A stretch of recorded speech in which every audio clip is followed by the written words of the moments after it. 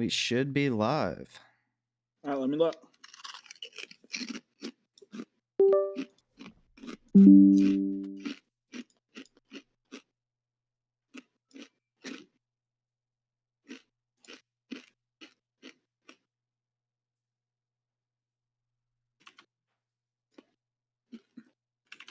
All right. Let me pull up the chat here.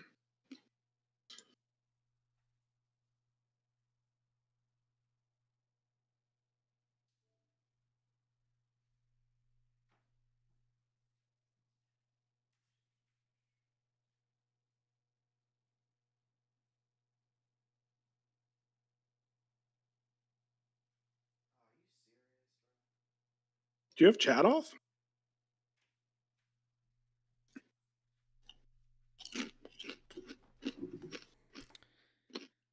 Should be. Test the chat. Do you have chat off? No, that's working. No, you don't have chat off. My chat's somewhere. I can't see it. But share it in all my groups. Oh, there we go. No, that's working. No, you don't have chat off. My chat's somewhere. I can't see it. But share it in all my groups. Oh, there we go.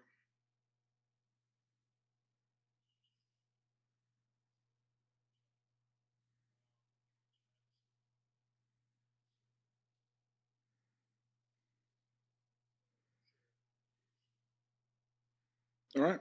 Cool beans. We're up there. What's up, Yab? How do I pop out the chat? Pop out. All right. Pull this up a good bit. What's up, Yab? Hey, I'm getting feedback from your Oh, your it's probably computer. my phone.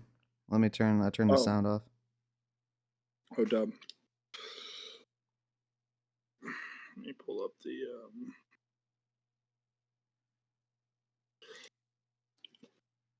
All right, I'm guessing Shadur goes here, if I had to guess.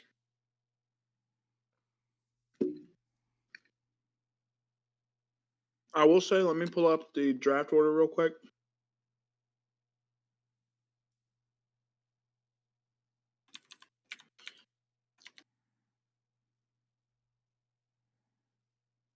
So, I mean, if the Browns pass up on them, What's up? Yeah, you just big chilling? hey, you like that trade? You like that trade, Yab?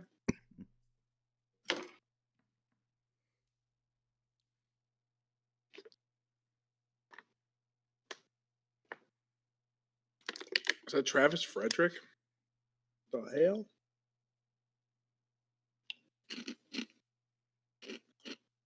That's JT. What the hell is JT doing here?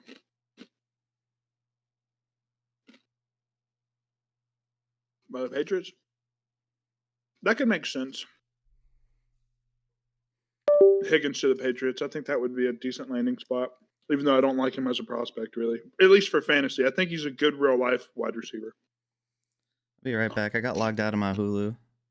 I gotta sign into that. RIP. Otherwise, I'll be blind like Stevie Wonder. All right. First thing, Yab. He came to me like a month ago for the Burrow Chase stack and was offering like CD, Hertz, and like some other stuff. But I was like, no, I don't really want to do it, even though I was winning in value. Then today, he messages me about Tet because he's a Panthers fan. So he offered me like that offer that I got minus the 2/3, and I added DJ Moore into it, and he said no. And then it ended up being Bond and 2/3 instead of DJ Moore. I'll take that any day of the week.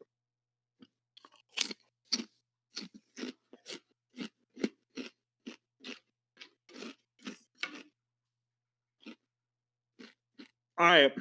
Yeah, I did get Amon-Ra for free. That is big facts. Um, and then I immediately traded Rushy Rice for a mid first next year. I'll take that any day of the week.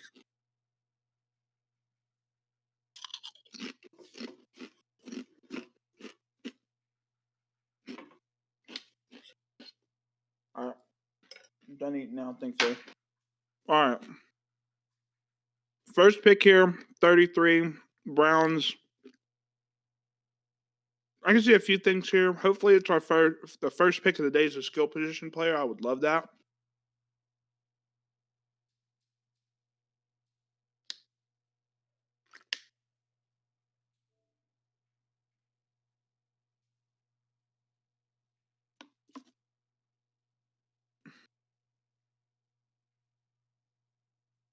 Well, I don't really want T, in all honesty. I think he's a great sell right now just because of the durability, and he got paid. It's not really a great trend of people getting paid, right? You know what? I kind of agree with you, Yab. I don't want to be a hater to Shadur, but like I don't think a team should take him in the second round either.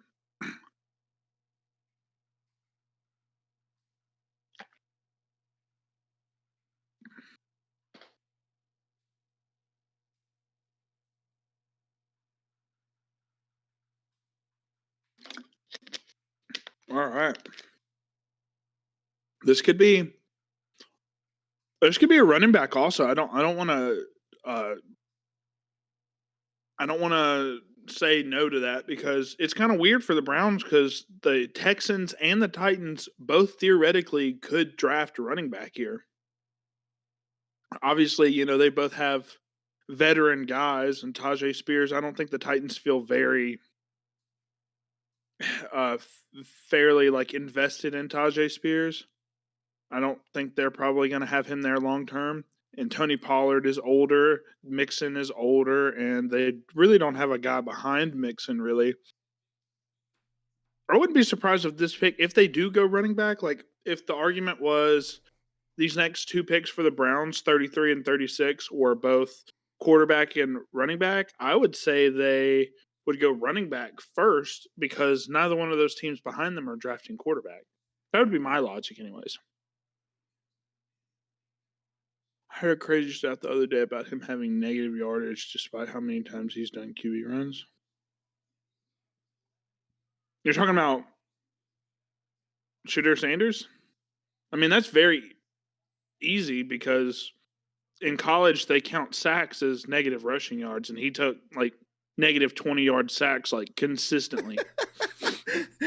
Bobby, you know how I sent you that Duval video? Duval, yeah.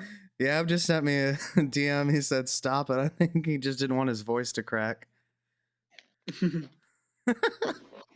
I guess, dude, that was a poor attempt. How do you Duval? Yeah, Shadur takes negative 20. Yeah, Shadur takes negative 20-yard sacks like literally 2 or 3 times a game because he's terrible at drifting back in the pocket. So, Yeah. that makes sense. Yeah. A lot of quarterbacks in college have negative rushing yards just because they Which get makes sacked. it even more incredible. Think about Jaden Daniels having 1,100, I believe it was, rushing yards with sacks deducting from that total. That is wild. So in all reality, he probably had 1350.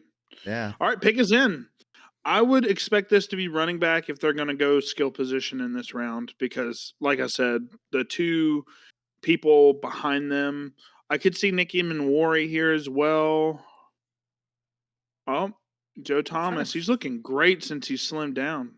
Jeez Louise. I wonder if we get what a stud. Do we know if they run a wide zone, inside zone? Do we know what they do? Because if it's outside zone. I got the pick spoiled for me.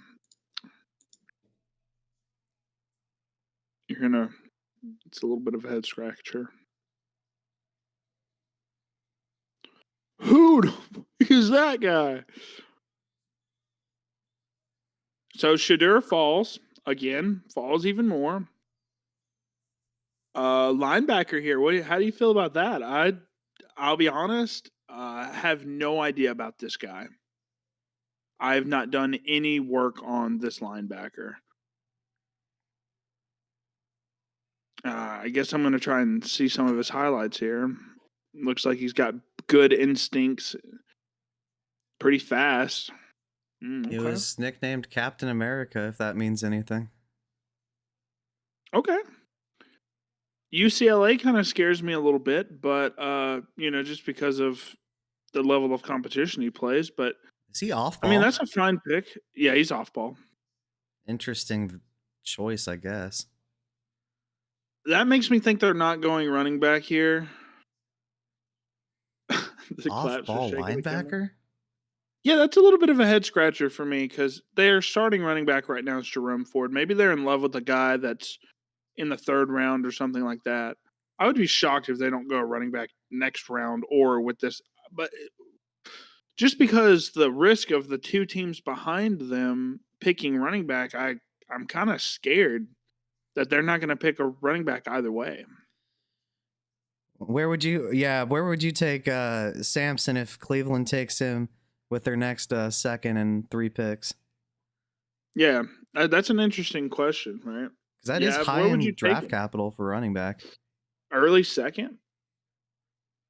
Uh, for me, I just am not in love with him as a recruit, and that line is okay.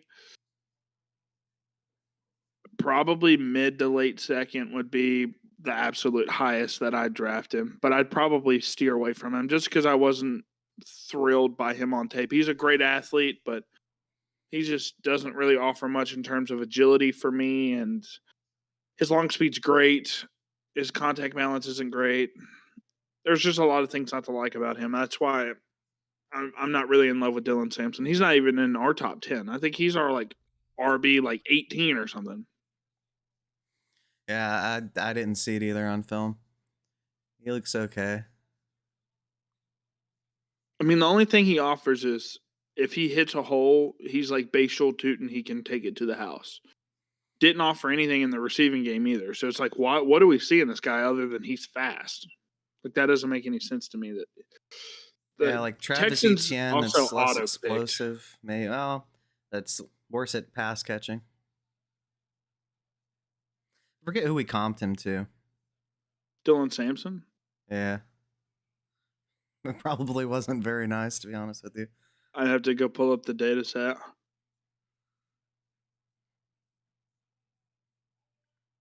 Jaden Higgins to the Texans?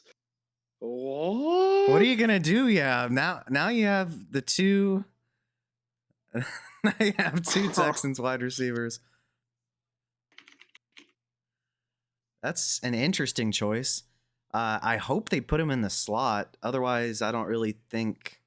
Well, yeah, because they have an X already. I think that's best case scenario for Higgins. I didn't want him to be a vertical X at the next level. I don't think he's very good as a vertical X. So he's going to be their slot guy. He's basically going to be replacing Tank Dell, even though they're not even the same type of receiver.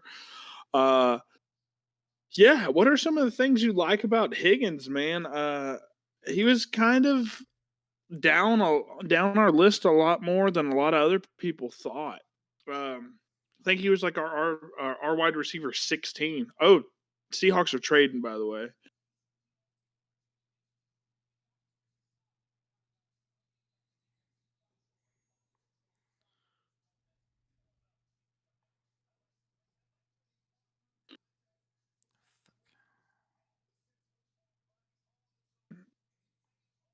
Um, yeah, 1 second. We're about to pull up some stuff that we like about Jaden Higgins. Yeah, What's so up? we just pulled up Jaden Higgins here.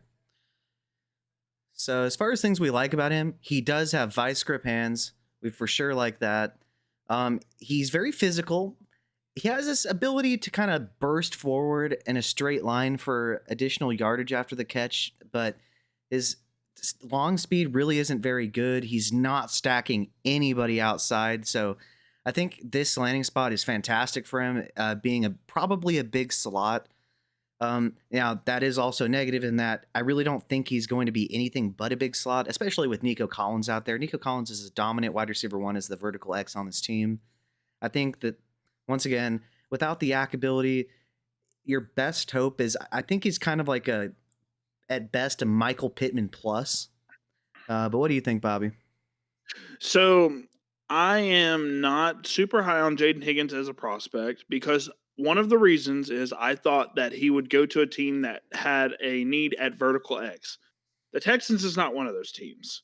So, like you said, they're probably going to be playing him at the X or the Z position, which is very much ideal. Very much ideal for me. Like you said, his hands are borderline elite in all honesty. Physicality at the catch point's pretty solid. But yeah, I mean the yak ability is very average to below average. You know, he ran great at the combine, but he definitely didn't show that on film at all. But I love the fact that he's going to be a big slot. He wouldn't even be in my second round on my radar, in my opinion. But now that he's going to an ideal landing spot in a team that doesn't really have a lot of depth at receiver, he's a mid to late second for me, absolutely. Even though I Yeah, don't like him as a prospect. absolutely. And then with the Seahawks trading up, what do we think they might be trying to get here? They have two good running backs, maybe a wide receiver potentially, Well, let me see how offensive far they line. traded up. You know, okay, It was from 50, right? this 50 up could to. be Shadur Sanders. I bet you that'd be This could be Shadur Sanders. How far do they trade up? I'm trying to find my tab. I lost my tab. Here we go. no, but yeah, but I don't think you're cooked. I think this is one of the best case scenarios for Jaden Higgins that there was, in my opinion. He's not going to get the best coverage from the opposing They defense. traded up like 20 picks, 15. So that It's got to be something they don't think so that they can get their they third. can get anywhere anytime else. So I wouldn't be shocked, like you said, if it is quarterback. This might be Shadur Sanders. Or they're like Darnold's on a 1-year deal. This would be, Geno Smith is a little sort of similar to Shadur Sanders in some ways. The negative plays. Yeah. This could definitely be Shadur Sanders. Obviously, Nick Emmanwori, like they were saying on the broadcast right now, he's a super Ooh. freak athlete. I thought he could be a first round pick. I thought Mike Green, even though he has some legal issues going on right now, I thought he was a first round pick as well. Will Johnson also. I don't think they probably go Will Johnson just because they have two really good young corners. Could you imagine that cornerback room though? Jeez Louise. That would Just be move Will insane. Johnson to safety. Yeah, they'd be the new Legion of Boom Legion of VT. Boom. Yeah, yeah. This is an interesting pick. They could literally go anything that's not running back or receiver, in my opinion. They could even go receiver, but I don't think so.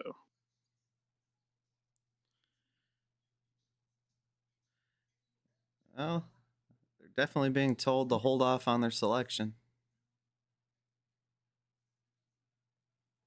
This is interesting. This is something that's going to be either a really poor pick because they gave up their third. They gave up their third this year, so they don't pick into the fourth round now. But they did trade up like 15, 16 spots. They traded up from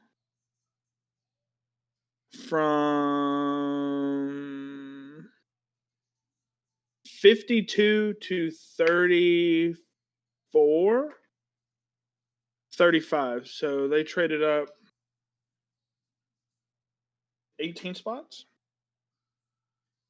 I think. I hope the math's mathing. Oh, Richard Sherman, GOAT, in my opinion, a Hall of Famer.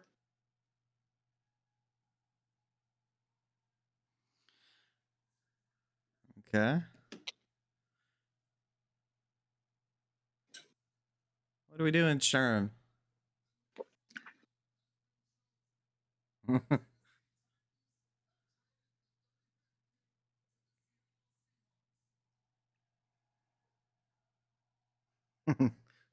Let's hear it.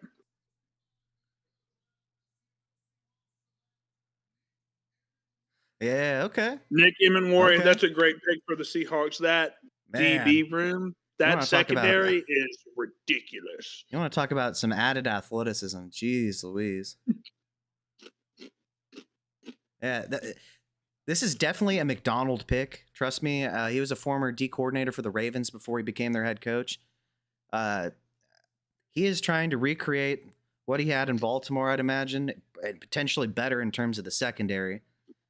It kind of reminds me of Kyle Hamilton in some ways. He's definitely more athletic, a little bit less instinctual, in my opinion, but very high upside. And, I'm a little bit surprised he didn't go in the back of the first given his athleticism.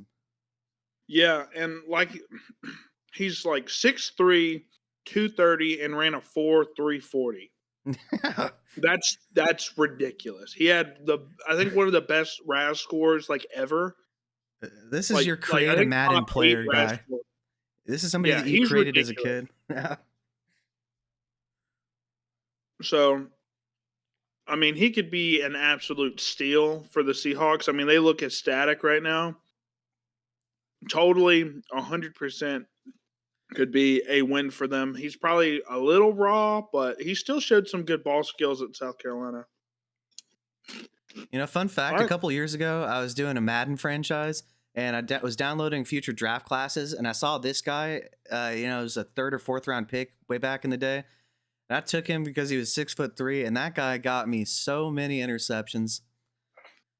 If he does anything half as much as he did for my Madden franchise, he's going to be an absolute legend. All right. Cleveland Browns, what are we going to do? I think if you pass on Shadur Sanders the first time, there's no point in taking him in the second. That's also kind of like a locker room thing. Like you pick this random UCLA linebacker. Oh, yes. Okay. Okay. I like it. This is what I thought they were going to do with their first second round pick. Quinshawn Yes, Judkins. sir. Yes, sir. Yes.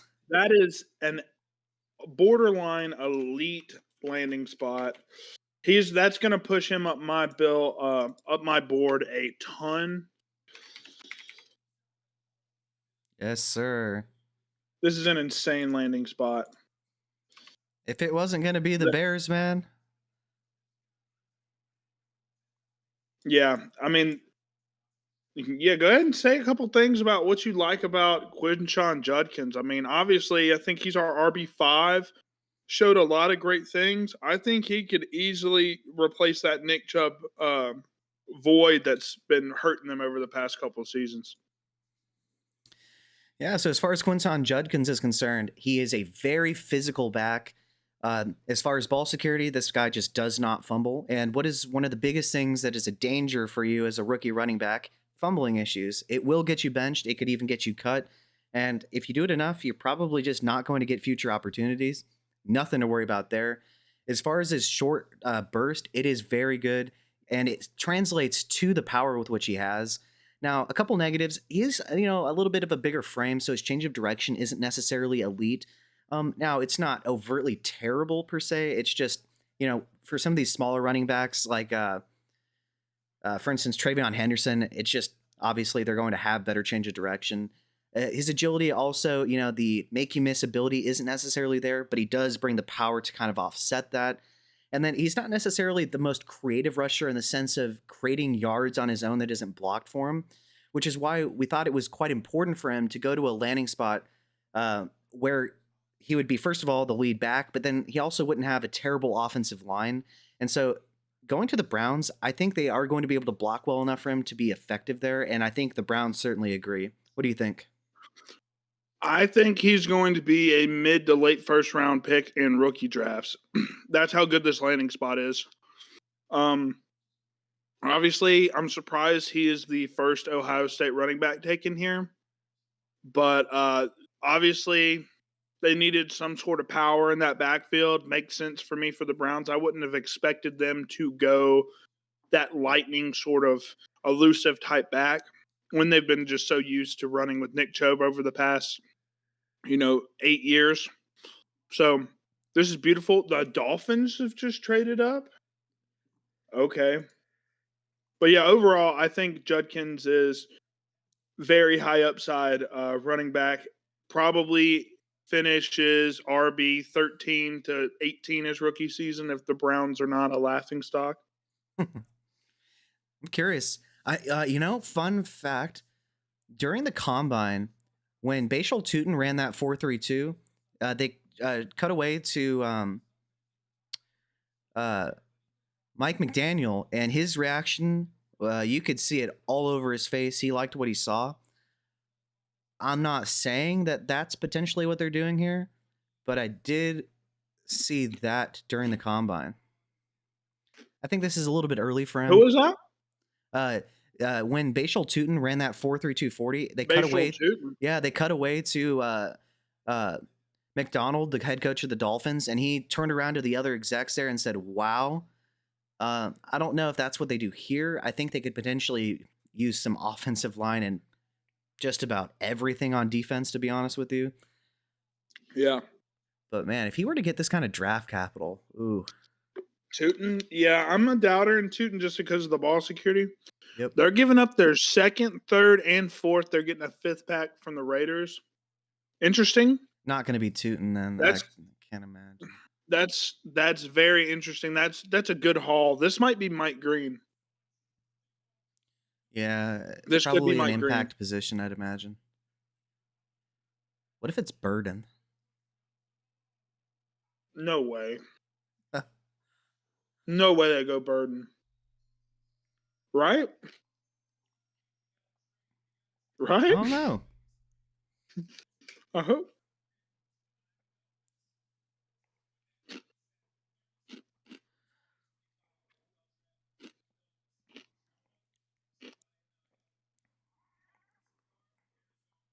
Okay. Yeah, they definitely need Interesting. to beef up their offensive line. Their guard play was among the worst in the entire NFL last season. I think, if you're a fantasy owner of Devon Achan, potentially even Jalen Wright, should he be given more opportunities, you have to be happy about this because, man, especially when Tua was out, defenses did not care. They didn't even really try that hard to cover the receivers because they knew they didn't stand a chance. So not only should this, help protect Tua, but they should also it should also improve the efficiency of the run game. Yeah, I mean, I did see this guy a little bit on tape. I thought he was a pretty good pull guard. So we'll see how he does. I think that helps, like you said, Achan stock a little bit. Receiver could be going here for sure. Burden, if it's Burden, That would hey. be insane. Diggs and Burden in the same locker room. You want to talk about yak? Oh my goodness. Yeah, whoever this is going to move up. If it's a receiver, that is definitely going to move up draft boards because the writing's on the wall as far as Diggs. 31 years old, going to be 32 at some point, coming off that ACL tear. He's definitely not going to be around forever, so it'll be interesting.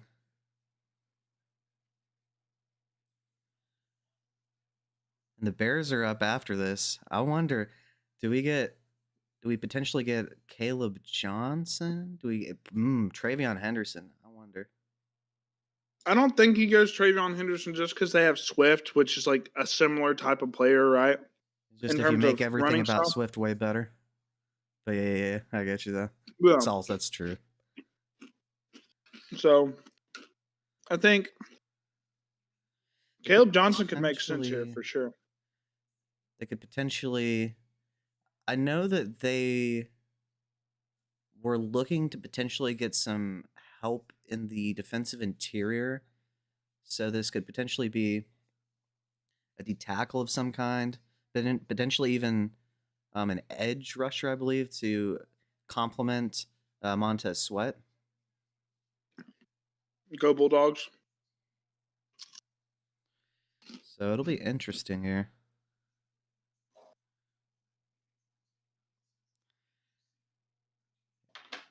Man, I hope the Patriots pick Luther Burden. Please pick Luther Burden. He's a first round rookie pick if that happens, in my opinion.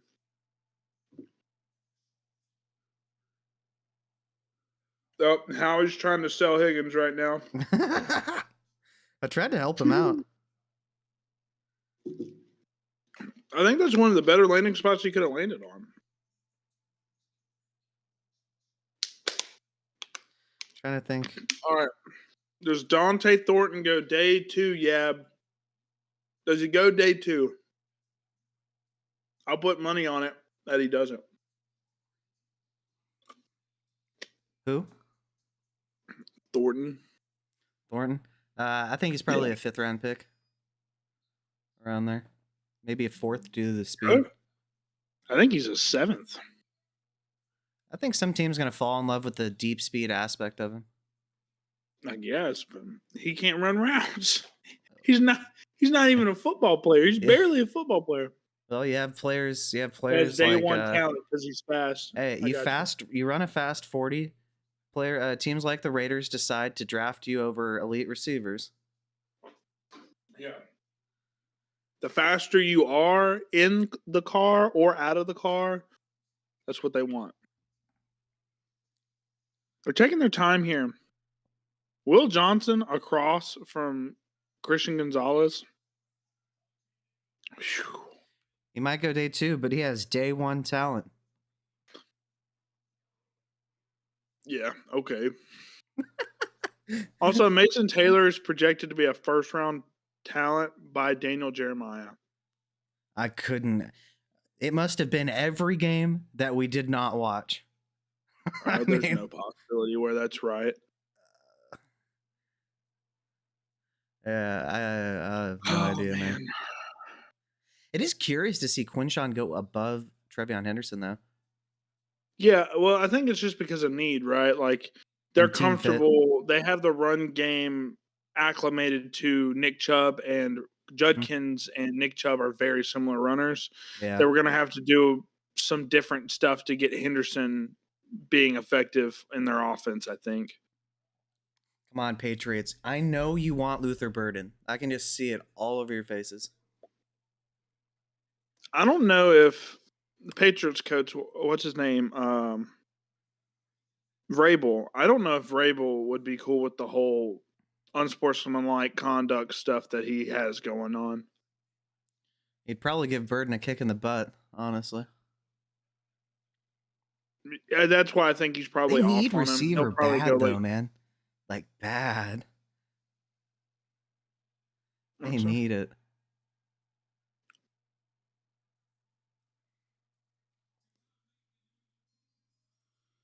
Don't let this be some long-winded speech. They're Special Olympic athletes. They're special.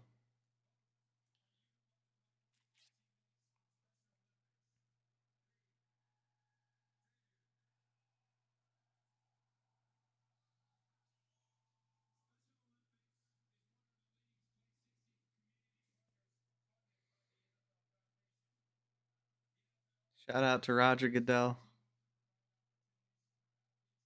For real. Yeah, this is probably receiver. Yo. Oh my goodness. One sec. I'm not going to spoil it.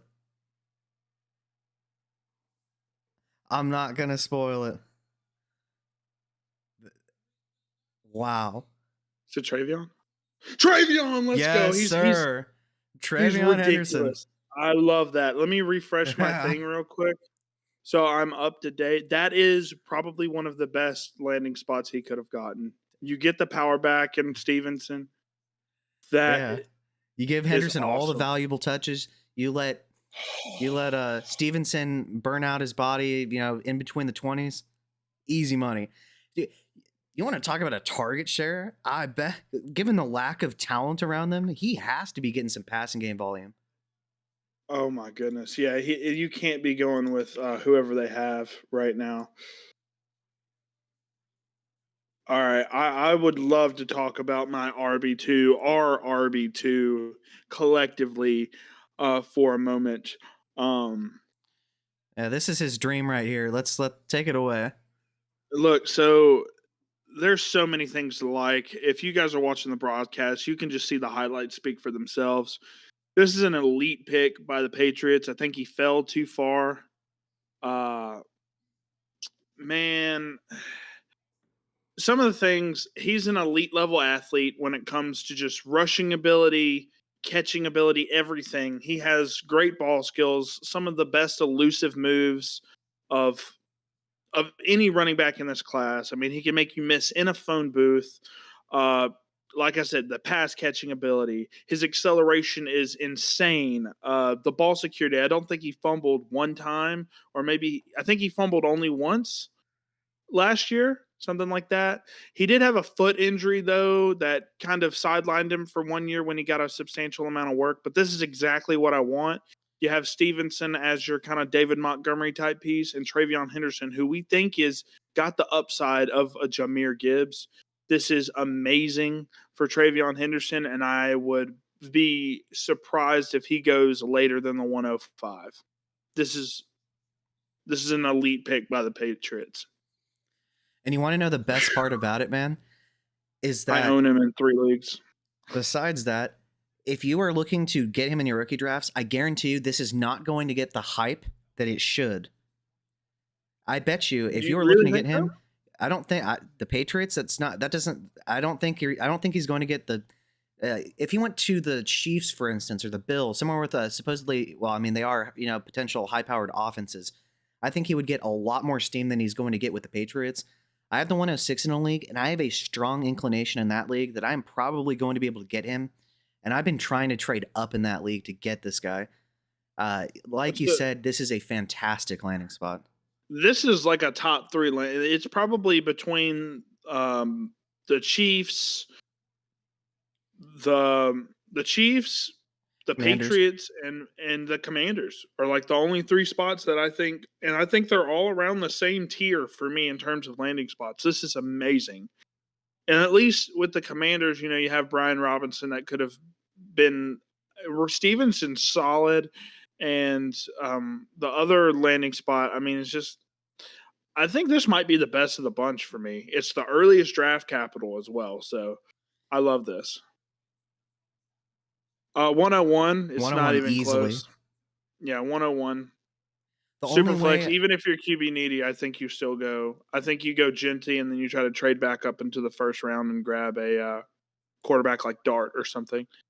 The only way I would advise not picking Genty is if you're in a very specific IDP league where you have to start a cornerback specifically, and you potentially get some kind of high bonuses for defensive stats, because then you could also get receiver stats.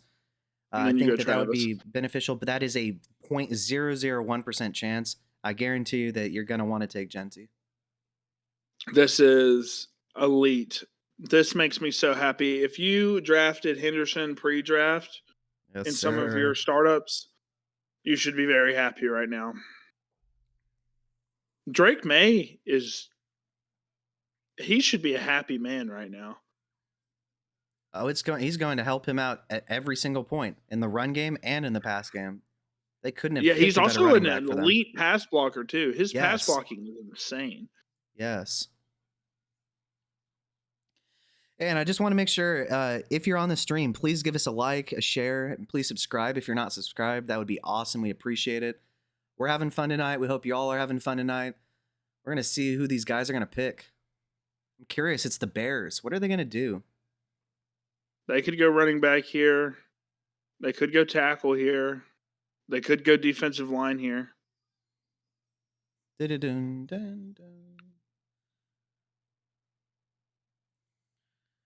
Come on, Caleb Johnson. Caleb Johnson. Caleb Johnson. Caleb Johnson. Caleb Johnson. Luther Burden? What? What? Wait, what? Luther Burden to the Bears.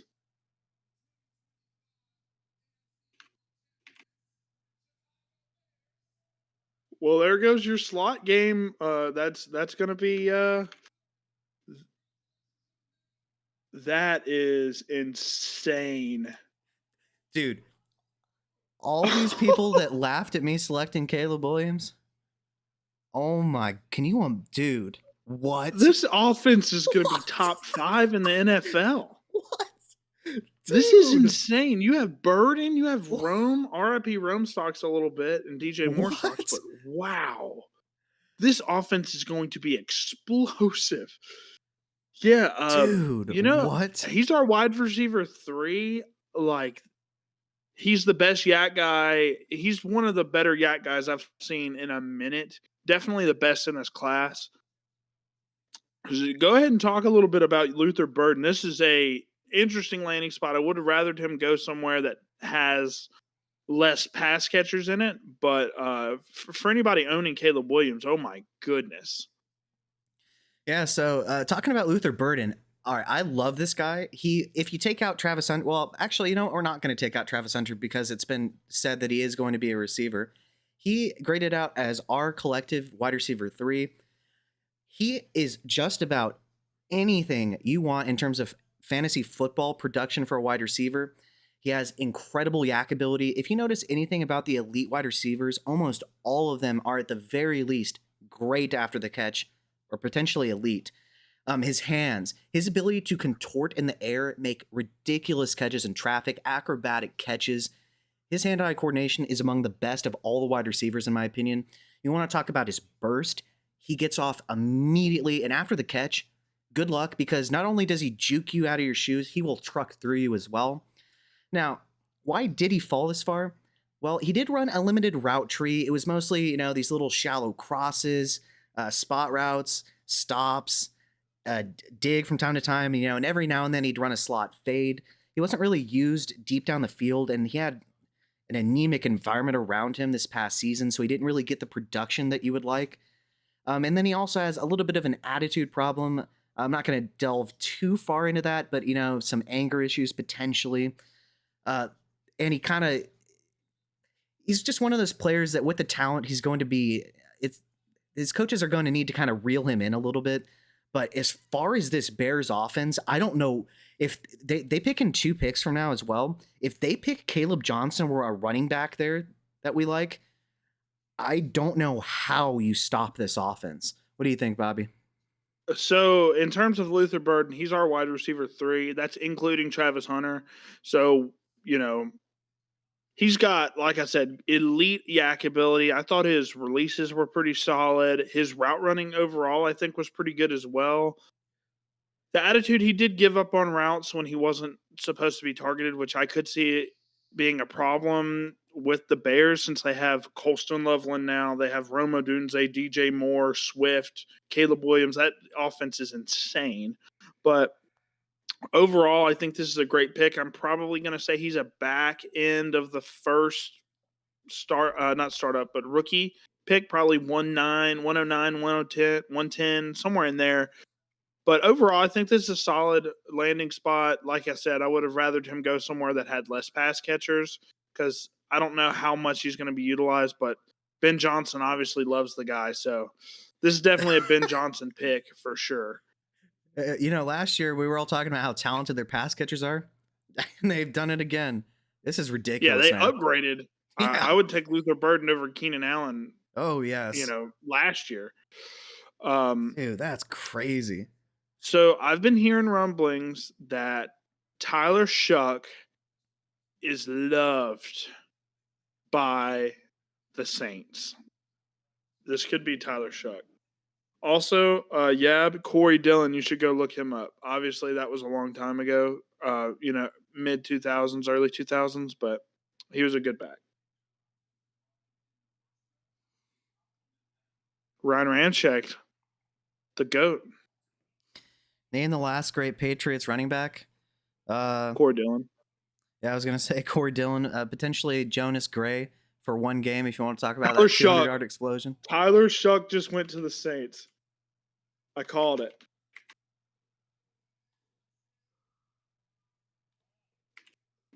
So he's not even the fourth. Shadur Sanders is the 4th quarterback possibly off the board. That is crazy work, man. All right, I'll talk about a little bit of Tyler Shuck if you don't mind. I think I got a good bit of reads on him. So let's go ahead and talk about Shuck. So he's pretty much 6'5", 220. So that's great size for an NFL quarterback. He's 25 though. He's played 7 years in college. which is a problem. The only reason he played 7 years in college was 2021, broken collarbone. 2022, broken collarbone. 2023, broken femur. Okay, so he had 3 back-to-back-to-back season-ending injuries. So that's a concern. I am really worried about the whole durability thing, Oh, but the Bills just traded some up. Bills just traded up. Sorry, Could be running continue. back if Cook. If Cook is bad, if they think they're moving on from Cook. Anyways, this probably Will Johnson though. I'm not gonna lie. So he's got pretty solid arm talent. I think he's probably third best arm talent in the class, behind maybe Cam Ward and a guy that I hope to see day 2, Kyle McCord. His short accuracy, he's a quick game kind of guy. That's really good for what the Saints are trying to do. His deep ball's a little inconsistent, very spotty. His rushing upside was very limited just because, all the injuries. He's a prototypical pocket passer. And then his post-snap decisions, he sometimes can miss the big play and just check it down a little too much, kind of a little Alex Smithy type thing to him. But, we ranked him ahead of Shedeur Sanders in terms of our ranking, so I think this is fine. I would rather Shuck in terms of more pro readiness than Sanders, but maybe that's us being a little too harsh on Sanders. But I think Shuck's better. Yeah, and I think everybody was saying how great Sanders was, and is he going to go third overall? We looked at the film and we just were not impressed, and it appears as though the NFL saw the exact same thing we did. Yeah. I mean, he should have never been a first round pick anyways. And at this point, he might not even be a second round pick. Maybe not. This is one of the most dramatic falls probably in NFL draft history, because people were mocking him number 2 to the Giants. And what's interesting is that I don't even know if it's necessarily a fall. I wonder if he just never had that kind of hype from, to begin with, in terms of from NFL front offices, right? I mean, like I said, we comped him to Teddy Bridgewater. I forget who we comped Shaw to. I need to pull up our data set, but I think it was Kirk Cousins, I think is who it was. I'd rather have Kirk Cousins than Tyler Shaw. It feels good to be validated, I'd rather have Kirk Cousins than Teddy Bridgewater, in my opinion. So, and we wish him the best. We hope he proves us wrong. Issues. But I don't. So really the Bills know. are trading up in a considerable amount here. Yeah, they could definitely use. They could definitely use defensive line, in my opinion. They could use some secondary help. They could potentially. This could be receiver as well. They could use a receiver because they have Shakir, who we do like. Though? But Keon Coleman, they tried to trot out as an X. I thought he, much like Jaden Higgins, should have been a big slot. And actually think that he comps to Jaden Higgins quite well, being Keon Coleman. Interesting, though. Yeah, it'd be. This could definitely be receiver. Running back could be in play if they're pretty certain Cook is going to be being basically a non-factor because of the contract situation. I could see Will Johnson going here. He's fell way too far, in my opinion. They must be concerned about that knee. Mike Green would be a great pick here. Ooh. As long as they could use the pass legal rush. The legal situation, if that clears up, it's kind of leaning towards maybe people are trying to get after him randomly. Obviously, Shedeur Sanders doesn't go here. Ooh, could you imagine Mason Taylor, the monster out of LSU? By the way, Mason Taylor's the worst graded player we graded out of the 200 plus players we graded and watched film on. Mason Taylor had the worst grade of any of them. And the fact that Daniel Jeremiah has him ranked in the first round of talent is absolutely wild to me. And to be specific, the Bills traded 56, 62, and 109 overall for 41, 72, and 240. So they trade up the Bears trade up one round in each of those picks, and then they trade back around in the later into the draft. With the exception of the last picks, which is going from 240 up to 109. So that's considerable draft capital. Yeah, I like that. The Bears, man, with this new sort of era, man, the past couple seasons, I think that they could be NFC Championship contenders if Ben Johnson clicks like he did in Detroit. I'm curious, man. People said Caleb Johnson was I mean, Caleb Williams was a bad quarterback. I Oh, cannot wait to laugh in people's faces next year when he throws 35 touchdowns. that's lowballing it, in my opinion, man. Jeez Louise. All right, Bills. Who is this? Goodell's just taking a nap, I guess. He's done a lot of talking instead of announcing the picks. So, Lee Evans, huh? oh, dude, he was awesome back in the day. Unfortunately, as a Ravens fan, he kind of screwed us in the championship against the Patriots with his drop. But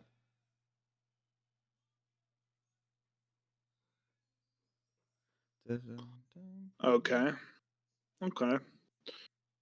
Interesting. TJ Sanders.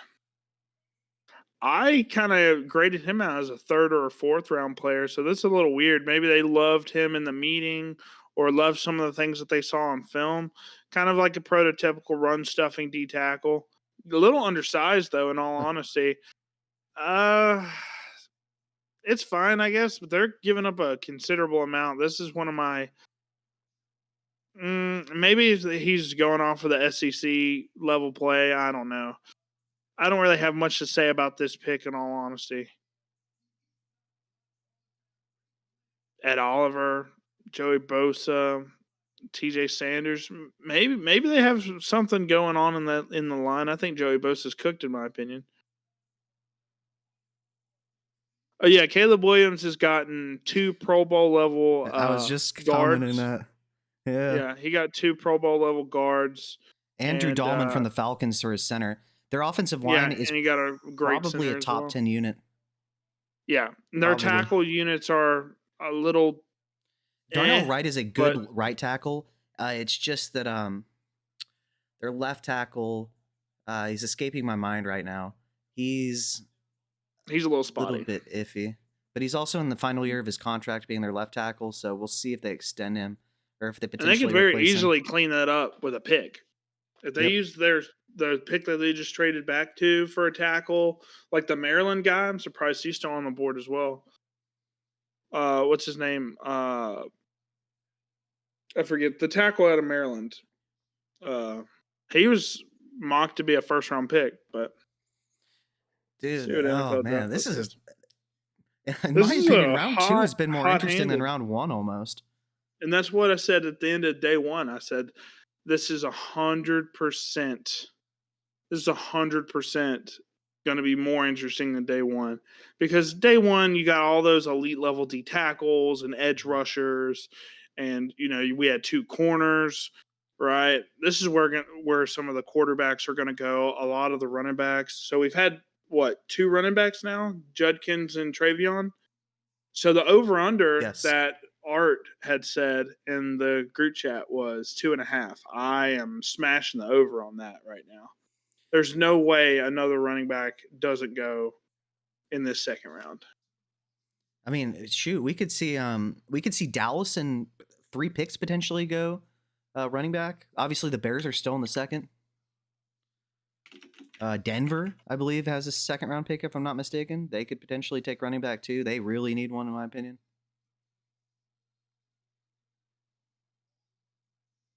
Yeah, I'm taking the over, slamming the over on that. I'm going NFL draft buzz real quick just to see who that offensive lineman is. I mean, it never hurts when you have a Josh Allen to try to protect him. Or never mind. I'm lying. Erante Ursery. Yeah. Yeah, I'm lying. New York Jets, what are they gonna do? Aaron Glenn is their Dallas new getting coach. James would make me so happy. You're talking about Jordan James? Yeah. Yeah, that would be a crazy pick by Dallas. That would be amazing. I would love I that. have I Jordan think he's James worthy in of 3 it. leagues. I don't think they I do have that in Jordan the James in 3 second, leagues. personally, But if they did, No, he's probably closer to a 4th round guy. Unfortunately, I hope somebody sees what we saw on film and takes him in the 2nd or 3rd, but we'll but see. our comp for him, Aaron Jones, was not a high end draft pick. He was just really talented and worked his way up the depth chart. And I guarantee you that's what Jordan James is going to do, as long as he doesn't get stuck somewhere with a high commitment running back in the backfield with him. Yeah, I mean, the only way he gets screwed, honestly, in my opinion, is going to a team that has like a Bijan Robinson or Jonathan Taylor or something like that. And in all honesty, if Jonathan Taylor goes down, which is likely, Jordan James can come in and be like, "Hey, I'm the guy now. See y'all." You know what I mean? So Mm-hmm. that's how good I think he is. All right, the Jets are up next, and the pick is in. Dallas is dying for a running back, and it would pair excellently with their first round pick, who was Tyler Booker. Absolutely, probably the best run blocking guard in the class, not close. And they got him in the first round. If they grab running back in the second round, that's probably a mid to late first rookie pick, in my opinion, as well. Who are the Jets going to pick? They have a lot of needs. I don't think Higgins can become a fantasy wide receiver 1, but I do think he can be a mid wide receiver 2, Yeah, if even he gets if enough volume. Nico gets hurt. Even if Nico gets hurt. My comp for him was a Michael Pittman plus potentially is his max upside. And as Like, you know, yeah, Pittman was a scam artist with PPR with those receptions. yeah, for sure. And he has a much better quarterback, too.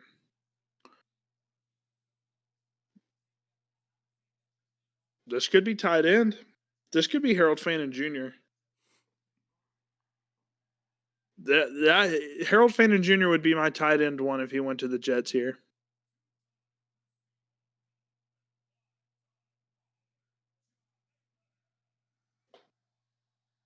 Let's see. Who is this?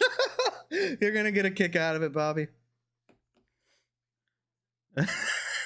It's Mason Taylor.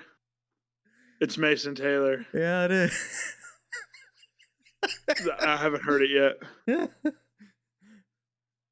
Oh, Wow. that's hilarious.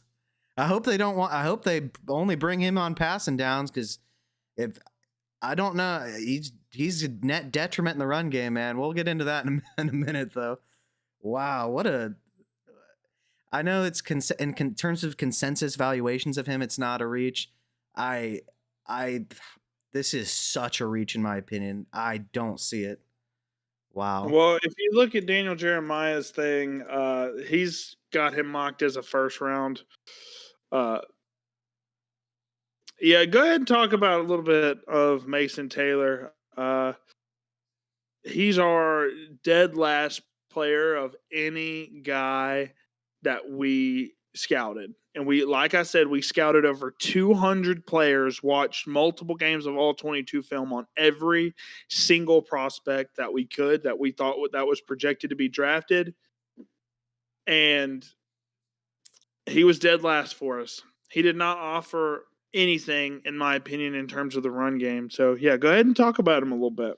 And so, absolutely, Jets doing Jet things. So, as far as Mason Taylor, he is relatively quick and fast for the tight end position. So, he's not a slug.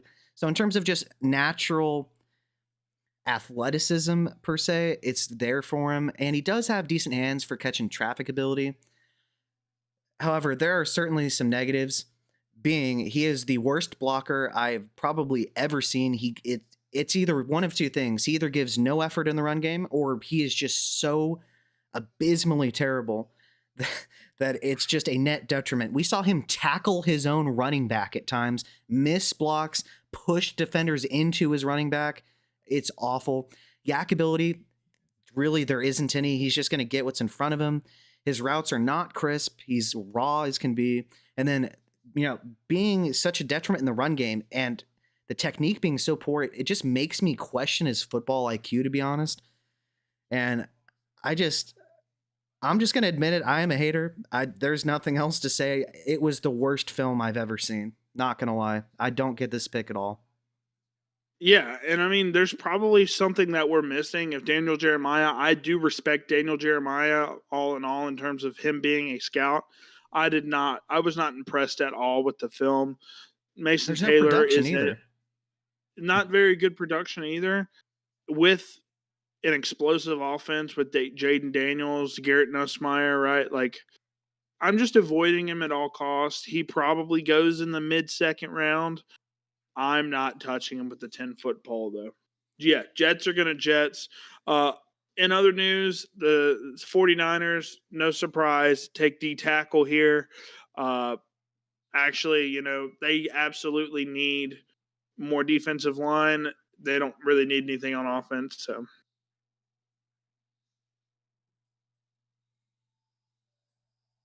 compared to someone like Bauer's performance, yes, correct. I think this guy is a complete bust at the next level. I'm not touching him. I wouldn't even. I would draft him in the 4th round if he was there, but I'm not. Like in rookie drafts, I'll take him in the 4th round. I wouldn't do anything less than that, though. I would only draft Actually, him if I no, thought I I could wouldn't even offload him. draft him. Yeah, I think I'd offload him for profit, but I would not plan on playing him. Heck yeah, man! Come on, show up.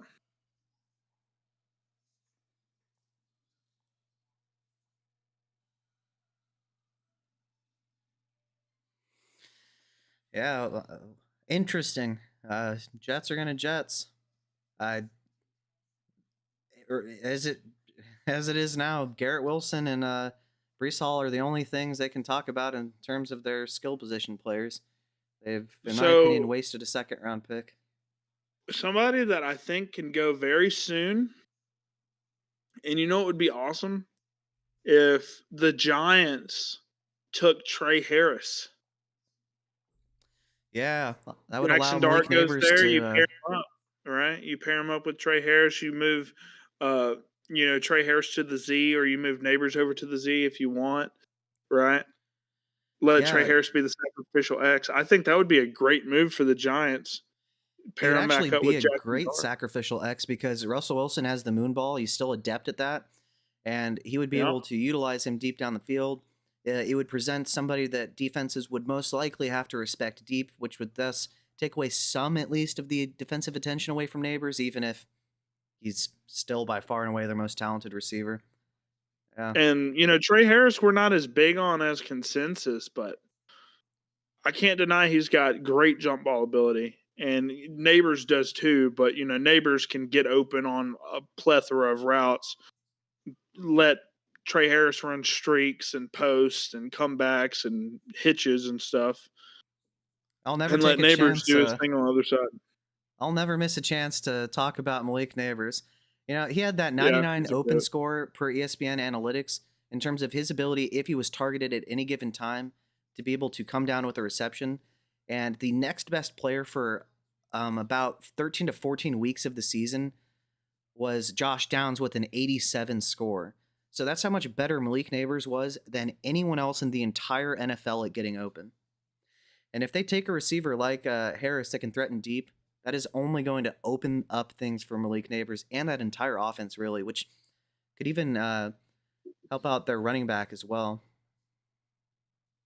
We're expecting running back here, right? Jerry Jones looked very happy with the pick. Like Caleb I said, Johnson? this would make a ton of sense. Cam Scatabo, maybe? Caleb Johnson, there's no world I where would go maybe Johnson. with Jerry Jones. I mean, Jerry Jones could possibly take Scatabo because he's a crazy old senile man, but I would much rather have Caleb Johnson here, especially with Tyler Booker, who they got in the first. That would be awesome. Is Dallas a. I'm trying to think of. Dallas just didn't run the ball very effectively last year. So I'm trying to think of what they run. Do they run inside mid zone, maybe? Or do they run wide zone? I couldn't tell you. That's Travis Frederick, though. He's the goat. Get him back out there at center. Maybe we can get some effective running. Interesting pick. Oh, really? It's already. Dun, dun, dun. Let me refresh my thing to get back ahead. Pretty disappointed, not Good. gonna lie. His edge.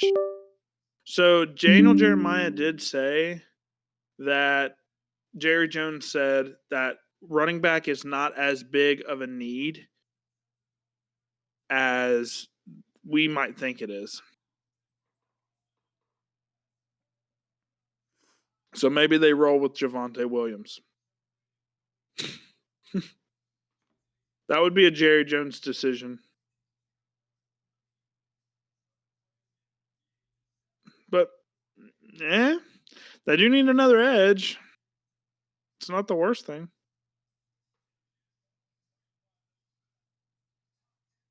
Yeah, hey Rico, that's a great Jerry Jones discussion that he had there. When you got a guy like Caleb Johnson on the board, yeah, y'all need another edge, but look how happy that old man is. Look, he probably can't even say his last name.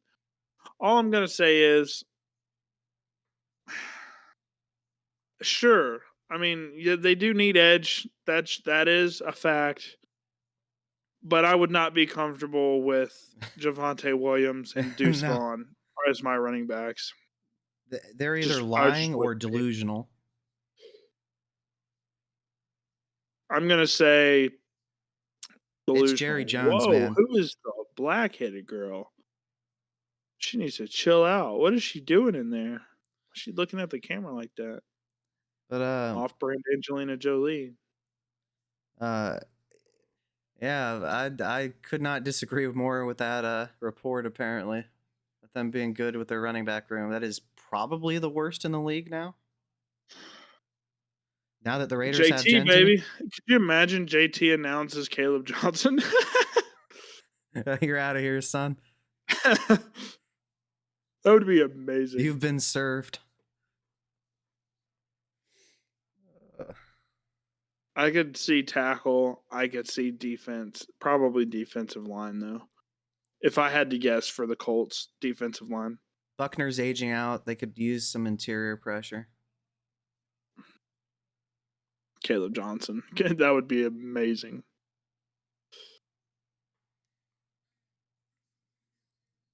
And that's true, Maximus. You can't. That is facts. What are we doing here? Edge. Yep. Makes sense.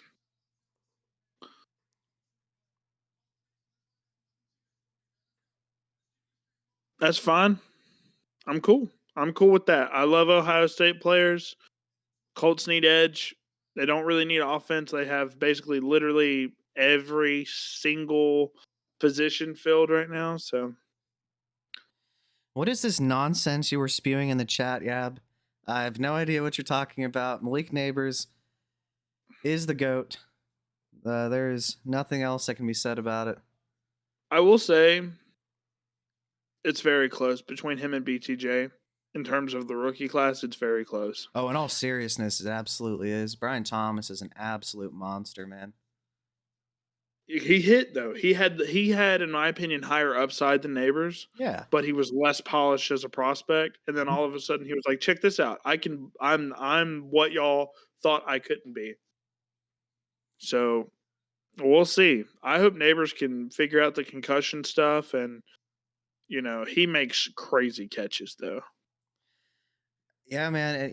There's been a lot of talk on Reddit, for instance, about in the Dynasty forums about who's going to be the alpha in Jacksonville. I personally, you'd be surprised how conflicted people were. I think it's easily Brian Thomas, as good as I think Travis Why Hunter wouldn't is. it be? There were plenty of people saying that Brian Thomas is going to be a wide receiver 2 now for them, and I personally disagree. But the other thing is we've seen in a Liam Cohen offense as soon as, I don't know, this past season, that 2 wide receivers can be wide receiver 1s in fantasy. So I don't know that that's going to happen again per se, but I'm still incredibly high on Brian Thomas, and it's going to make it very difficult for defenses to double team him now. Absolutely. And yeah, that offense should be scoring quite a few points.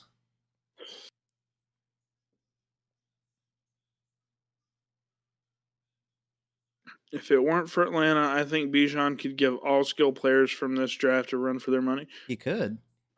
I think he still can. Yeah, he's amazing.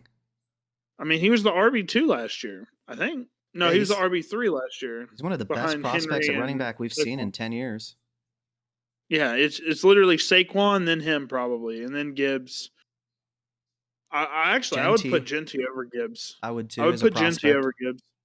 Yeah, it would go Saquon, Bijan, and Genty on the same tier for me, and then Gibbs. With a gap in between Genty and Gibbs. As much as I Yeah, liked Gibbs. Yep. yeah. He just has some. I mean, he proved everybody wrong when Montgomery went down last year, Yes, sir. and he got the workload that people were scared about. He showed up and showed out. So And it's not a guarantee, but man, I really think, guys, that the split backfield that they utilize is going to help his longevity so much. So while you might not have the RB1 overall like you might have had when he's out, I personally would prefer to have, maybe 5 to 6 more seasons of mid to low end RB1 production over maybe like 2 elite RB1 seasons before he might break down given his size. It's not perfect. Every player is different in terms of their mileage and their capability there. But yeah, crazy work. He's so talented.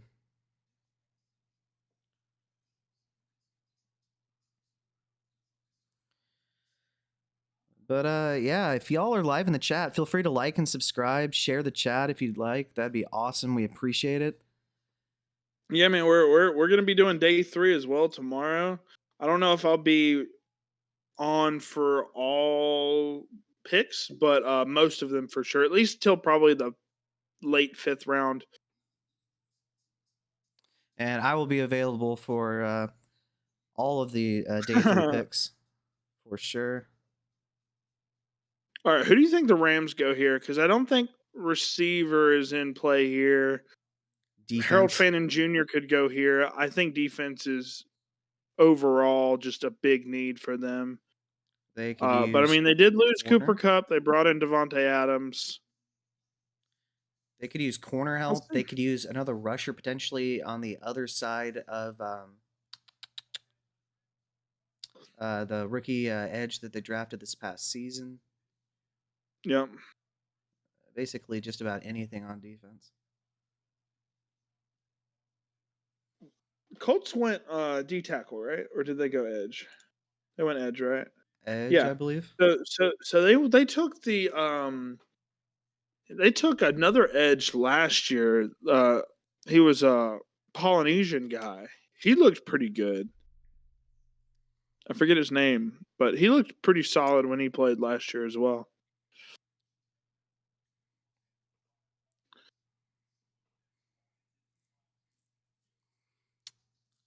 Yeah, this could be tight end. It could make sense.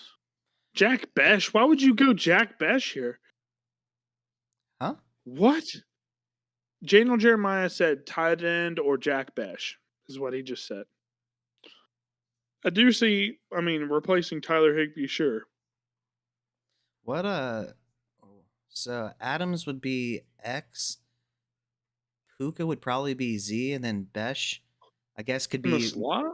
could be slot or maybe Z and 3 wide receiver sets. I guess probably a slot if so.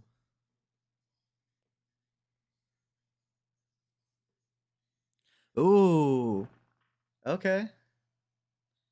Some athleticism added here. Terrence Ferguson. Okay. Yeah, you want to talk about some athleticism, man. So tight end from I think this is a bit of Oregon. a reach. Yeah, I think this is a bit of a reach, but So do I. Big riser after that combine. We'll go over in a minute some of his skills. Who gets taken first, Royals or Williams? I think it's Royals. scheme and team dependent. If I had to guess, it's probably Williams, but You really think so? it really just depends, man. Well, I think more teams are looking for slots than vertical X's, right? Maybe I'm wrong in that, but yeah, team go dependent. ahead. Go ahead. Terrence Ferguson's all yours, mi amigo.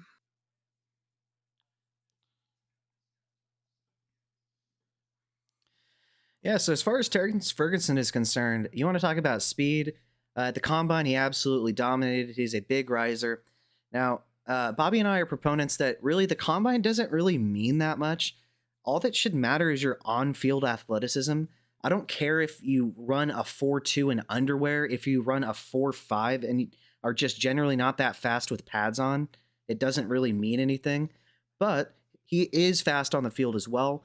And he also brings some good yak ability, which for fantasy purposes, combined with this draft capital and the landing spot with Sean McVay, there is some potential upside here. And he could be a little bit of a sleeper potentially, maybe in the third round, maybe fourth of your rookie drafts, depending on how much tight end premium you have.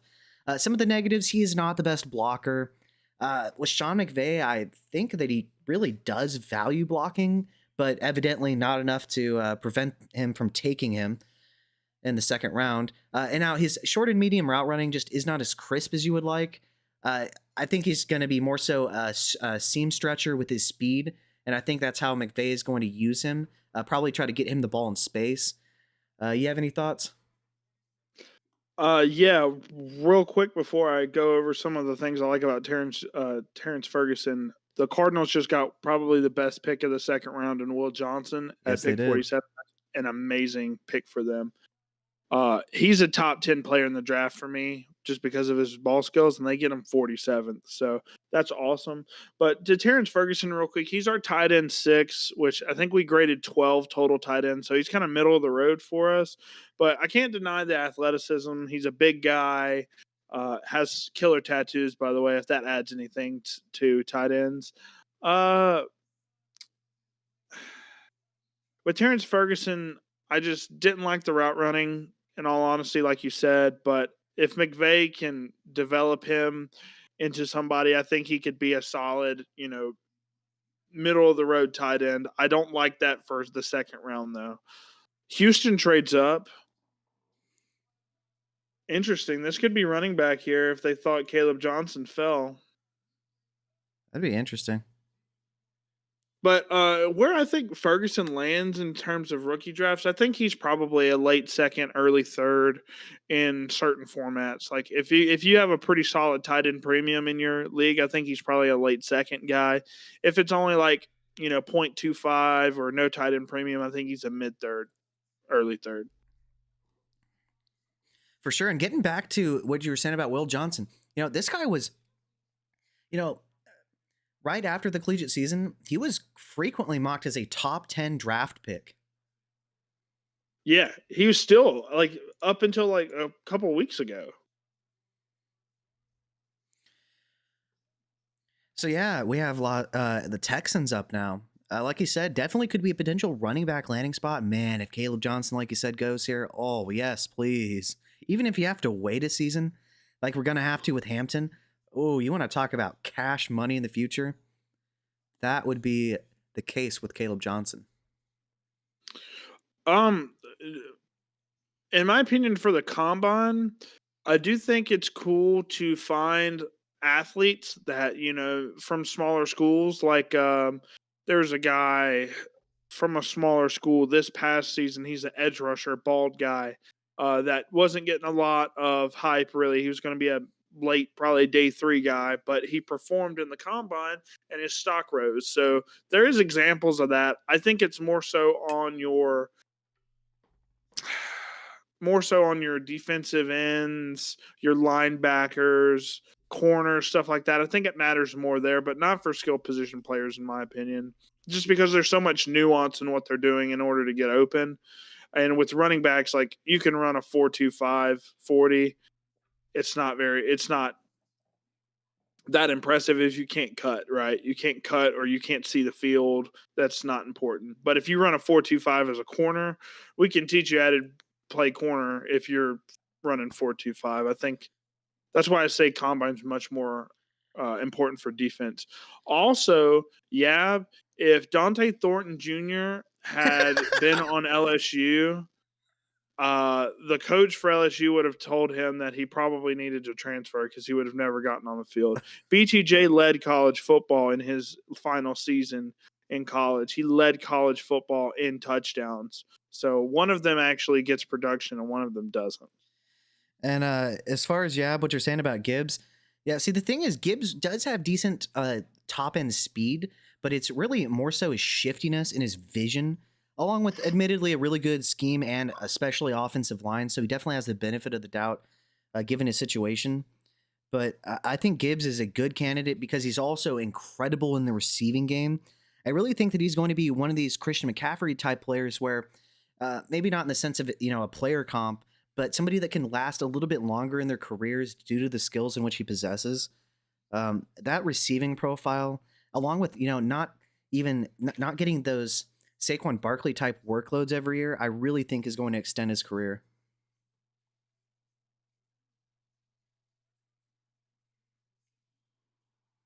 Jared Verse is the name I was looking for, and I could not remember. Shout out to Yab. Jared versus the GOAT. You want to talk about a power rusher? That guy throws people like the rag dolls. It's incredible, man. And he hasn't even scratched the surface of his potential yet. Yeah, if he can get some finesse in his game and make people guess, because that's something that like J.J. Watt, for example, was really good at. He started as a power rusher and then developed some. Let me fake spin now. Let me spin like stuff like that. Best is going to play tight end on the Rams. You know, He he at could. LSU uh he kind of played hybrid tight end uh wide receiver on LSU.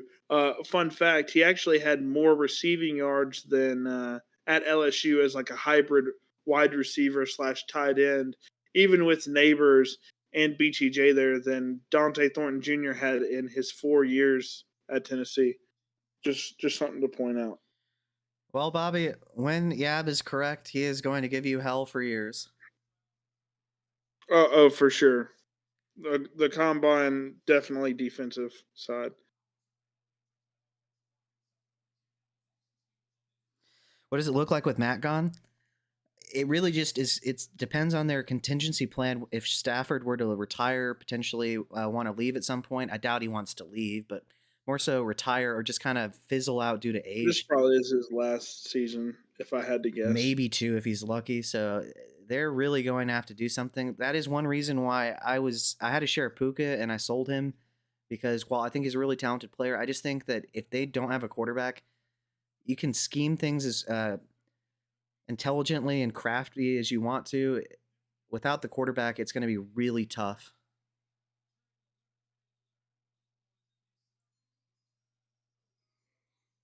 Owen Daniels. Yeah, I think Houston's made like 4 trades so far. Owen Daniels was an absolute stud back in the day. Huge value in fantasy every single year. This is good value. Ursery for them. They needed tackle here. They Yes. traded away their best tackle to the Commanders in Laramie Tunzel. So this guy is an absolute behemoth, 6'6", 330. A little raw in my opinion. He definitely has very high upside, but he's not all the way there yet. He's going to need to be developed. I wouldn't like to see him be a starter year one, but I think the Texans are going to throw him in there year one.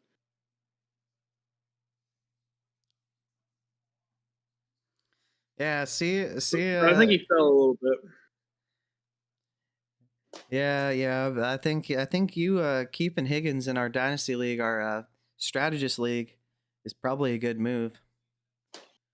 I doubt you get the 2 value that you seconds, want from bro. him right now and he does have a lot of upside when Nico Collins misses time this next season. Not if, when. He will be hurt. I That love you, is Yab. You 100. know I had to say it. No, seriously, he just can't stay healthy, man.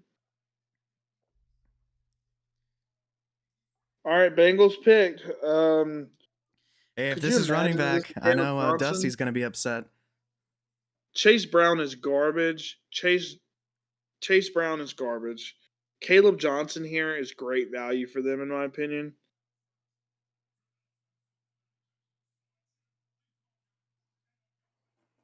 But probably defensive, I had to guess, because their defense was terrible last season.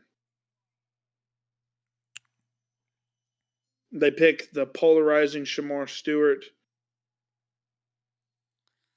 in Man, the I'd, first I'd seen round. him mocked in the first round sometimes.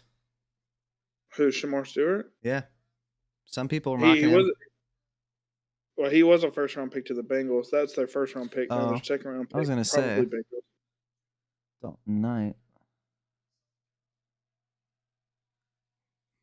Off ball linebacker, Can maybe? we get a little injury out of you?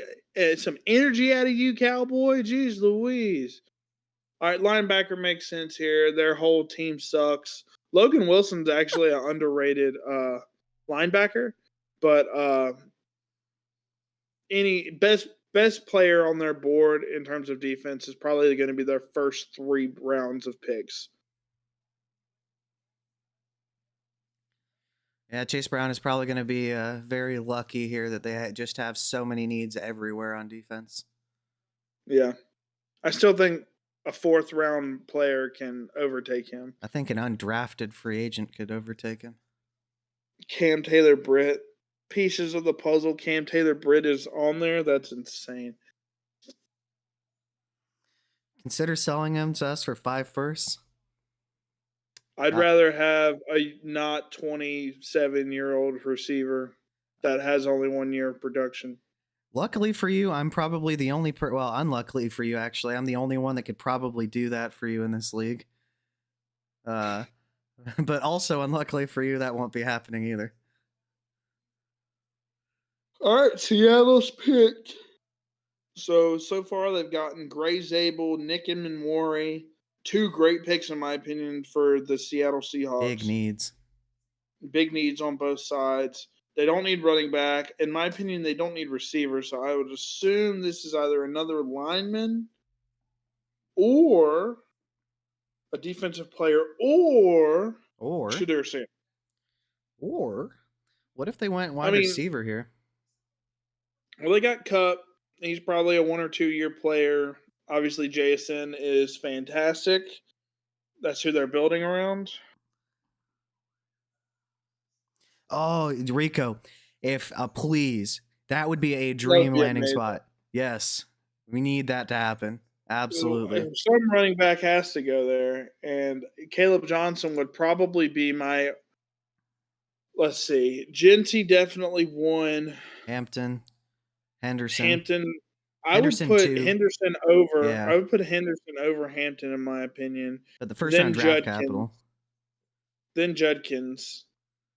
So Caleb Johnson would be our RB5. Which is, I think, was that where we had him exactly pre-draft? He's our RB6, I think. Oh, yeah, Jordan James, but it's just unfortunate that he's probably not going to get the draft capital that we think he deserves. He deserves. He could go day 2. Jordan James could. If Mason Taylor can get day 2 draft capital, Jordan James is. Yeah. Jordan James can do it too. Anybody in the chat, whenever anyone doubts you, remember Taylor found a way to be a 2nd round pick with what he displayed on film. Could be high 2nd round pick too. Anything is possible, guys. He was the 10th pick in the 2nd round. I just don't see that. I'm a hater, I guess. Straight up, I am an absolute hater. No getting around it. Okay. So I hate talking about Shadur Sanders because I don't think he's worthy of a 1st or 2nd round pick.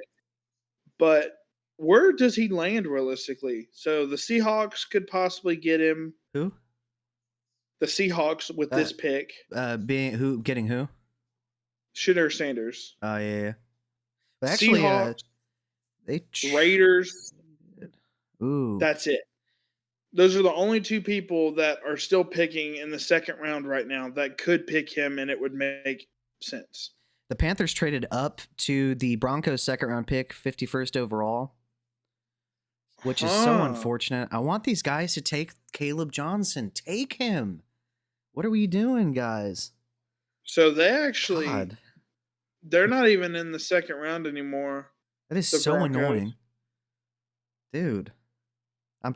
Why don't you guys think about our fantasy leagues? What are you doing? Well, don't worry. We still have the Bears. They have 2 2nd round picks still. They could definitely go running back here. Just inconsiderate of them. Very inconsiderate. Bobby's hate for Chase is crazy. Ooh, here, let me read off some efficiency stats for you. I actually Yeah. just discussed this in the league chat not that long ago. So yes, he put up good counting stats. However, in yards created per touch, his 3.27 were 41st among running backs. His true yards per carry, which takes away 10 plus yard runs of 4.2, was 31st. His fantasy points per opportunity of 0.87 was 27th. His PF rushing grade of 73.8 was 22nd. His yards per attempt of 4.3 were 18th. And his breakaway run percentage of 23.7 was 20th. And then in the receiving game, his yards per reception of 6.7 was 23rd. And his yards per outrun of 1.77 was 16th. So he was actually just a volume play. He wasn't really very efficient. He's worse Najee Harris. That catches meaningless dump offs. Elijah Ooh, Arroyo okay. goes to the Seahawks. RIP Noah Fant. Wow. Man, RIP whoa. Harold Fannin. I Yeah, guess what? the level of competition's really. Dude. What did Fannin do to these people? It's probably the level of competition and the fact that he's not the best blocker. His It's two best games were probably against the the issue. ranked teams he faced, and they couldn't do anything to I stop him. agree. I agree with that. That's crazy. You don't just walk into Um, 1,500 yards and lead the whole nation, including all receivers, by yeah, accident. for sure. I'm gonna let Elijah you go ahead and talk Arroyo. about some Elijah Arroyo real quick, man. He's our tight end 11. He was next to last for us. I think Cam Ward really elevated his draft stock. Uh, very much injury prone as well. A lot of his big time plays and production came from just wide open seam plays. So I put that more on the offensive coordinator for the uh, Miami Hurricanes than Elijah Arroyo. Yeah, so getting into his strengths and weaknesses, in terms of the positives, yeah, positional versatility. He's not just your common inline tight end, he can be moved around the formation. He's lethal from the slot. I guess you could put him outside. I think he's probably better used in the slot, though. His acceleration is quite good for a tight end. He gets up to his top speed very quickly. Now, some of the negatives, the snap down on some of the hitches isn't really as good as you would like to see. So I think he's a little bit more of, your straight line kind of vertical threat tight end rather than your complete package at the tight end position. And his hands in general, he doesn't really have the focus drops, but the catch and traffic ability just is not there. So there definitely are some concerning negatives, but with the draft capital and some of the positional versatility, he definitely has a lot that you are to like about him.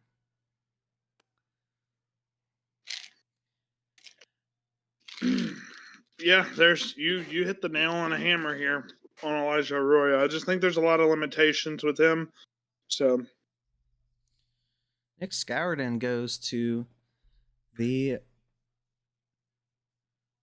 Panthers.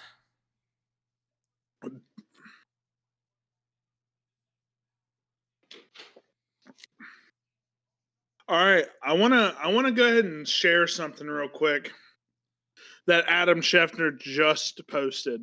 Okay. So the 2023 trade where the Bears traded the first overall pick to the Panthers in order to get Bryce Young. This is the haul that they got. They got DJ Moore, Darnell Wright, Tyreek Stevenson, Caleb Williams, and Luther Burden. That's the haul that they got for Bryce Young.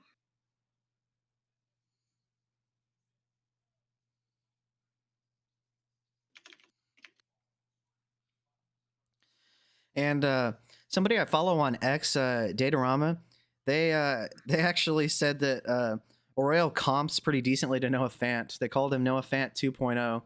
So it's kind of funny. They just got a younger, cheaper one. And didn't have to spend the elite draft capital in the first round to get him either. Yeah, he just kind of underwhelmed me on film. I thought his production really came off of busted plays, but who's to say? He's a big tall guy though.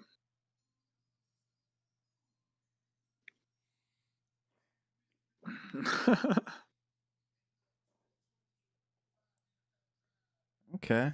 Edge, huh?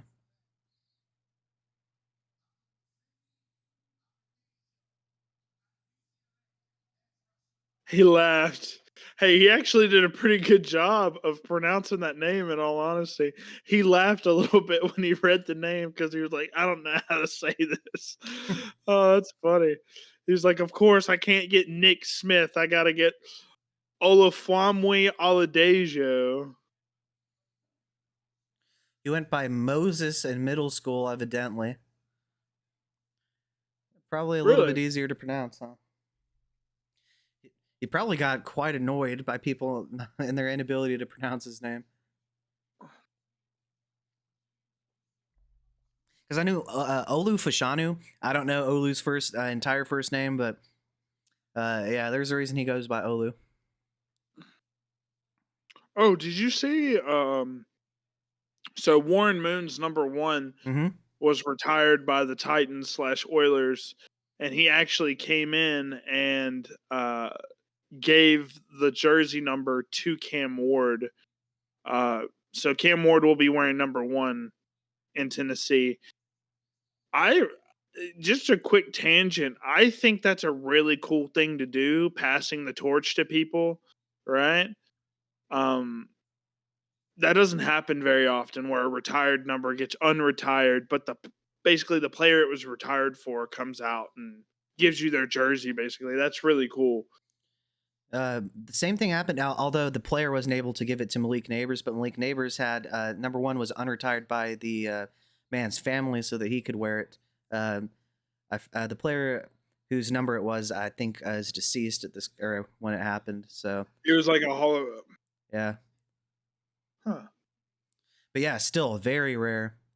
Most people aren't trying to unretire or allow other people to have their numbers. It's pretty cool though. Pretty selfless. He also called Warren Moon Mr. Moon when he addressed him, so it shows a level of respect that I think he and the organization probably appreciate to one of their legends.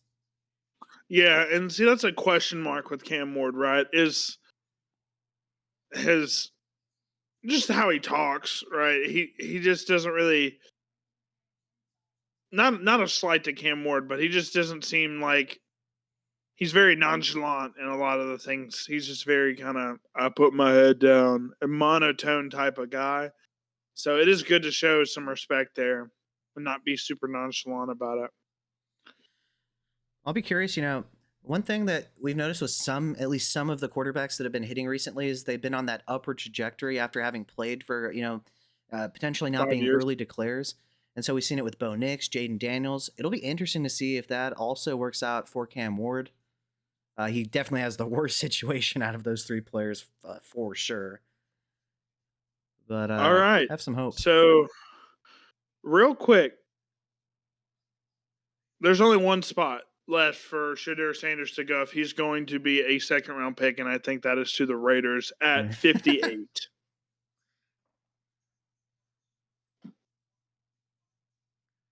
The fact that Tyler Shuck went over him is nuts to me. At least that makes us feel like we're decent scouts, right?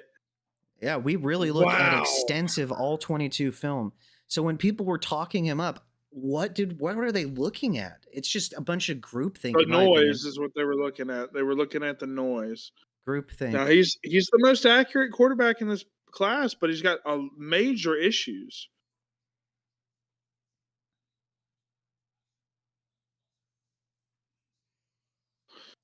Yeah, it's quite interesting. He's going to be either humbled real quick or he's going to be delusional. He has one of two choices. Real quick question because we didn't really touch on this. Elijah Arroyo, you thinking he's like a mid third round kind of guy, or you think he's later than that? You think he might be like a early third, late second guy? I think he's more of a mid third. Fantasy drafts? Yeah, Probably somewhere in the third, if that. I'm I personally am not that high on him. I don't think the landing spot is that great either. Honestly, I mean, Because you have Noah Fant there already. yeah, you have questionable quarterback play, not very good offensive line play. Even if they did get, And they got Zabel right. yeah, I mean, one player is probably play unlikely to. center. Yeah, I mean, then you have JSN there, so Is that who I think that is? Is that Barber? Simeon Rice, an absolute goat edge rusher. yes, sir. Wonder Very underrated. what do the Bucks need? Probably I'd probably go defense. corner here. Yeah, I think they lost Jamel Dean, if I'm not mistaken. Yeah, give me corner if I'm them. Corner, okay. Hey, one really big part of that elite Notre Dame defense that got them to the national championship. Prototypical size, 6 foot, 190. Very smart player. You can't be a consistent starter on defense with Notre Dame if you're not super smart. Ball hawk as well. Good ball skills. Yeah, I think this is a good pick for them. I thought he was a little later for me, but Bucks go need here. An interesting tidbit from Ian Rappaport on X. Notre Dame cornerback Benjamin Morris, whose his dad played with Todd Bowles in Washington. Okay, sweet. And like you said, he'd had concerns about his hip. So that's potentially something that's Okay, quite worrying for a Rico, cornerback. Rico, I want to say this. If Mike Green wasn't having legal issues right now, he would have been a first round pick. There's no excuses for Shadur. Shadur That's, doesn't have any legal issues going on right now. It's just because of his talent as a football player. and his attitude, I think, is also, and his the annoyance that his father would bring to whichever organization drafts him is probably also something to be considered. Well, I Mostly the will lack of also say upside. this. Like, there's only like maybe 5 teams, 6 teams that actually need quarterback in this draft starting at day one. Pretty much every team's going to be in need of an extra edge. So there is that. Like, quarterbacks are probably going to fall farther nowadays just because every team basically has quarterback set for the most part. Can you can you think of a quarterback that's dropped potentially this far in a draft from what consensus thought without some kind of legal allegation or injury? I don't think there's ever been. I think this is the most dramatic fall in NFL draft history I mean, that's because people are trying to put Rodgers him was at the two biggest one. Rodgers was supposed to be a top 3 pick, and he landed at 24th, I think, to the Packers. and that was a very dramatic one. The goat, Jordy Nelson.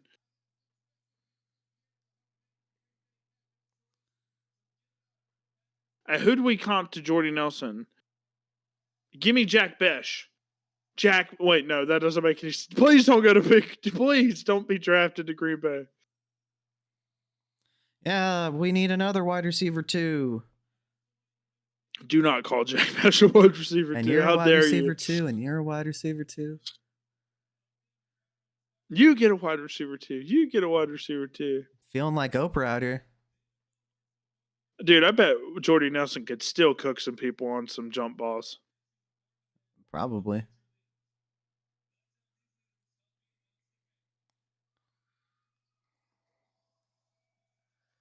Okay. Interesting. Offensive tackle. Cool. Hey, that little dude was energetic. I like that. I want him to announce every pick the rest of the second round.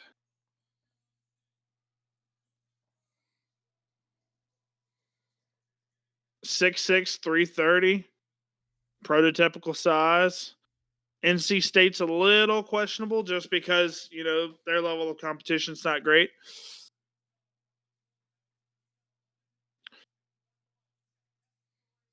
He's 6'6", 330. You can't expect him to be fast. Not everybody can be Tristan Wirfs. Fun fact: he does not like the ocean. Really? Apparently. I will say I'm looking at some of his highlights here. I'm not super familiar with him. I didn't watch a lot of NC State this year on tape, just because they didn't have any fantasy relevant players. But I do see him pushing a car up a hill, a Tahoe. That's interesting. His nickname was Escalade, apparently. I love that. That makes sense.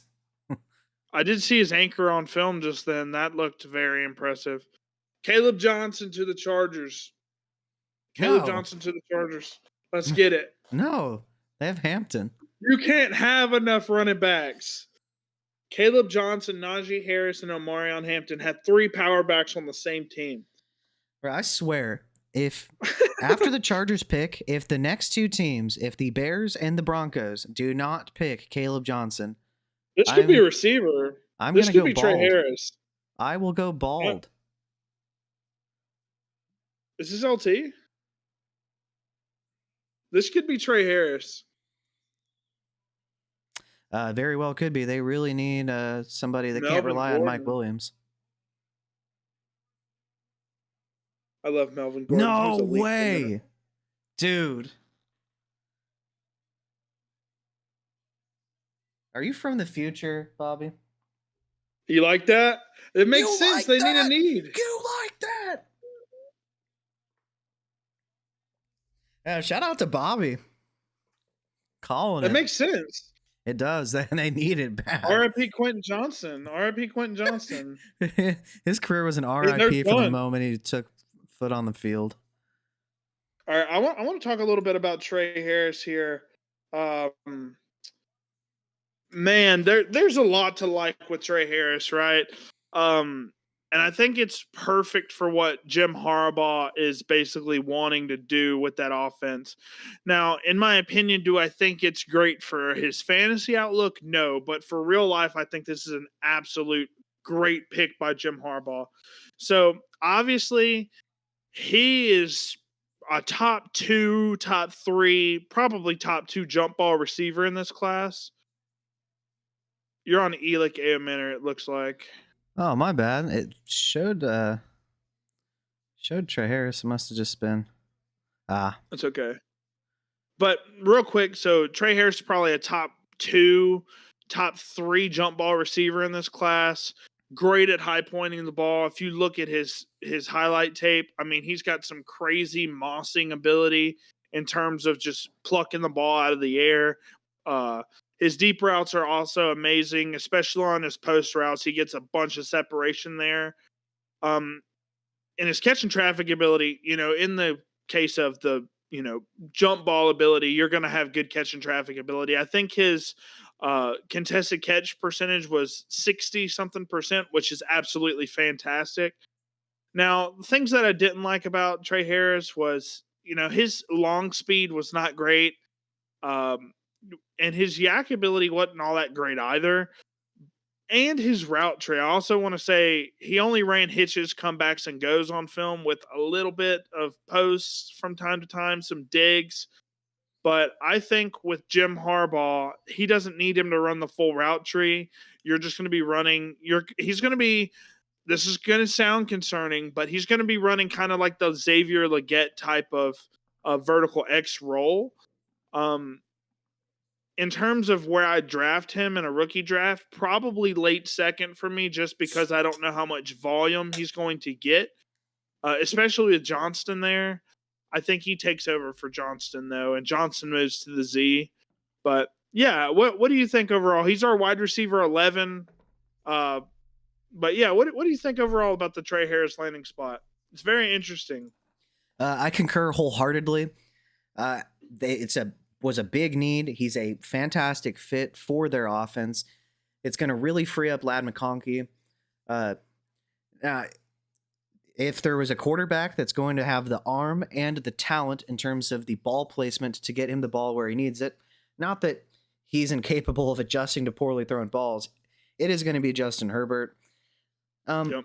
With Trey Harris, Bobby and I did so much research. We're talking 10 years of all kinds of stats to try to figure out the profile, that fits best for tight ends, wide receivers, and running backs.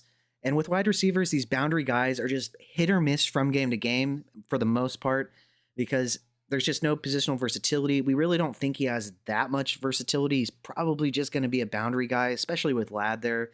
So I think he's going to give you those big boom, 3 for 80 and a touchdown, maybe 2 touchdowns kind of games. But he's also just going to be a little bit of a non-factor in our opinion from time to time, even in this Yeah. good offense. But yeah, he's very good at high pointing the ball. His highlights, if you look at them, you would think he's one of the best receivers there is based on some of these catches he comes down with. But just doesn't really have that much deep speed. And after the catch, he's really just a one-dimensional go forward type of player. Yeah, and he has a little bit of wiggle, but nothing that great. I mean, he might make somebody miss every once in a while. But I do also want to add that his production, I think it was in 8 games, he had like 980 yards and 8 touchdowns, I think, in 8 games. That's like Jalen Royals levels of production. I mean, he feasted. Now, I will say he feasted on some lower end competition, but okay. The Lions trade up 3 spots, and the Yep. Broncos get a 4th round pick. Okay. Huh. That's a good haul for the Broncos. I'm loving the moves by the Broncos thus far. All right. I think this is probably running back. Please, I'd be just please take surprised if it Caleb wasn't. Johnson. Please. This would be an elite spot for Caleb I'm Johnson. begging you guys. He's talented. I don't That's the only understand. piece they're missing. They have everything else on offense except running back. They have Swift. Man, please take Caleb Johnson, guys.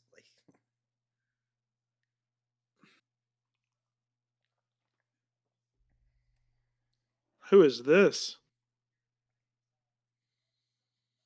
Oh, this is I forget his name. Seth Rollins, yeah. Cool beans. He's a heel in the WWE, by the way. So this is perfect for him. Yeah, he's He's doing about his to thing. make them boo the hell out of him.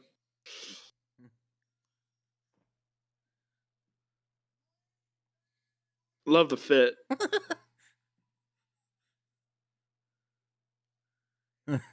You were right about the booing.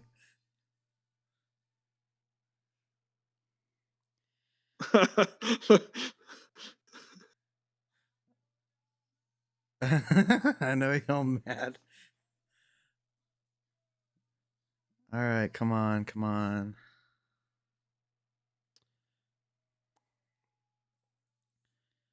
Come on, come on. Caleb Johnson. Just pick. Just pick Caleb Johnson. Come on, man. That's beautiful. I love it. He's hyping up Caleb Williams. Yeah, that offense is just going to be insane. Luther Burden as your wide receiver 3.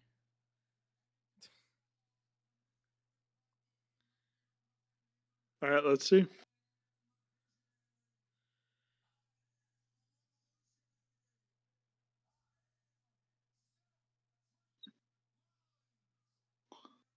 Oh, come on, man. What are we doing? All right, I just got the pick. I know you're a few seconds behind me, so Bro, what? 6'8", 316 pounds. Wow, what a behemoth. I love this pick by the Bears, by the way. I just want them to just take Caleb Johnson. What are They we got doing? another one. They got another one at the end of the Wasting- second round, so Wasting everybody's time. What are we doing? I would be worried about Caleb Johnson going to the Broncos if I was the Bears, but maybe they're not. Maybe they're not worried about running back. Maybe they think Swift's the guy. Maybe Johnson is a 3rd round talent, apparently. I think he's worthy of a 2nd. I love the draft so far by the Bears, though. Oh, Loveland, oh, Burden. the Broncos are on the What's up? clock. What? Oh wait, wait. No, the Oh, they Lions gave it to traded Detroit. up. Oh, okay, it said trade alert and it had the Broncos on there, and I was like, "What? They just gave up that pick?" Okay, yeah, it was confusing. Yeah, Yeah, that guy's going to be an anchor on the right side of the line for the Bears this coming season. Boston College was a run heavy team, ran kind of like a military style offense. So there's that. What is this? Teams for taps?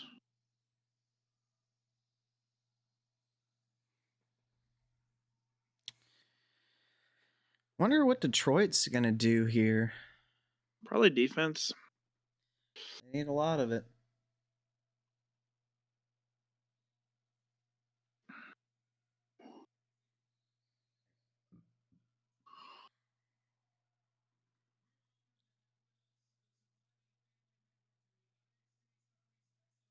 Yeah, Caleb Johnson is available.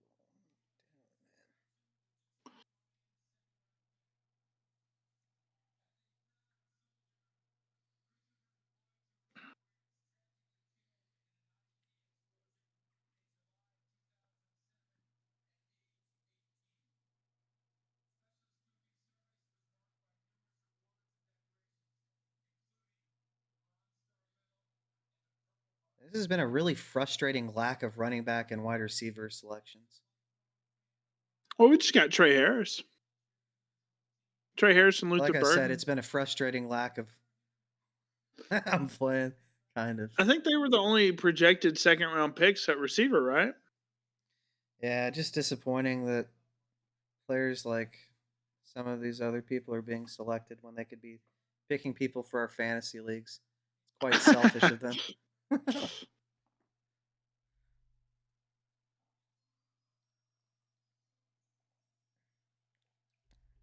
What is Detroit gonna do? Probably defense.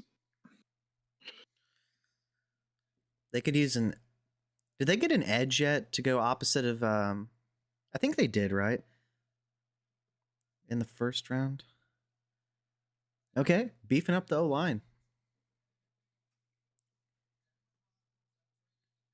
Okay. I mean, keep making I'd your be cool with strength. that. Keep making your strengths a bigger strength. That's what the Eagles keep doing with their trenches. That's a big guard. Holy jeez Louise.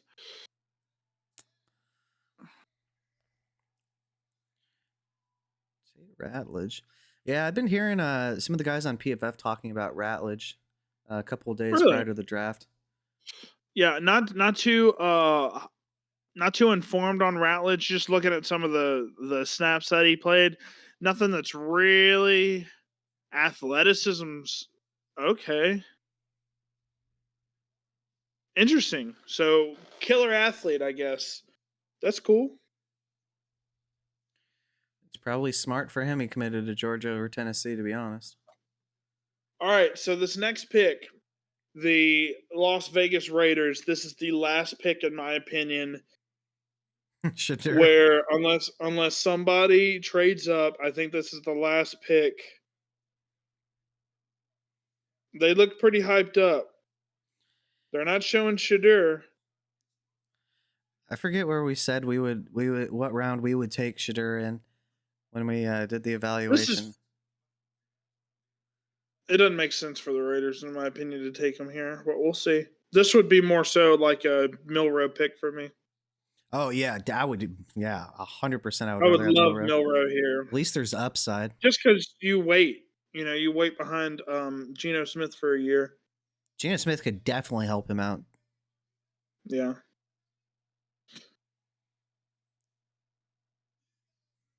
Who's this?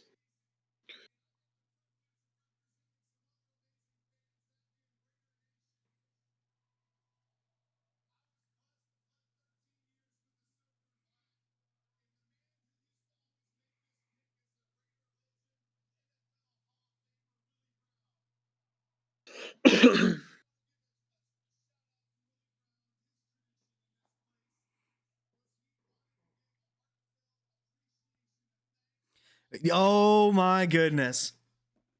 Is it Bobby? Melrose? Bobby? Am I cooking right now? You're not cooking. You're gonna like I think their landing spot for target competition. There isn't very much. Ooh, receiver. I don't think there's much target competition for him at the receiver Jack position. Besh? Yeah. Yes. I love that. Jack Besh. So actually, fun fact for Besh, he was a third round projected pick. So he's actually going higher than projected. I guess the Raiders really loved what they saw on film and at the Senior Bowl from Well, his Jack brother Besh. died. And his brother died. That is true. I would love to talk about some Jack Besh, man. Uh, there's a lot to like here. He's our wide receiver 7, and a part of that is because the draft capital. I think he was projected to be a 4th round pick when we evaluated him, so he would probably be our wide receiver 5 if um, if he knew he was getting late 2nd round draft capital. That's awesome. Goes over Royals, which is kind of surprising. But let me talk about some Jack Besh real quick. So, first off, big physical jump ball receiver. I think he's got more upside than Trey Harris just because he's a better route runner, but his hands are super sticky, super reliable, he's a gamer for sure. In terms of his route running, I thought he was probably a top 3 route runner in the class. And then he was probably a top 2. He wins with physicality and finesse. He wins with both. If you guys are watching the broadcast, you'll see some of the highlights for him. And he's really good after the catch, too. He can bounce off tackles, fight through tackles. I love it. Now, in terms of agility, he's kind of like that Cam Scatabo type where he's really just trying to run through contact instead of, being agile after the catch. And then his change of direction's not that great. He's not like an elusive type of guy, but this is an amazing landing spot for me. I'm thinking Jack Besh would be an early to mid 2nd round pick for me, more so just because he's one of my guys. He's more so an early 2nd round pick. I comped him to Jordy Nelson. I love this spot for him. Absolutely love it. Yeah, an absolute baller, a very tough wide receiver. Uh, in terms of the target competition, like I was saying before, you went off describing your elite future wide receiver 1, Jack Besh. The target competition is just about non-existent from a wide receiver perspective. Obviously, they have Brock Bowers. He is an absolute stud. Uh, but I forget. I'm blanking on Jacoby Myers is really the only target competition in terms of the wide receiver position for him. Myers is a solid receiver, but he's kind of aging out. I think Besh has the opportunity, especially with him actually having a serviceable quarterback in Geno Smith, to produce in year 1. And I definitely agree that he's worthy of a 2nd round pick. And really, I mean, I guess you could have gotten a better landing spot, but this is a pretty darn good one, man. This top 3 landing spot. I mean, I'm trying to think of anywhere better. Maybe In terms of in target Jacksonville competition, if they didn't take Travis Hunter, but yeah, I mean, I think this is the best possible landing spot. And I'll say this about the Raiders. I said they had the weakest skill position lineup in terms of running back and receiver. They go running back round 1 with Genty. They go wide receiver round 2 with Besh. Great overall.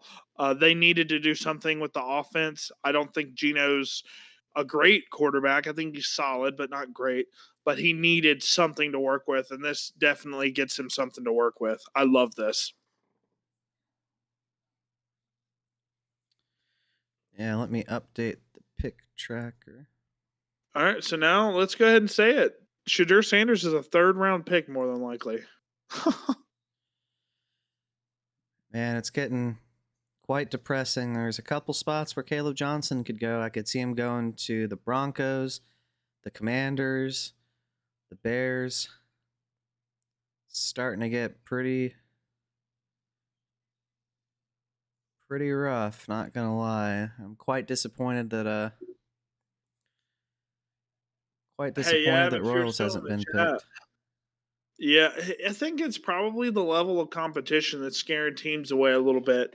With Royals, he is coming off the injury, which I don't think is a major injury. On top of that, he did play at Utah State, so maybe they question the overall talent. But you would look at the film, man. He's electric, man. Yeah.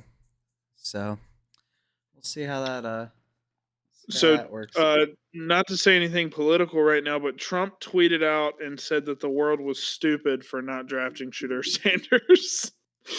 What? What is he doing? What? Yeah, Ain't we'll he not supposed to get be too doing much into president that. stuff? We'll not get too much into that, but uh, that's yeah, that's crazy. yeah. So Your Baltimore Ravens are all pick is in for the Baltimore Ravens. I don't think they can do much better than what they did in round one. yeah, so we'll see what they do. I'm sure they'll probably go trenches here.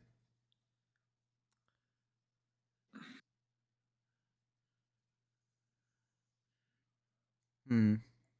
Mm-mm-mm. Hey, yeah, I'll shop you Jack Besh right now for a first round pick. Oh wait, you don't have one because you gave all of your first away for a box of crayons so you could eat them. Anyways, That is not very I could nice. I could see running back here. I know that sounds a little crazy, but I don't think y'all go running back until probably the fourth round. If they went But Caleb I could Johnson see a here, running back. that'd be a great fit. He shows some similarities with Derrick Henry in terms of just how he runs.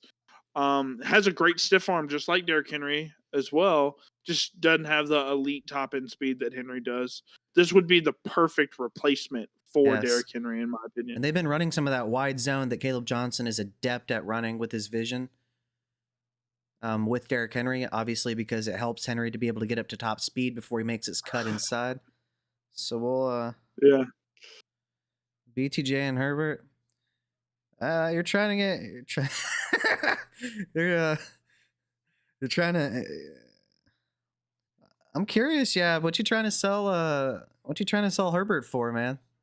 I thought about making an offer. Not gonna lie. He actually has receivers this year now. Yeah.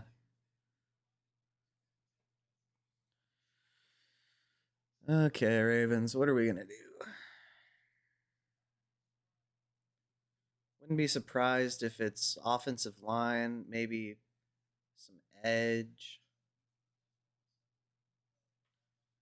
We're pretty solid Hey, inside. I wish Ian was watching this. Ian took Shadur Sanders over Justin Fields, Why did he do Brock that? Purdy, Did somebody Cam help Ward. suggest that? I may or may not have sabotaged him and said that Shadur Sanders should be the pick there.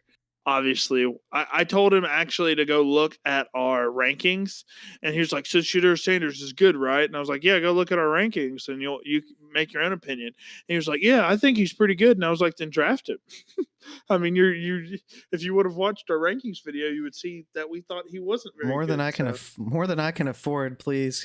Caleb Williams is going to be going well before Justin Herbert very soon.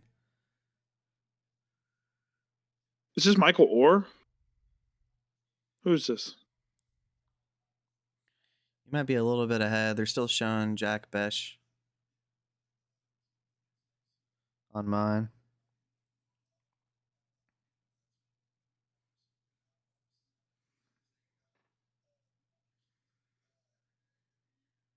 Hunger, relief, and hunger. I love that.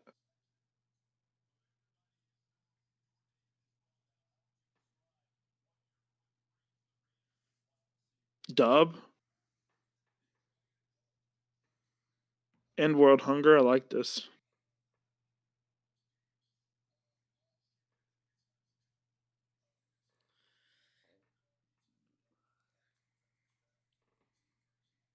Oh my goodness. Y'all knock it out of the park again. The Ravens Holy do. goodness.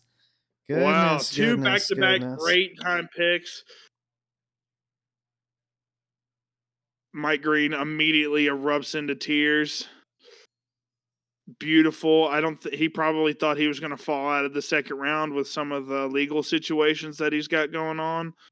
I can't say this is a beautiful pick by the Ravens. Yeah, we won't get too I l- into the why of the thing, but So I'll talk about some Mike Green because I've watched him pretty extensively. Obviously there's nobody really to watch at Marshall, but he intrigued me at the Senior Bowl because he was just destroying first round tackles. You saw Connerly, first round pick. He just bulldozes through him. He's a little undersized. He's 6'3", 250. So, not as big as some of the other edge rushers, right? But man, he had 17 sacks last year, one, and then he has a great bull rush move, as well as you may have saw a little bit of highlights. He has a great spin move. He's got a great chop move. He's very refined, even though he played at Marshall. This is a beautiful pick by the Ravens. Y'all make y'all's defense even better with this pick. absolutely. And I just want to give everybody that's watching a reminder: if you could please just like and subscribe to the channel if you haven't already, we'd really appreciate it. Yeah, Yeah, if you're into the content, man, this has been an electric draft party today and yesterday. Day three's gonna have some crazy picks as well. This could very well be Caleb Johnson here. I'm hoping so. I might cry about it if he doesn't get picked with these next 3 picks. But Monty Ball, the goat. he's coming out to make the pick. He's so small. He is. I wonder if there's a correlation there between his prior position in the NFL and who they're selecting. Mm-mm. That'd be interesting, man.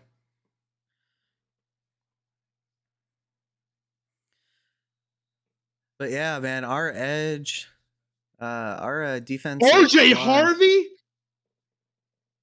Dude. That Hey. is an elite landing spot. Hey. He's one of our biggest sleepers in the draft. He was projected to go late 4th round. I sold him for a single second. I'm going to regret that. That's not true. I went down 2 rounds in a startup and got a second, so that was fine value. But oh man, that's a great pick. He's kind of both of our guys, but I'm gonna let you talk about RJ Harvey first. Just an electric LaShawn McCoy type runner. This is amazing.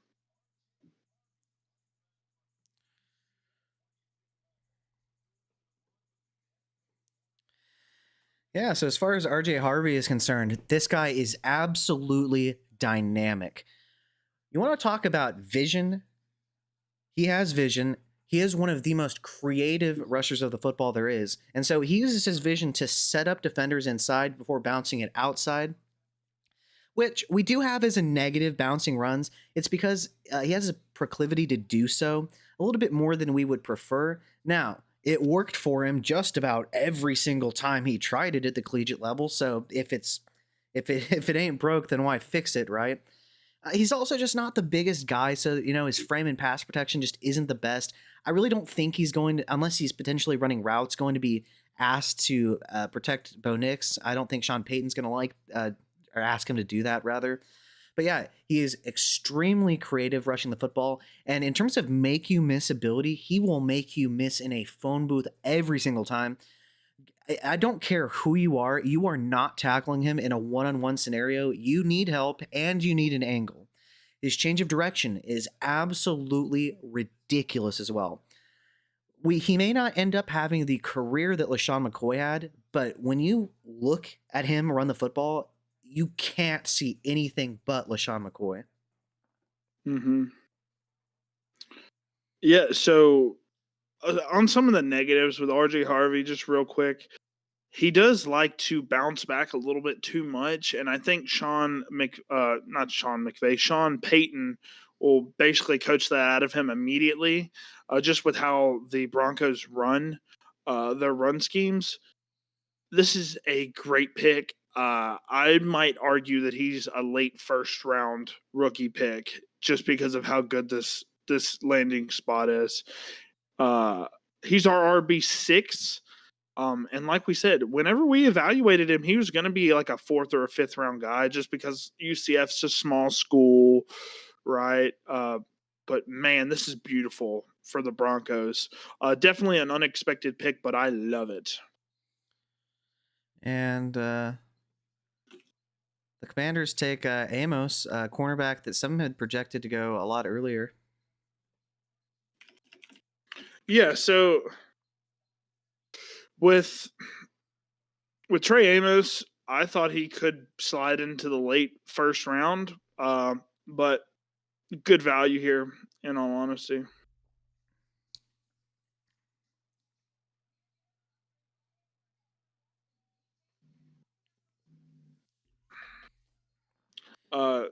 Somebody is hitting me up on Discord right now.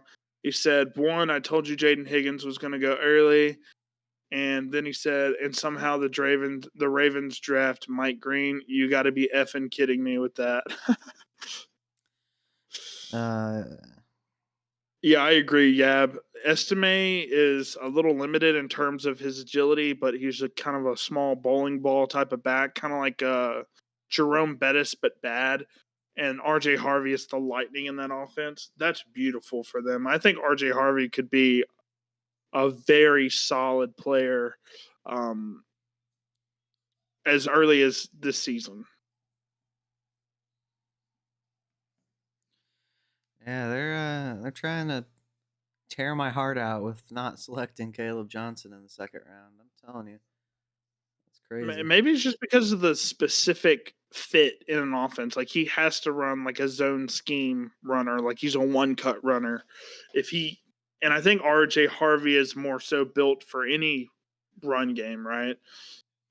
So Yeah, it's something, man. hey, y'all should do yourselves a favor. And after the draft, after the third round ends, go check out RJ Harvey highlights. It's insane.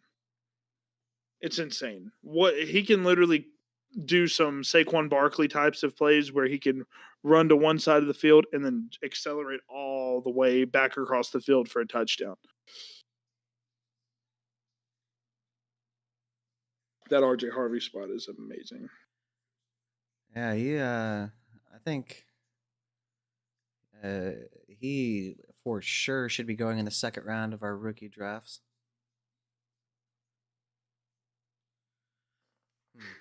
So Art just put out his power rankings. I am 1, Lonzo is 2, Howie is 3, Dusty is 4, Prob is 5. I don't know about Lonzo being too. Yeah, he's rebuilding, in my opinion. Yeah, I don't know about that.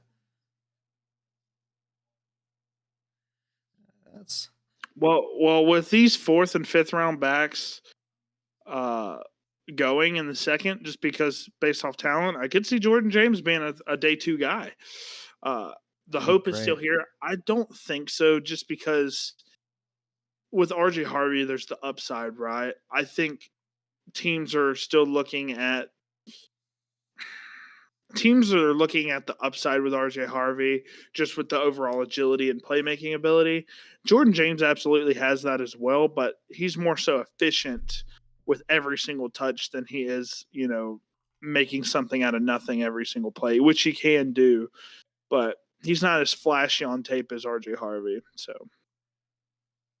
Sleeping on Jawan Jennings, man. yeah, he's not even the third best receiver on his team. Please stop breaking my heart, Bears.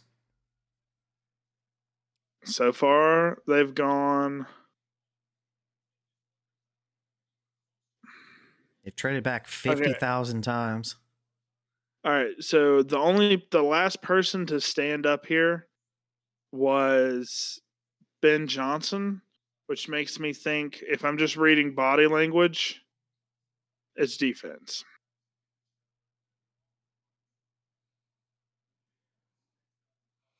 You would be correct.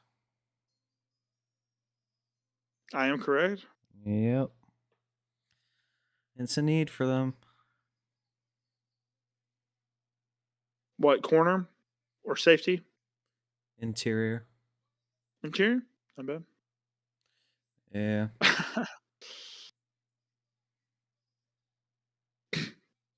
I love banter between Chicago and Green Bay. It's elite.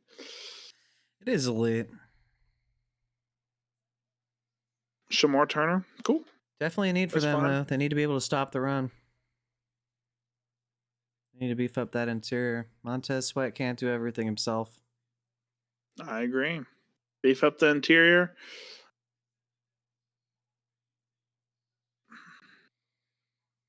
They also brought in Grady Jarrett. I forgot about that. Yep. Fantastic. Yeah, you're Underrated right. signing. Fantastic Underrated addition. signing. Could play D Fantastic. tackle. Could play edge. You know, Fantastic like that. addition. Good veteran signing. Good high Oh, character Chiefs guy are as up well. next. Caleb Johnson, anyone? To the Chiefs? They really do need a running back pretty badly. I mean, Isaiah Pacheco, I got Kareem an Hunt. insider right now saying that Ewers and Milrow will be picked before Shedeur Sanders at this point. Wouldn't shock me. Yeah, I'd really like it if Kansas City selected a running back. They really need running back help badly. Imagine if they got Tootin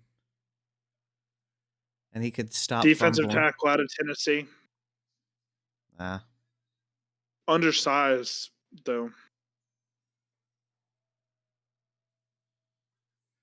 I don't like this pick by the Chiefs, in my opinion. Undersized D tackle. Yeah, you guys still have Chris and Jones. Character issues. Yeah, I don't know about this one. I don't know the player well enough, so. Yeah, so we have the Eagles are the last pick in the second round, and then I'll have to change to the third round in the draft tracker, the pick tracker. Eagles are probably going to get some incredible value again, as they always do. We'll see what they end up doing. Well, now I have Travion Henderson that I can start in place of Joe Mixon. And now I don't have to start Joe Mixon if I don't want to. I got guys like George Pickens, Jack Besh, Isaiah Bond. I love it. So who's up next? The Eagles? Who's a player that's just like that would make me mad?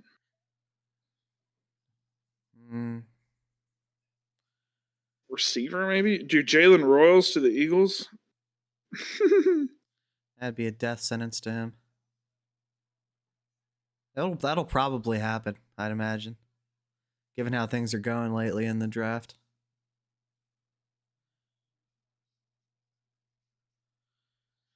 Man.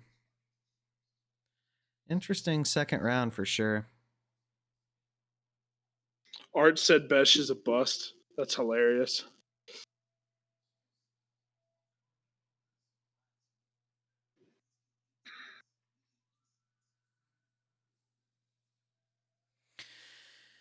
He'll be my league winner. Interesting second round. I'm hoping we get some more firepower on offense in the third round. I'm hoping we get some decent. I would be shocked if Royals falls out of the third. There's no way. I'd hope not, but given my luck, Milrow also probably doesn't fall out of the third either. Yeah, Ewers could be a third. I would hate it, but RQB2 could also go in the third round. He deserves to. If it was up to me, he would have been picked already. Could you imagine if he goes to Seattle or something? Jackson Smith and Jigbo would be a happy man eventually once they get rid of Sam Darnold. Darnold would be out of there by mid-season, and McCord would take over. You'd hope so. Once Sam Darnold gets any pressure, he crumbles. McCord will just fade away in the pocket and hit a dot. Yeah.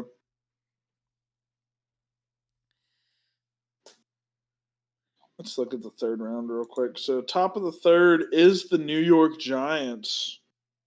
Could go receiver. They Chiefs probably also should go pick receiver. immediately.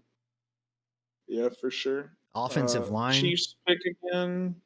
The Browns go again. The Raiders go again. I think the Raiders go offense again, in all honesty. Yeah, you know, that 106 is looking more like potentially Quinshawn Judkins, I'm thinking, with the landing Over spot. Henderson?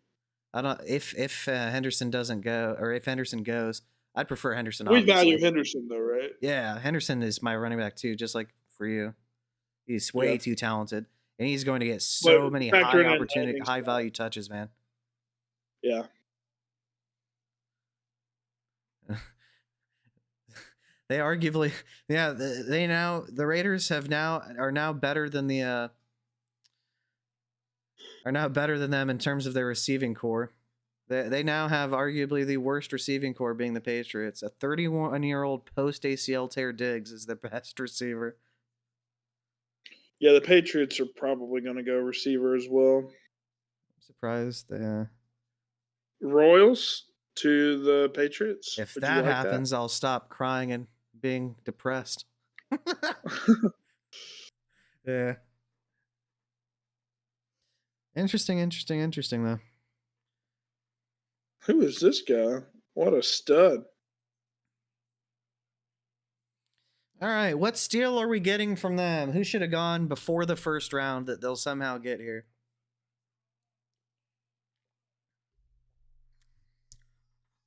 If I had to guess, it'd probably be safety, cornerback, somewhere in there.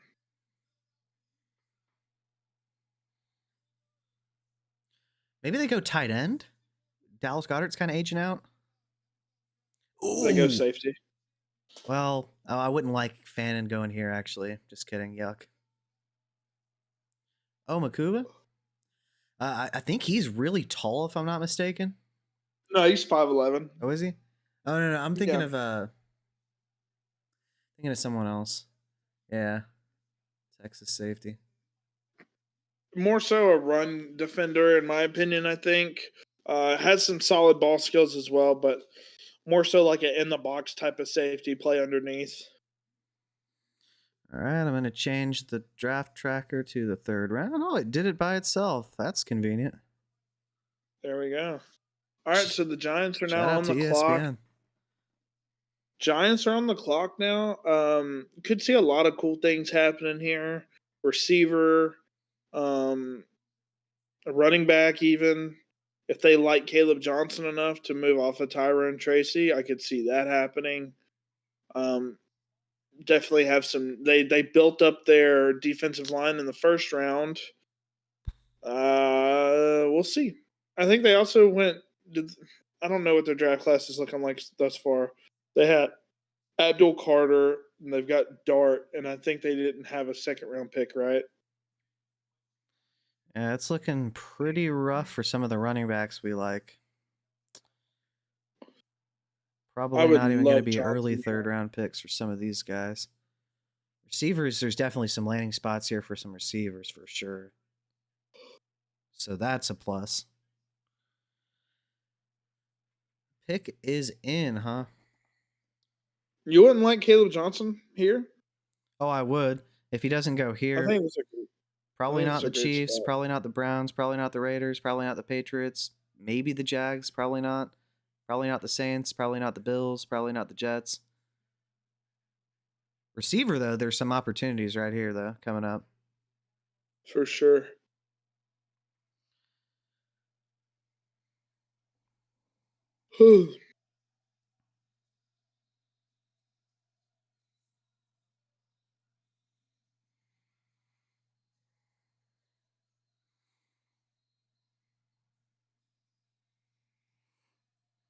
The Raiders just got a lot better on offense with those two picks. I know people are saying wide receivers hit. They're down talking Jack Besh, saying that he only hits 30% of the time. Okay.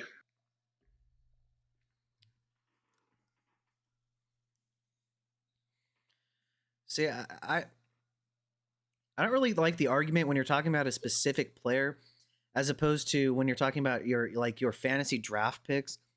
Your fantasy draft picks are generally that's generally going to be more accurate. When somebody's a talented player, they're a talented player. Yeah, Uh, I'm like I said, I think Besh is a late first to early second guy, just because he literally has no one else to work with besides Bowers and Myers.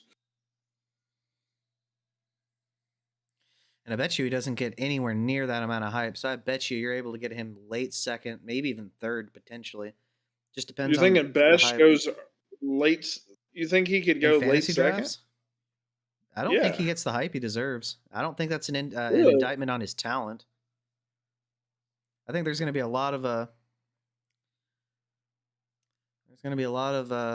players that get hyped up.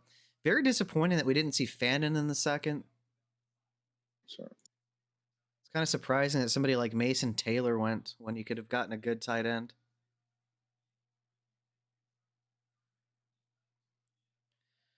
Can you guys show the Giants pick, or what are we doing? Thank you.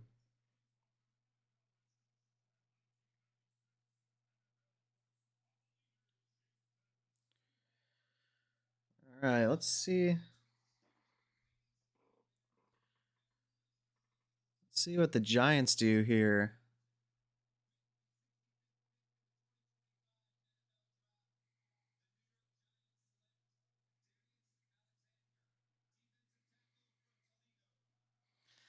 Uh, Darius Alexander, a defensive tackle, is a little bit confusing to me.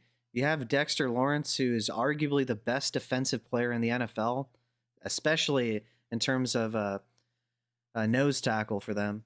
Their edges are they now have Carter, the third overall pick, as well as Brian Burns.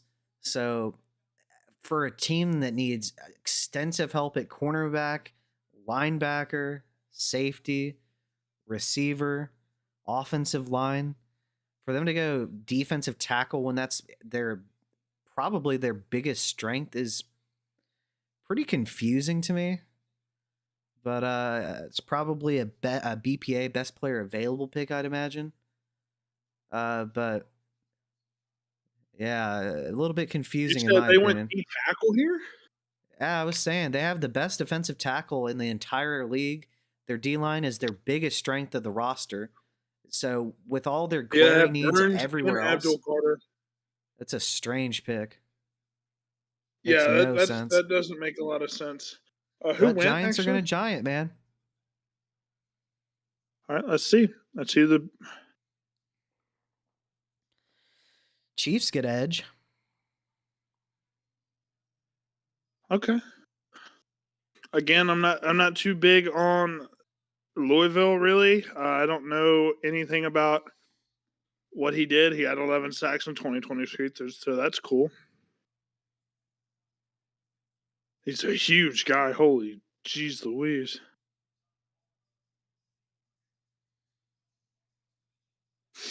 Maybe a rotational guy. That's the upside for him.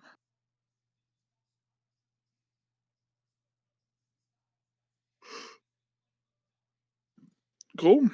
So tackle, D tackle, and edge. Interesting they didn't address offensive line a little bit more. Maybe they didn't like any of the people that were there. Okay, Browns are up next. They already got their running back in Judkins, so probably don't go receiver. This could be Shadur. This could be Milrow. I would love Milrow on the Browns, by the way. After, Yeah. a year of Flacco and, Flacco / Kenny Pickett, do not put Milrow in rookie year. He will be very bad. I would argue that Flacco would be a great teacher for him, but Flacco's has said himself his job is not to teach younger players. So probably not. You'd have to observe what Yeah. Flacco's doing, I'd imagine.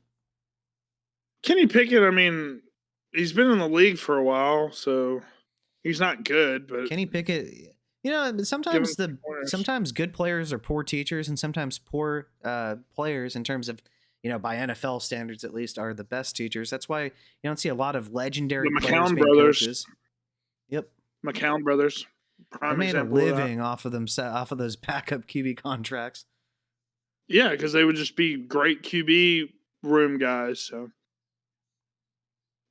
it's going to be an interesting third round. I think we see a lot of offense here, if I had to guess.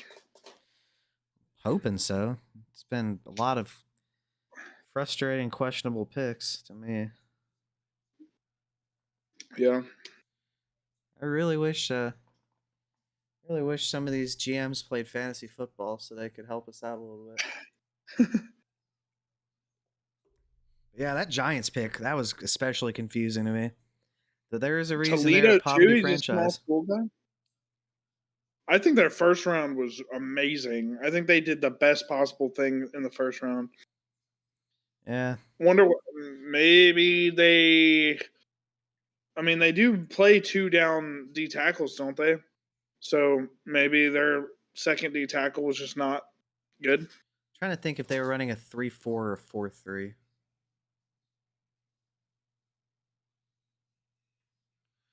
I can't remember. I did watch a good amount of Giants games, but it was really the offense. I didn't really care about the defense, to be honest with you. So I don't recall exactly what. Oh my goodness! Did you see what? Yeah. That's my boy. That is Ian's not my very boy, nice. but wow. Yeah, I think but his QB2 is Shooter Sanders. yeah, but to everybody in the chat, who was your favorite second round pick? I'm curious what y'all think.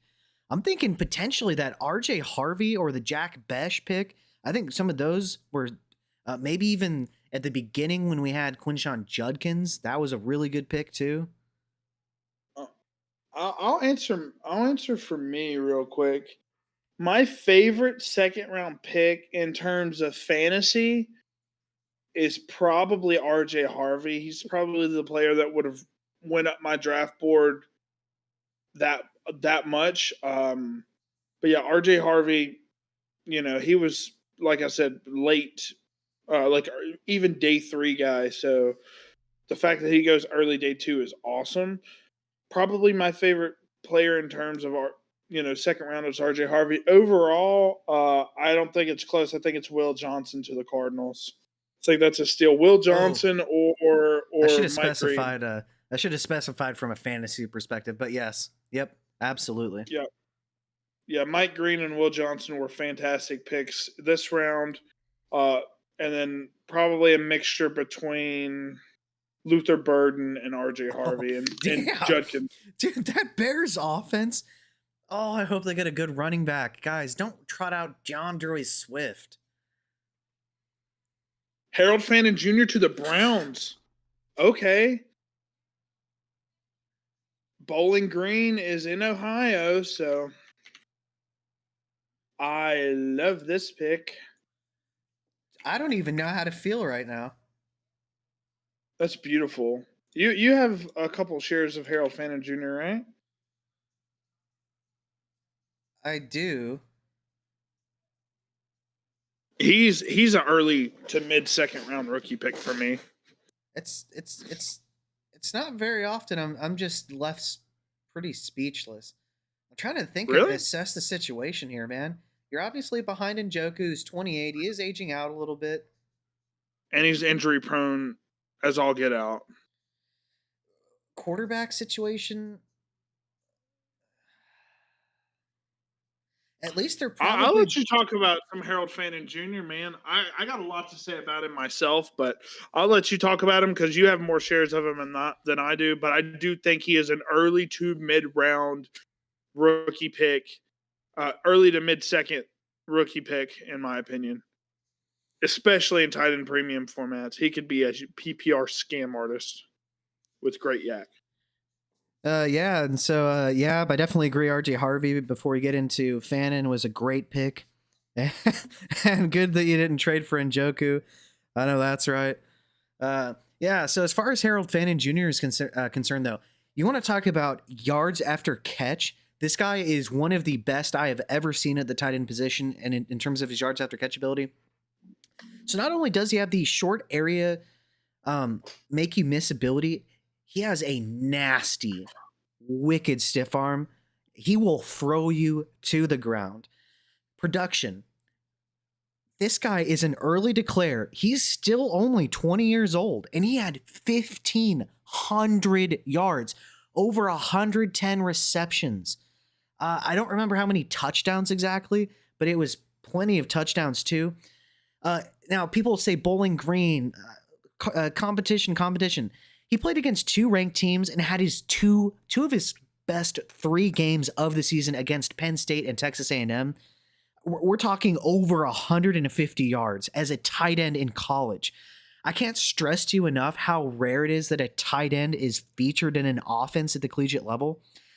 Players who have been featured in their offenses, I don't know, Brock Bowers, Trey McBride, players that are generally very good tight ends at the NFL level, right? Now, he didn't have the best 40 time, but in terms of seam stretching ability, he can do that. He's relatively wicked in his route running. It is advanced for a collegiate tight end, in my opinion. Now, the issue, potentially, size. He's 6'3", about 240 pounds, give or take. That is on the smaller side, but we have seen players with this archetype hit recently. If you remember players like Sam Laporta, for instance, Brock Bowers, they're very similar in size to Harold Fannin Jr. Another thing, he runs a little bit stiff, and so his change of direction just isn't really the best. He's more of a straight line guy for sure, despite him being elite at yards after catch. And also in terms of his fit in an offense, you're going to have to kind of scheme him touches, in my opinion, and just kind of have him stretch the seams. He's very good in the screen game, though. So with somebody like Stefanski calling plays, I do think that, like Bobby said, this is, if you couldn't just be in a landing spot that would allow you to start right away, I think this is a very good landing spot for the long term, especially if they're able to get a good quarterback. You have anything else to add? One sec. I want to see. But yeah, I really like Harold Fannin Jr. I strongly advise you get him in rookie drafts.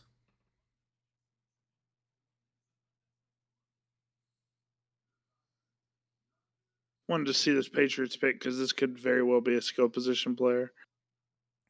Yeah, but for Fannin Jr., man, I think he is going to be off to a slow start just due to being behind Njoku. But for the long term, I think he's going to be an absolute stud at the NFL level.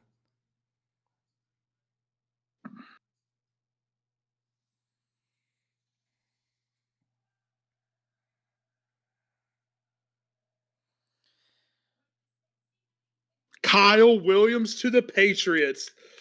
Really? Woo! Kyle Williams to the Patriots. I'm glad I didn't trade that pick. Sleepers.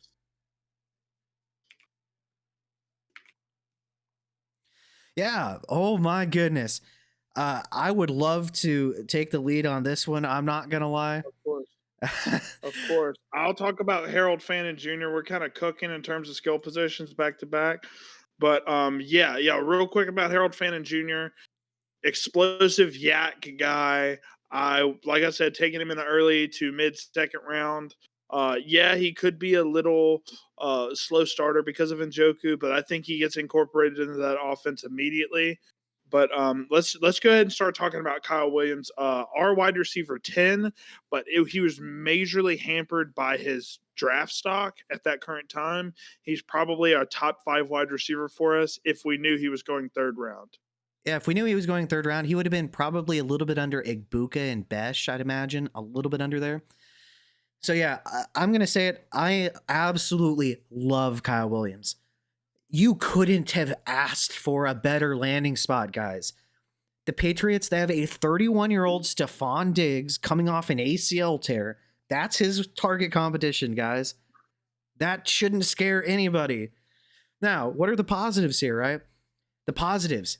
He has game-breaking speed. Now, he ran a 4.40 in terms of his 40-yard dash time. That is not indicative of how fast he is on the field. He pulls away from people with ease.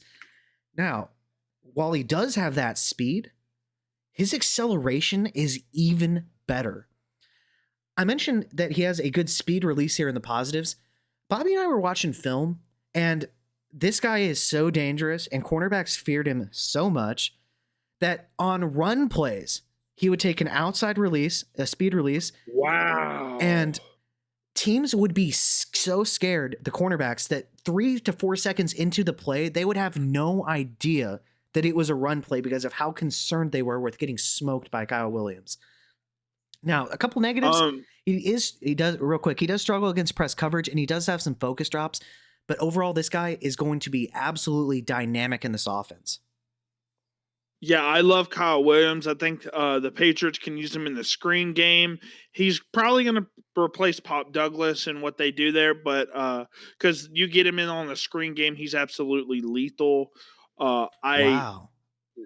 I love this pick. 3/3, the Lions trade up and get the height, weight, speed freak that is Isaac Tesla. Sadly, one of the very few people that we did not get to scout very much of. But height, weight, speed freak, 20 yards per reception. We don't even have a slide for him because we didn't scout him. But very interesting pick by the Lions. I think there's better players, but that's fine. But let me go back to Kyle Williams real quick. So I love his yak ability after the catch, just in terms of getting out in space, kind of like Terry McLaurin. Once he gets in space, he can just take it to the house. Kyle Williams absolutely has that ability. He plays faster than a 4.40 on tape. Um, you know, in terms of releases, like he said, we saw him making corners look just completely lost on film. One of our best sleepers in the draft, but obviously a GM, the Patriots GM, didn't really think he was a sleeper, so he took him in the third. Love this for Kyle Williams, one of the guys that we've been hyping up all offseason, and he has not gotten any love. So we love this. Absolutely love this for him.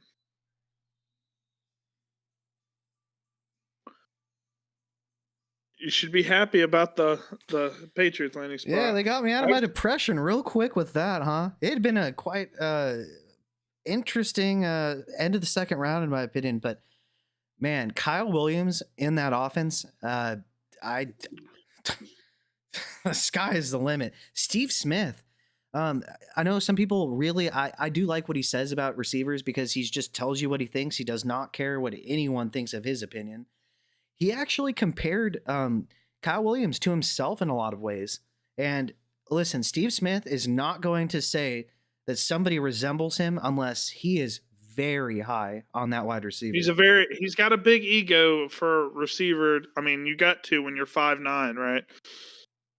But man, the release game, he might have top 2, top 3 releases in the entire draft. I think him, Besh, and Travis Hunter probably are up there in terms of releases. Him and then Tet maybe up there as well, but he's up there in like the top 4 range for us. I mean, it's insane. And then Patriots got a stud. yep. And we didn't really mention Tesla that much because obviously, like you said, we couldn't really get the all 22 on him. In terms of size adjusted athleticism, this guy is a dude. I don't know if y'all look at a player profiler. They're a very good site in terms of displaying some athleticism and ranking some of the specific attributes in terms of percentile. If you look at Tesla, he is an incredible athlete across the board. So, quick question. So, you know the JMO rumors, right? Yeah, Of them trading Jamison Williams. yeah. It's They a take a very similar player in Tesla here. mhm. That could be Jamison Williams. One could be that they trade him or they don't take his 5th-year option, they let him walk. So, it's interesting. It'll definitely be interesting. Actually, fun fact, I got to watch Tesla live last year. I didn't really notice him too much, so that's kind of concerning because I'm watching the entirety of the field. I didn't see anybody on Arkansas really catch my eye outside of their quarterback's athleticism really. So there's that. All right, the Saints could just take Shadir Sanders also. Double down.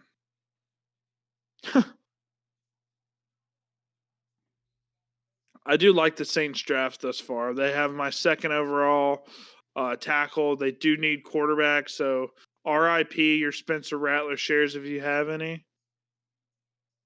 They did what? Oh, I Well, thought you said. I wish. Yeah, RIP your Spencer Rattler shares because of the Shuck thing, right? Oh yeah, yeah, yeah. I thought you said. I thought you were saying Jalen Milrow was gonna get picked. I was like, what?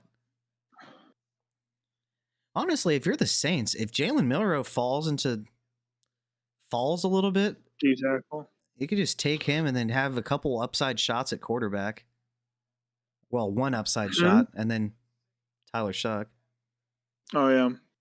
I mean, Shuck has a good shot of being, a low ceiling, high floor type of receiver, type of quarterback at the next level, just because of how many years of experience he has.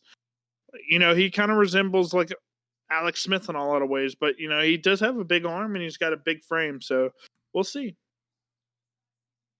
He's likely going to be the year one starter though. So RIP Spencer Rattler. Let me move over the draft board a little bit here. All right, Bills. Hey, would you like the Royals fit to the Buffalo Bills? Um, I don't see why you wouldn't love it, right? obviously you'd like the quarterback play. No kidding. I think he's a little bit similar to Khalil Shakir. So I think there would be a little bit of redundancy, but the good thing is they could both alternate between the Z and the slot. Um, I've heard a couple people, including somebody I respect in the community, Matt Waldman, say that he thinks he's a flanker. So I definitely think that he could fit in this offense, but they're going to go with an edge player instead.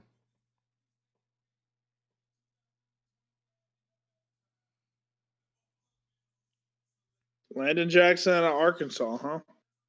Okay. 6'6", 260. Yes, this is the guy that I was talking about. A guy that wasn't getting a lot of hype, but looked really good. This is the bald guy I was talking about earlier. Very high effort. You know who he kind of reminds me of? He kind of reminds me of Max Crosby in a lot of ways. Not to say that he's going to have the same sort of career as Max Crosby, but he has that type of high motor, never quit type of thing. Like he may not be the most talented edge on the field, but in the third, fourth quarter, he's going to feast on you because you're tired. Because he's going to be going the same speed the whole time. So that's something I do like about Jackson. I think he also ran really well at the combine too. All right, Jets is in. I mean, their number 2 receiver is what's his name from the Packers, the jump ball guy. Oh, Lazard. Yeah, that's their number 2 receiver right now. Shout out to Aaron Rodgers for getting that man paid year after year. He owes his life to Aaron Rodgers.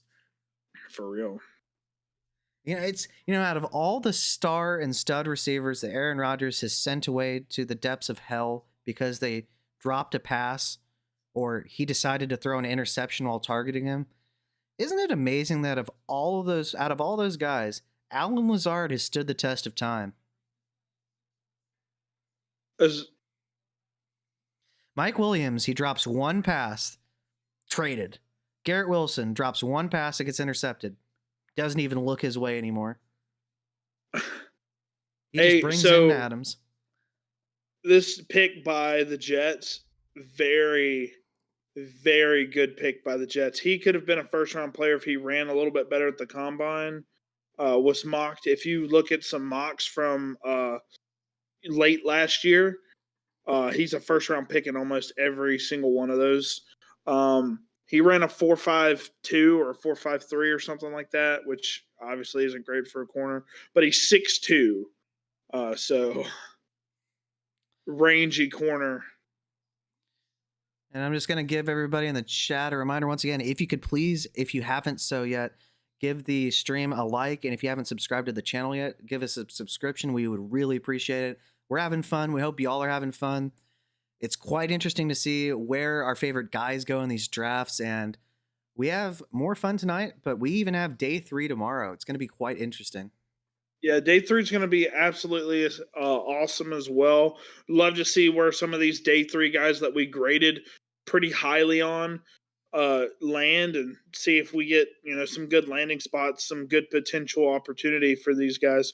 They have yet. Oh, they drafted RJ Harvey, so probably. I mean, you did say the receiving core Receiver. was bad, so Oh, it's if possible. Royals goes here, That would be elite. I think that room is just it's like Mims came on strong down the stretch. eh, Vele is a rookie that showed promise in his rookie is season. old, Sutton's obviously going to be their X. old, So they got some solid guys there, right? old. Yeah, and Vele is old as hell. Um, I don't know. Maybe receiver doesn't make sense for them until like maybe next year when their receiving class is like basically non-existent. You know, I don't somebody know. somebody that had been getting some steam recently in a lot of people's eyes, specifically somebody like uh, reception perception guy, Matt Harmon. Noel? Yeah, he had been talking about Jalen Knoll. Yeah, and Yeah, we haven't seen him we yet love either. him. We love Noel too. We thought he was the better of the two Iowa State receivers, Yes, in terms of just intangibles and athleticism and after the catchability.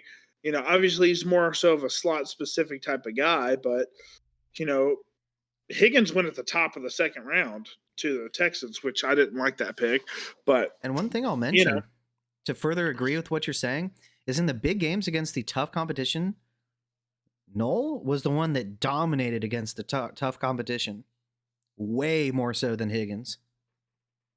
that's interesting. I haven't actually even looked at. I mean, I probably have looked at the production, but I actually didn't see that correlation. So that's actually interesting. Yeah, he had. I'll look it up real quick.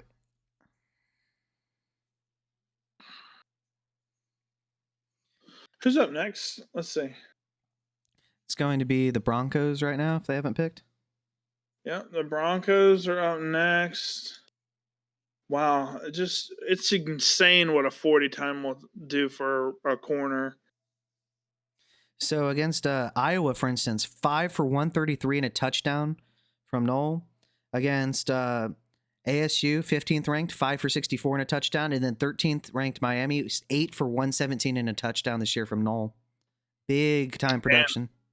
And you compare that to Higgins And then Higgins versus ranked competition. I'm curious because that actually is a really big time thing to say, right? I Because hope I'm not incorrect. I'm pretty sure that that is a true statement. What I said.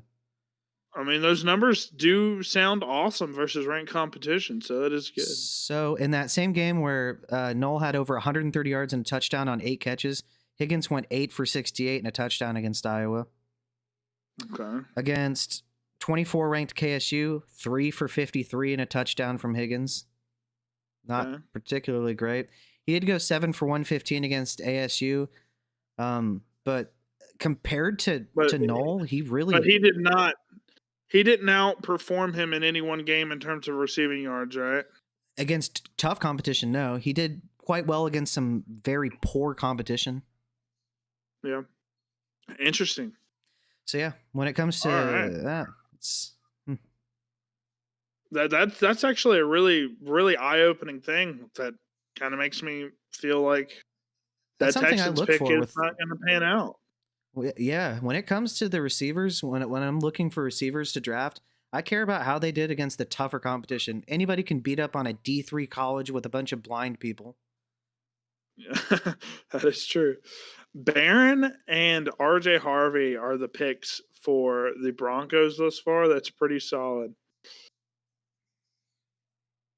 Just checking to make sure it was caught up. Yeah. Do we think the Steelers are static right now? They get Shitter Sanders at 83rd overall.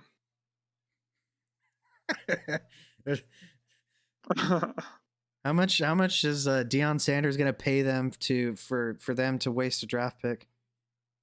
It's just a third round, a late third. I mean, Yo, let's go. Let's Wow. go. Over Noel? No? Nuh-uh. It is a wide receiver that did not test very well, but when we looked at the film, Interesting pick here. I mean, I don't hate it yes, whatsoever. sir. Yes, sir. I mean, he's our wide receiver 14 just because he was considered to be a fifth or a sixth round pick. This is a guy that we got to towards the end Dude. of we almost missed him in all honesty, but super big yak guy. This could potentially replace Vele if they weren't at all satisfied with how Vele played. He could definitely take over there. Go ahead and Hey, talk about some yak Pat shout out Bryant, man. for sure. Shout out to BH. Shout out to him. He is a Patreon member. We love him, and he is an absolute walking W in life. He isn't a walking W. All right, getting this pulled up. So He yeah, I'm actually a has the big ability fan. to join this chat right now if he wanted to. So yeah, BH, you have an absolute stud on your hands, in my opinion. Shout out to you. As far as Pat Bryant, man, and shout out to Bobby for finding this guy. When we looked at the film, we couldn't understand why he wasn't getting more steam. This guy is a bigger bodied receiver. He's over 200 pounds and he's 6'2" officially. He has incredible yak ability. I mean, incredible physicality. He'll throw you to the ground. He'll juke you out of your shoes. He'll change directions, and go the complete opposite way. It's incredible. He has strong hands to catch in traffic, and he's a little bit slow off the line. But once he gets going, it's kind of like Mike Evans, where he has that ridiculous build-up speed due to long strides. Short route running, there's a lot of wasted movement on some of these little digs and some of the slants, but he's still won with physicality and nonetheless. But yeah, we are very high on Pat Bryant, and BH in the chat, you have yourself an absolute stud. Given their lack of talent in the wide receiver room, I think he has a very realistic shot at getting some production in his future. Yeah, and I mean, there's so much things like he was the guy that was slow off the line, but once he started moving, he was killer, right? Am I confused on that? What's up? Was it he was the guy that was slow off the line, but once he started moving, he had Yes. yeah. He showed some excellent top end speed, even though, like we said, didn't really test all that well. Jump ball yak. I mean, he's got the jump ball ability, and when he catches it in space, he has the yak ability as well. Very well balanced receiver with good size. I love this for the Broncos. I think it's a little bit of a reach because I think there was better receivers like Royals and better receivers like Noel, but they liked some of the intangibles in terms of the jump ball, and I like this. This could be running back right here. And I think he's a potential Cortland Sutton replacement as he ages out. Another corner for the Cowboys. Okay. Interesting. 6'2" corner, torn ACL. All of their corners have torn ACLs now. He had been talked about by some of the draft community. I believe some of the people on, I believe Dane Brugler had mentioned he thought he was going to go in the second. So, interesting. The injury probably had him. Probably the injury. Right, he's a very skinny. He reminds me a lot of Emmanuel Forbes. Wow. Panthers on the clock, huh? Panthers trade up. What could this be? Obviously not. Probably skill position.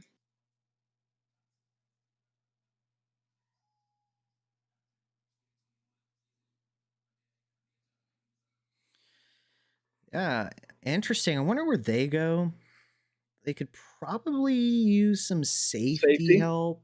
They could. Yep, I was on the same page with you. I mean, they have J.C. Horn. I like him as a corner. He's just locked up this past season. In terms of an extension, not in prison. But yeah, their D line. They go edge. Yep. Okay, that was where I was going to go next. Is their D line is they traded away Brian Burns, their stud D lineman to so that's interesting. So we got the Cardinals on the clock here. I wonder if they could have field stretching wide receiver. They could really use one so that they They don't need have one. to throw away Marvin Harrison Jr.'s career. Yeah, for sure. I mean, receiver. I mean, who's their other receiver? Oh, Michael Wilson, stud. My, okay, I'm not. I'm not gonna say Michael Wilson's a bad wide receiver too, but outside of him, like they have no one, right? It's He's Michael a very Wilson. mid wide receiver too, with no upside. He's a safe Yeah. floor type, at least in my opinion. I say that as somebody that really just wish they would stop targeting him and try, I don't know, targeting their 4th overall pick. All right, so I got a trade real quick. So Team 1 gets Kyler Murray and CD Lamb. Team 2 gets the 102, a 26 first, and Bryce Young. We're saying it's Kyler and CD, right? It's not close. Kyler and CD versus Versus Bryce Young, the 102 and a 26 mid first. easily CD Lamb side. When it comes to even close trades, one tip for anybody in the chat that plays Dynasty, when it comes to a trade that's close or just in general, I always aim to get the best asset in the trade itself. That is If just it's the close, best you idea. want the best upside. Or if it's close, you want the best asset. So, for example, you can have 12 third-round picks, and that could be equivalent to CD Lamb or something like that. But yeah, CD side for sure. Scarborough. Absolutely agree, BH. It is CD. Glad you see it the same way. He is an absolute dog. And it's not even that long ago. Before this past season, CD Lamb was being talked about as the dynasty wide receiver 1 by some people after his magnificent 400-point fantasy season. It's funny how things change quickly. I mean, he was still great even with some injury. And he had Cooper Rush. Yeah. I think he was banged up. He made Cooper Rush look quite good at times. Yeah, Michael, it's generally the best idea to get the best asset for sure. It's one of those things, where 4 quarters in fantasy, 4 quarters does not always equal $1 in fantasy. In real life, 4 quarters do equal $1, but in fantasy, it's just not the case. Also, BH has a great point. Bryce might be as good as Murray. Murray is as good as Murray. That's a good point. Also true. Also, people are going to value Puka over CD for some stupid reason. Obviously, if you're a person with a brain, CD is much higher upside. And it's literally the only person in that offense right now. They have not went receiver yet. Yeah. How many times did we hear they were going to go Matthew Golden, 12th overall? And they didn't. They haven't taken one yet. They probably should have. I don't know about that, but I would rather, for their sake, them have done that than not take one. Hey, but as a CD Lamb owner in one league where I just did a startup this offseason, I am quite happy because give me more CD Lamb targets, boys. All right, so here, you ready for the wide receiver room? We got CD Lamb, Jalen Tolbert, who did have a decent season last year, and Kavontae Turpin, who is currently the highest paid special teams guy in the NFL. So we're thinking he's going to play both wide receiver, and he's also like 28 years old with 0 production. So, and then you got Paris Campbell, Mingo. They traded a bunch for Mingo. I think they traded like a 4th round pick for Mingo or something when he was a cut target for the Panthers, in all honesty. Outside of that, they literally have no one else.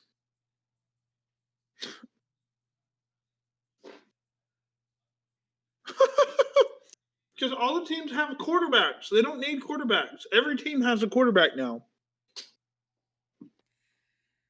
Yeah, I mean, what do you want them? I mean, like, it's not a charity. They don't have to pity Shadur Sanders. I mean, I guess the Steelers are up in one, so they get an edge, huh? All right. So the Steelers are up in 1, 2, 3, 4, 5 picks. I wonder if the Steelers end up That's taking the him there. only thing. Are we coming for the Texans, BH? I hope so. Caleb Johnson, anybody? Can we get this guy drafted? I have no idea why he's still available. That would be that would make my trade from earlier today even better. Bengals are up too. Chase Brown, as I mentioned, is an I've been extremely replaceable running back. I've been saying it on Reddit for over a week now. I would be shocked if the Bengals do not go running back in the first 4 rounds. Michael says he heard Sanders got prank called. Probably. That's not really funny. That's kind of sad, but yeah. My boss just texted me funny AF about Sanders. Well, Well, hey guys, if you're trying to play quarterback in college, you better show to have some form of upside in terms of, and do not act arrogant. All right, let's see. ooh, okay. Jalen Noel. So you get both Iowa State receivers. Wow.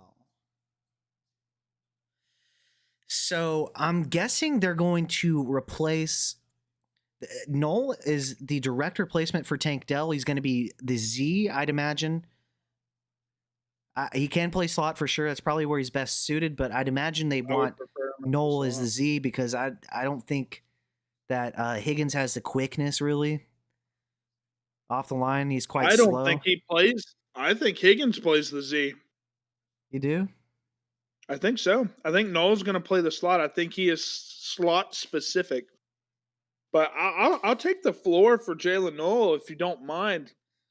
I mean, You know, you can get free releases though for Noel. oh for sure. I'd much rather him in terms of an athlete.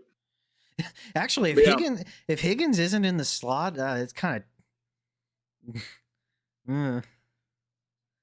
yeah. I'll definitely talk a little bit about Noel.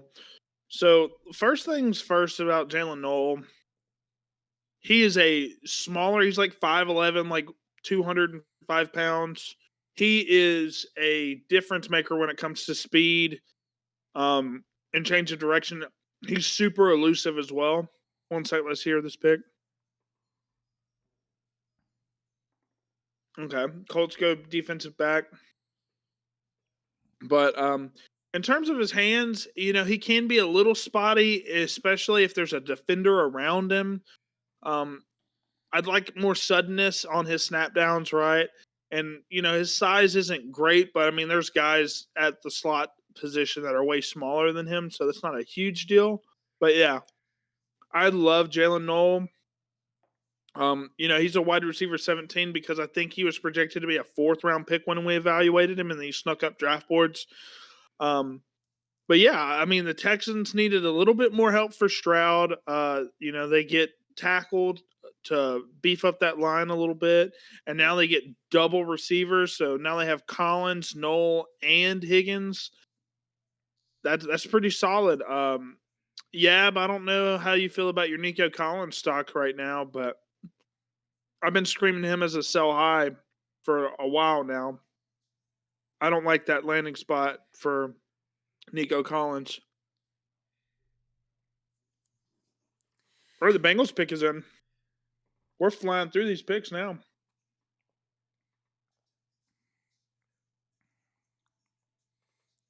Yeah, they're showing a commercial right now for me. I hope they don't just go through the picks while we're on a commercial break. That'd be kind of annoying. Nobody cares I about won't spoil anything. nobody cares about whatever PT Cruiser Cadillac thing they're showing.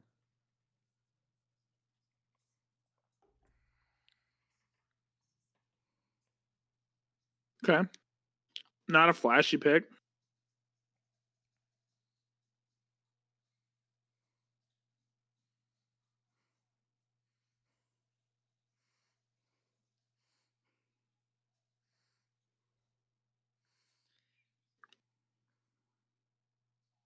Yep. Fairchild guard from Georgia goes here in the third to the Bengals. Definitely need a little bit of offensive lineman help. I would have liked another defensive piece or running back here, but that's fine. You know, Yab in the chat, he traded Null for Higgins and a second and a third. I think he traded Null a second and a third for Higgins, if I remember correctly. Yeah, it's a terrible trade. Well, we'll see how that ends up. Wasn't his injuries non-contact? Nico Collins. Nico Collins' injuries are his injuries are just soft tissue injuries over and over and over again. Yeah, but weren't they non-contact injuries? They weren't contact injuries, right? He's had several hamstring injuries. I was doing the counter argument because he's saying he needs all the help he can get, so maybe he can put in some full seasons. I'm pretty sure some of his injuries were just him running routes, and he just got hurt. I'm not sure, but I think BH I don't is think right. he got injured while he was. I don't think he was hurt like on tackle, like being tackled. I think he was hurt like running routes and stuff. Just rain because turf can tear your knees up. It's looking like I might have the biggest L take of anybody in the fantasy community so far with Jalen Royals. Really? Still hasn't gone off the board. It's getting rough now. We'll see. The Titans would be a great spot, in my opinion, if they would take him. Maybe the injuries really turning people off. Because it's not like he ran bad at the combine. He ran a 4.4. Yeah, he ran a 4.42 coming off a foot injury.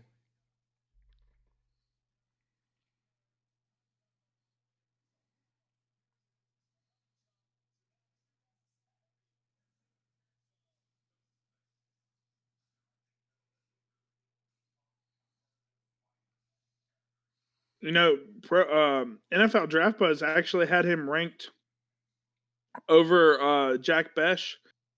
I will say another guy that I'm surprised that's not off the board yet is Elik Eomanor.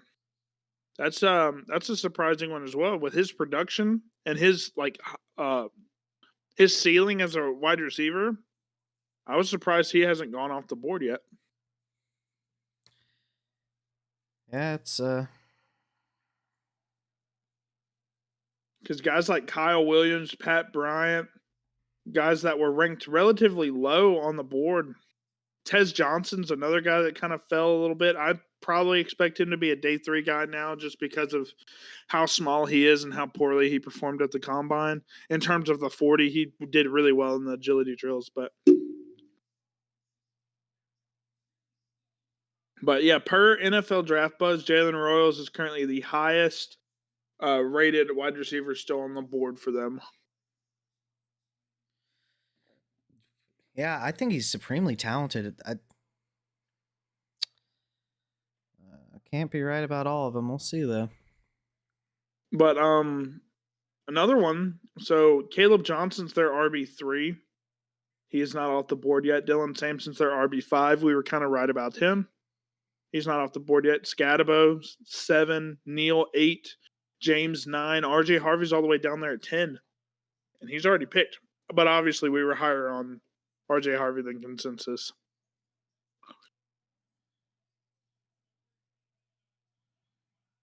All right, Tennessee could go running back here. I would be shocked if this could be Restrepo. Tennessee goes with a safety. Really? Confuses me. Apparently, they don't like Cam Ward. Yeah, they don't want to put any. They want him to fail.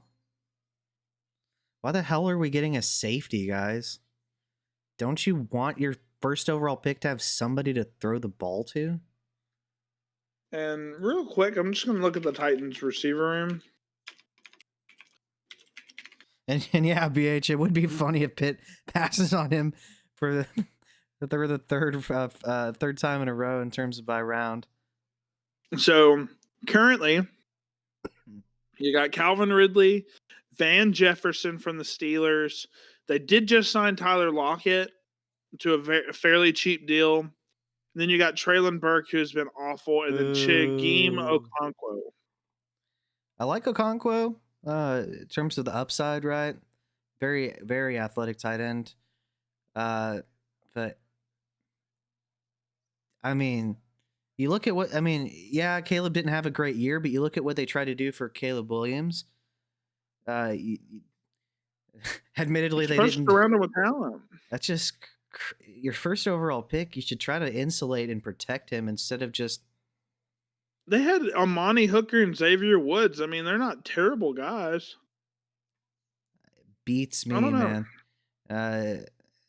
Yeah, sorry if there's Titan fans in the chat here, but they are a trash franchise and are going to continue to be so if they don't surround their quarterback with any semblance of talent.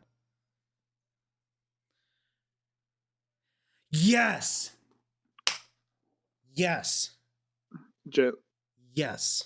Caleb Johnson to the Steelers. Yes. This is beautiful. They get their Najee Harris replacement. Yes. Also, real quick, I'm surprised Lynn Swann is still walking. With some of the hits he took back in the 80s for the Steelers. He is a legend. Shout out Lynn Swann. He's a GOAT. Yes. Right. Thank you. I want to talk a little bit about Caleb Johnson. I'll let you take the floor on this, but I'll say a couple pointers here. Absolute GOAT landing spot. Arthur Smith is going to run him into the dirt over this next season. I think this is a great value for the Steelers. I say he's probably a second round value for me personally. He's our RB7. Not the most elusive guy, but man, he's got some special ability, and especially in this Arthur Smith zone run offense. This is a great pick. He's probably an early second round pick for me in rookie drafts. Go ahead. Yeah, so I am particularly high on Caleb Johnson. Apparently the NFL wasn't quite as high, but in terms of like Bobby was saying, the landing spot, I can't even think of a better landing spot. If you know anything about Arthur Smith, while yes, he loves to use his superstar players as decoys, that is an actual quote. He did say that Bijan, Pitts, and London were good decoys. It's also good to get your decoys the ball every now and then. Now, though, he runs a wide zone scheme. If you remember the Titans back in the day with Derrick Henry, he did the same thing with Bijan Robinson when, the 2 or 3 times a game he decided to get his superstar the ball. I don't think he's going to do that with Caleb Johnson, though, because Mike Tomlin is not going to let him make stupid decisions. So as far as Caleb Johnson is concerned, he's a very powerful runner. We would like his pad level to be a little bit lower. He kind of bounces off people as opposed to runs through them. But in terms of the zone feel, he has great vision. He's patient when he needs to be. He's direct when he needs to be. Ball security is not an issue in any way, shape, or form. You are not going to have to worry about that at the NFL level. Now, he's a bigger frame guy. He's 6'1", 220. So the change of direction ability and agility just isn't the best. But he just offsets that by making the correct decision, being instinctual, being powerful, and just choosing correctly, right? Now, passing game work, he does have very good hands. It's just the lateral agility really isn't there for his receiving upside in terms of the route running. So I think that he could be serviceable in terms of, on passing downs. I think Jalen is going to probably get a lot of the passing game work, but, I think we could definitely see Najee Harris type of production. What else do you have to say, Bobby? One sec, my Kansas City Chiefs just traded up into the third round. I'm going to listen to this pick, but then I will. Yeah, so continuing on about Caleb Johnson, man. He has Jalen Warren as his only competition in the backfield. Jalen Warren is nothing special. He's also just not a good fit for this outside zone scheme that the Pittsburgh Steelers and Arthur Smith like to run. Caleb Johnson is going to get the Najee Harris type of touches. He is going to be the back out of the two in which you would like to own. It isn't the best draft capital, but they are going to run the ball extensively. And I definitely think, like Bobby mentioned, he is going to be a value in the second round of drafts. It is an elite draft capital, but it is an absolutely elite landing spot. Yeah, and for Caleb Johnson, I mean, if he's there at the 204, 205 for you, you need to grab him. Like if he falls anywhere lower than that, it's an absolute steal for you in your rookie drafts. For me, it's all about the volume that he's going to get. I prefer him to Najee Harris, me personally, just due to how well he hits holes. I think he's a little bit more efficient than Najee Harris, and he absolutely brought the Iowa offense from, they were one of the worst offenses, and then once they got him involved, they were a much better offense once they got him going. So yeah, I think he's he definitely was a faller than he shouldn't have. I think his draft capital isn't really representative of how good his actual skill level is as a running back. So I love this. Sanders is probably a 4th round pick now. Could you imagine if he goes undrafted? I really try to be a good person and not laugh at unfortunate things like that. But after how cocky he is and just this ridiculous, and it's not even his fault that the community was saying this, but this ridiculous notion that he was going to be a top end of the 1st round pick, it was ridiculous. We actually look at the film. We didn't see that at all. The upside just is not there. So it's not surprising to us that it's just not happening, man. A 26-year-old running quarterback that's had extensive injury issues time after time after time is going to have been selected rounds ahead of him. The only year that he had decent production, fun fact, the only year that he had solid production, Shadur Sanders outperformed him in terms of production. So let that sink in. So the interviews really truly must have been that bad. You heard about you saw that I don't remember who reported on, but somebody in the media reported that he was arrogant, acted threw too his good. teammates under the bus, which is entitled. True. That was a press conference. He did that. Yeah. So things like that. Has some pocket issues. Like they grilled him, and apparently that's that. I mean, if he's fallen to the 4th round, that's got to be true. It's got to be.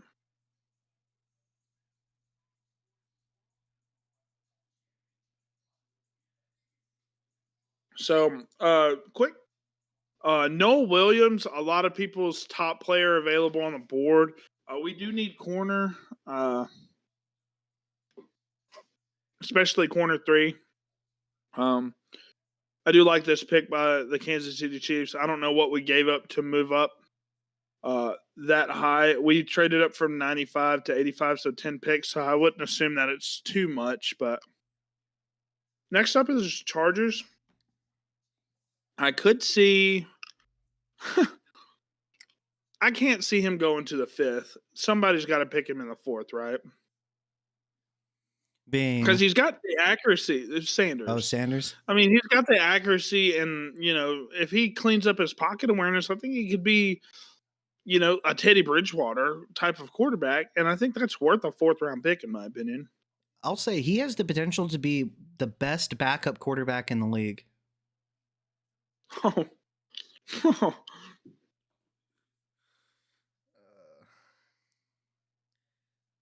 And I mean that.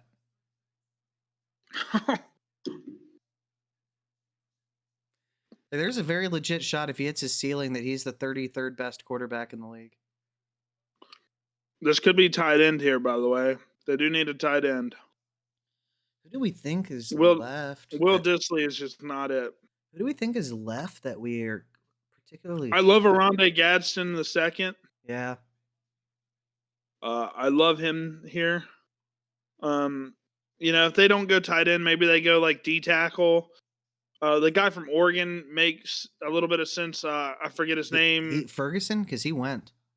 No. The D tackle. I Oh, think his yeah. name's Campbell. Campbell, I think. Oh, yeah, they got, yeah. Oh, Caldwell, Yeah, not you got, Campbell. hey. Caldwell. This is the second time, ladies and gentlemen, that Bobby has called a pick directly before it happens. 2 for 2, calling a shot. Jags are up. They could use O-line help. They could use. The Jags are up. I think the Green Bay. Packers are up, right? Well, I don't have great eyesight apparently. It's Green Bay, as a matter of fact. Can we get another wide receiver too? I highly doubt it. I mean, are they that? Unless they hate Romeo Dobbs and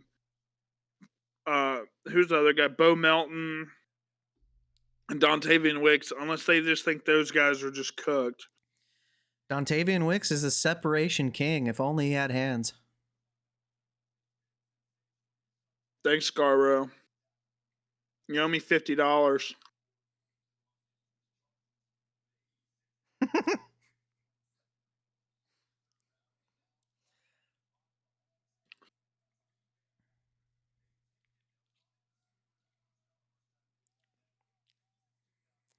What are we doing, Packers? I swear, if you pick Jalen Royals, Kill your guy's career. I will be before it even starts. If you think you've seen anger, you've seen nothing yet. I mean, what's another landing spot you'd want to be? The Seattle, the Saints, the Browns, maybe? Man, the Jags have 2 picks in a row after this? Fair enough, Mike. Yeah.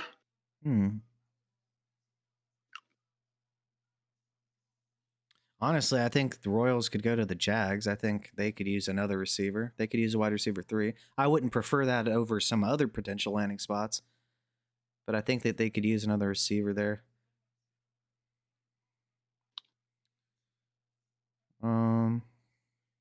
That's Jim Taylor and who else? I am not even close to right. I thought that was Jim Taylor. They are up back to back now. I'll be curious where they go.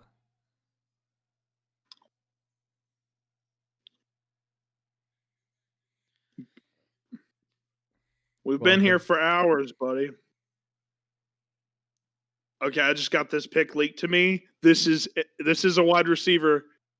This is a wild card pick. Savion Williams. Come on down. He's not even a wide receiver, too. Oh, what a mess. What a mess. Because, he's not getting any running back work, really, with Josh Jacobs there. Receiving work.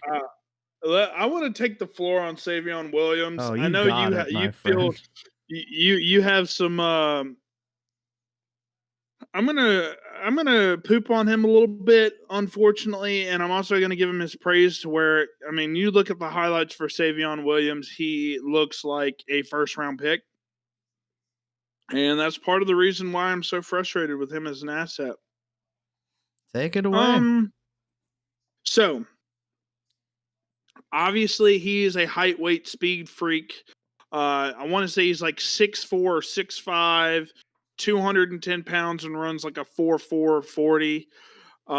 Absolutely electric in terms of athleticism.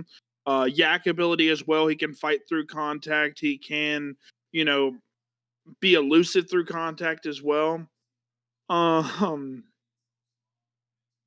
He has the jump ball ability to make any catch thrown to him, no matter what situation. He can make literally any catch.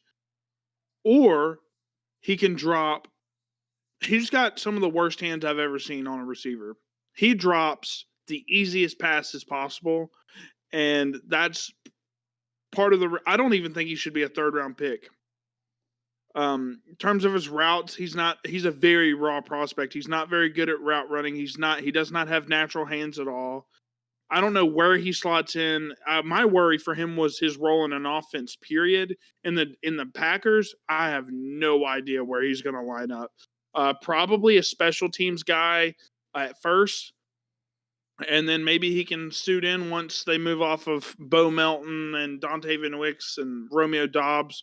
I don't know what this wide receiver room's about. It makes no sense to me. Yeah, as far as my opinion of Savion Williams, like you said, incredible athlete, great with the ball in his hands, really tall, almost too tall to be a running back. Catches the most ridiculous passes in contested catch situations. Drops easy passes every single time.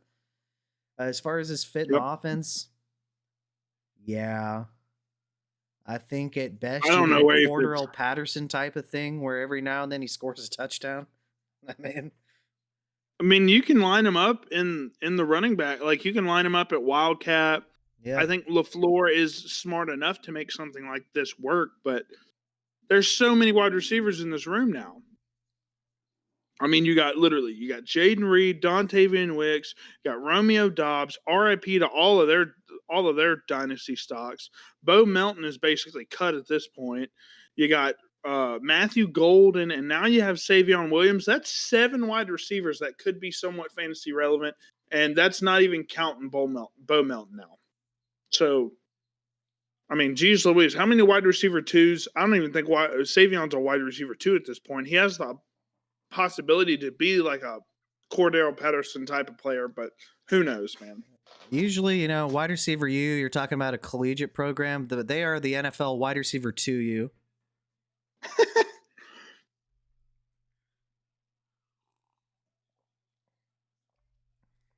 Yeah, BH Dagger, not the place to learn. No, it's not. I mean, oh man, confounding. Sucks for Savion. Yeah, man.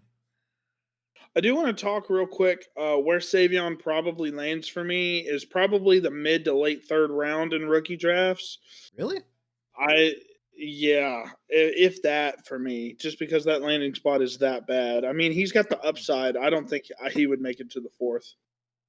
Duval. Ah. Oh, actually, as a Trevor Lawrence owner, Trevor Lawrence enthusiast, I would like him to be protected at some point in his career. Who is that guy?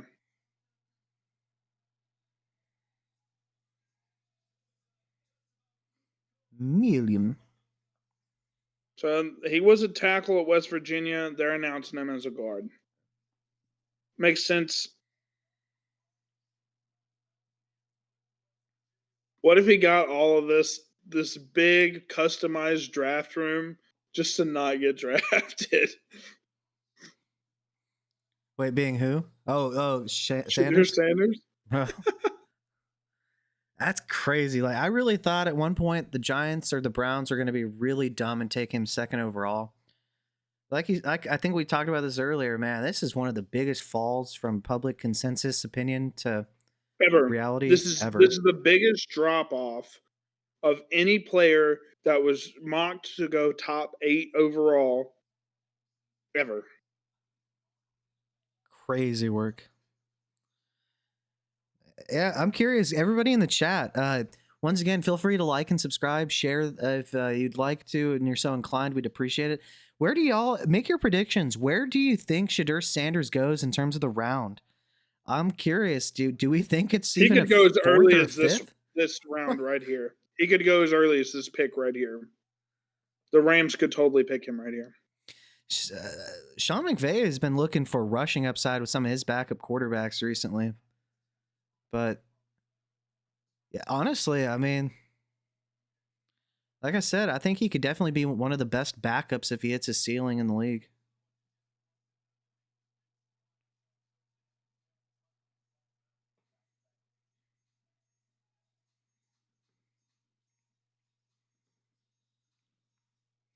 Quite interesting. Shirley, Michael says He can't Shirley go back doesn't to make it to the college. fifth. Wait, what? Yab is saying fifth, calling it now. Michael's saying Shirley doesn't make it to the fifth, at least by the fourth.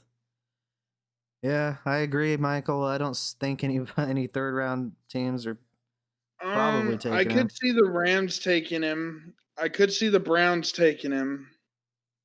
And also true, And the BH, Raiders could Levis's take fall him was as well. epic.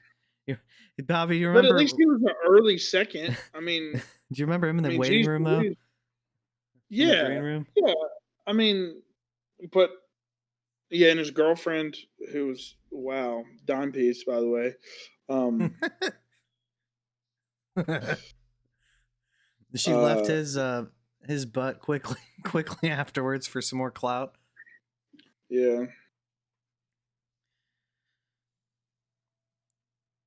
By the way, this yesterday was the oh, I just got a message. Savion Williams for Green Bay. None of the receivers are going where they are good for fantasy. RIP for Savion Williams owners. But I mean, it's likely that you didn't have to draft him very highly in your startups anyways. So be right back. And going back to Will Levis and his girlfriend, these water dispensing devices ain't loyal, man. Crazy work.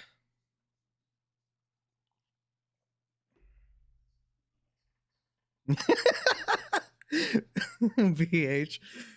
Savage. Oh goodness. Poor hot girlfriend, huh? Yeah, I had a friend just now text me about Jalen Royals. That's it's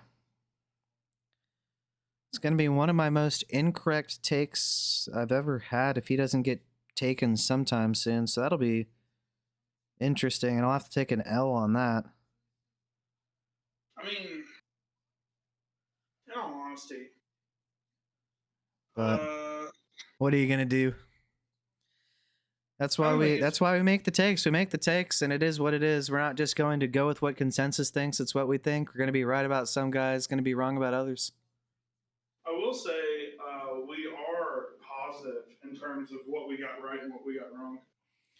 I will say, shout out to you, Bobby, for being the person that showed me Williams, him going to the Patriots, man. That you want to talk about a massive rise from pre-draft to post-draft value. Ooh. Yeah, he was a 5th or 6th projected guy. Yeah, man. Kyle Williams. 6th round projected pick, and he ended up going in the early 3rd. You want to talk about he could have. Do you think he's the second most targeted wide receiver in that offense? Probably. Who? Kyle Williams. Diggs probably gets more targets, I'd imagine, but he's probably second in pecking order. Oh, for sure.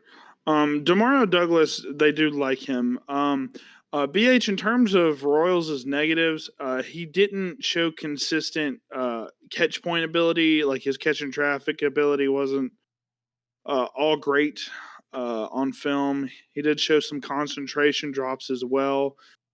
Injury this past year took him out. Level of competition, he played at Utah State, but he did show up big time versus Boise State, who's a ranked team that made the college football playoffs. So I don't question the level of competition as much. But yeah, there's some questions for sure. But in terms of overall upside, in terms of yak ability, he's one of the best yak guys. He's probably the second best yak guy behind Luther Burden in this class. Another thing that I haven't seen many people mention is he primarily lined up on the left side exclusively. I believe he had one snap, if I remember correctly, being on the right side of the formation. And then a lot of times their alignment in terms of where they deploy their wide receivers really wouldn't work at the NFL level. So that's a potential concern I heard as well. But yeah, like Bobby said, there's a lot of upside with them. There's still a chance. I just... from what we saw on tape, I was just nothing but impressed. Quentin, no, he's definitely Quentin Johnson was a first round pick somehow, but He could the break his Royals leg has again and way be better more. than Quentin Johnston immediately. Yeah. Quentin Johnson had some big time issues in terms of Catching. dropping ability. Yeah, catching. I don't think our Uh, comp for him was like, like a much less athletic Malik Neighbors type. Really more so I'd say a more realistic comp is probably a Jaden Reed type of wide receiver. yeah, Jaden Reed is what people. The upside was a potential Neighbors light if he hit every bit of his ceiling. Y'all get Emory Jones as a guard. He held up on the other side of Will Campbell, so you'll end up getting him in the third. I think that's solid, Always looking to protect Lamar. Never hurts. especially if he's a solid run defender. I would love Derrick Henry. I don't have any Derrick Henry shares anymore, unfortunately. Oh, God, I don't know, some bum named CeeDee Lamb for him. So, what are you gonna do, right? I wish Garrett was in the chat right now. Yeah, I'll just say, Bobby. I have no idea how this man does it. I have never seen a man be able to achieve the trades with which he does. It's incredible. I did trade the 104 and Derrick Henry for the 201 and CD Lamb. I did make that trade a Ridiculous. few months ago. Oh, absolutely I have ridiculous. a super team in the league. I have Caleb Williams. What's up? We have the Seahawks taking a certain player. Is it Shadur Sanders? It is not. It is somebody with some actual upside. It's Jalen Milroe. I love that. Yes, sir. I love Jalen Milroe. This is a great pick. So he is the fifth quarterback off the board. Shadur Sanders is. Well, Well, BH, they did go running back. You kind of corrected it. Now he might not be called a running back, but you kind of predicted that. Yeah, I'm sure he did, Michael. He is a finesse specialist. If Bobby was in Madden, his finesse moves would be 100 for sure. All right, let's Sean talk about Alexander. Yeah, let's talk about some Jalen Milroe. He's our QB6, specifically due to his rushing upside. He had 20 rushing touchdowns at Alabama. We'll get into the specifics about what we like about him, but I'm just going to say this off the rip. This is one of the best situations he could have gone to. If he would have been thrown into the fire early, that would have been horrible for him. So I'm glad that he gets to sit behind Sam Darnold. Maybe he's not the best person to learn from, but at least he gets to learn behind Pete Carroll. Not Pete Carroll. I don't remember who the head coach is there, but I much rather have Jalen Milroe sit for a year. Thank goodness. So yeah, go ahead and take it away for some Jalen Milroe, man. Yeah. So concerning Jalen Milroe, some of the positives. He is extremely fast. He ran, I believe, a 4.37, if I'm not mistaken. Incredible for a quarterback. At his pro day, yeah. Yep. He does throw a decent deep ball. It is a little bit inconsistent from time to time. Sometimes his arm strength, he overthrows his receivers. We've seen that with Isaiah Bond back when he was with them. Now he's also a dual threat. We actually comped him to a Justin or a Jalen Fields, a combination of Justin Herbert or Justin Fields and Jalen Hurts in terms of his rushing ability. He's both powerful and very fast. Now, one thing that Bobby noticed intelligently is that he kind of lacks the lateral speed. He's kind of more of a north-south type of runner. Now, negatives pre-snap, he does get fooled by coverages. He's definitely going to have to work on that. But like Bobby said, in terms of landing spot, where are you not going to have to start right away? With the Seahawks, they have decent receivers too. He struggles with anticipation. Likes to see things be open, kind of locks onto his first read at times, and then his medium accuracy over the middle, on some of those digs, for instance, is just not the best, and just accuracy in general is quite inconsistent with him. But if this man puts it together, you're talking about potential first overall startup pick upside if he hits his absolute ceiling. Yeah, and I mean, like you said, I think his ceiling is probably like a Justin Hurts type, which is, he's a top 5 startup pick. He's got a long way to go as a passer, but, I wouldn't be surprised if we see 3, 4 rushing touchdowns out of him this year, especially, in the red zone. They get Darnold out of there, have some sneaky looks with Charbonnet, Kenneth Walker, and Milrow out there. Some goal line formations, maybe 2 backs and Milrow under center. That would be very creative. I wouldn't be surprised to see that. Kind of similarly to how Justin Fields was used in Pittsburgh from time to time, Marcus Mariota as well, and with the Falcons as well. So yeah, like you said, absolutely amazing upside. Now, I will say Darnold may not be the best in terms of quarterbacks to teach, but they do also have Drew Lock and Sam Howell in their QB room. I think that's a good group of overall relative veterans that have seen the field and have started a good bit of games. I think that collective knowledge can help Milrow out a lot. Yeah, man. You want to talk about upside? This is the upside. And yet another team passes on one Shadur Sanders. Well, they got Tyler Shuck in the second round, so I wasn't expecting them to take quarterback here. Fun fact, Elijah Arroyo is already listed as questionable on the Seattle Seahawks' depth chart. Oh, and I meant with Jalen Milrow going, by the way. But yes, also true. Oh, yes, correct. Yeah. So the Seahawks, one less team. So literally the only other team, in my opinion, that would be interested in taking him is coming up next. Shadur Sanders to the Browns, uh, the Raiders, It's still a possibility, man.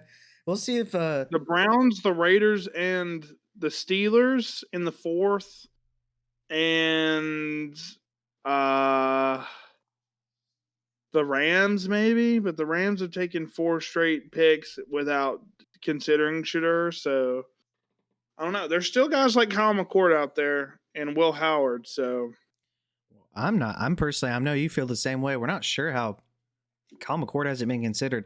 What we saw in film, he was carrying the teammates around him. The yeah, talent he didn't was have that many good subpar. receivers either, in my opinion. They generated no separation. He had to just about any completion he threw, he had to throw an absolute dime. Seriously, it's incredible. Tightest window throws as well, like super tight, no super diddy either. He was he threw into the tightest of windows. Somebody just sent me a message. Shadur Sanders bought a whole room for an entire week. Legendary. What a fall from Consider grace, man. that's a legendary fall. And I think one of two things happens. Option one, which would be my preferred situation, is this humble Shadur Sanders, and he realizes that he cannot present himself in the ways that he does if he wants to be successful at the QB position at the next level. Your dad got away with it because he was a corner. NFL franchises do not care about character concerns with corners. Quarterbacks, on the other hand, big deal because that's the face of their franchise. People aren't paying as much attention to cornerbacks. Uh, and that would be the first thing. He humbles himself and changes his attitude a little bit. The second is he doubles down and does this whole, you know, y'all made a mistake, kind of like how what's his name? I picture his face. Josh Rosen did. And we see how he turned out. So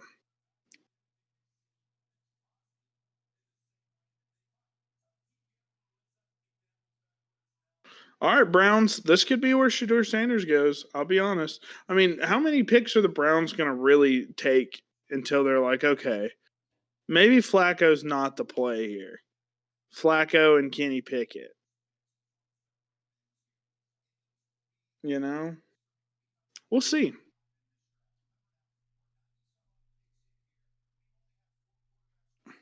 Everybody's in the chat. Just a quick reminder, of course, we actually have a better turnout today than we did yesterday. I think we were sitting at about 5 viewers towards the end of the first. Now we're sitting at double that, so that's sick nasty. But anybody that's in here watching, hanging out, be sure to like the stream, subscribe if you want to see some more dynasty-centered content, fantasy football content all year round. We're going to be working hard on our post-draft rookie rankings as soon as the draft ends. We're kind of already putting together our stuff already, so it's gonna be awesome, man. It's going to be sick. Just so y'all know, Bobby and I spent so many long nights going over film. Man, we put in so much work. A lot. And so we really appreciate your support, guys. For real, for real. All right, the pick is in for Cleveland. Who's it going to be? It's got to be. They've gotten the tight end. They've gotten the gotten the running back. I just saw the pick. There's another quarterback going off the board here. Ooh. And it is not Shedeur Sanders. You see who it is?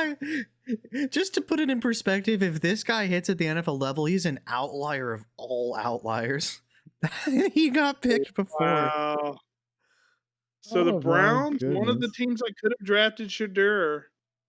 Instead of doing that, they take the college football all-time leading passing touchdowns leader in Dillon Gabriel.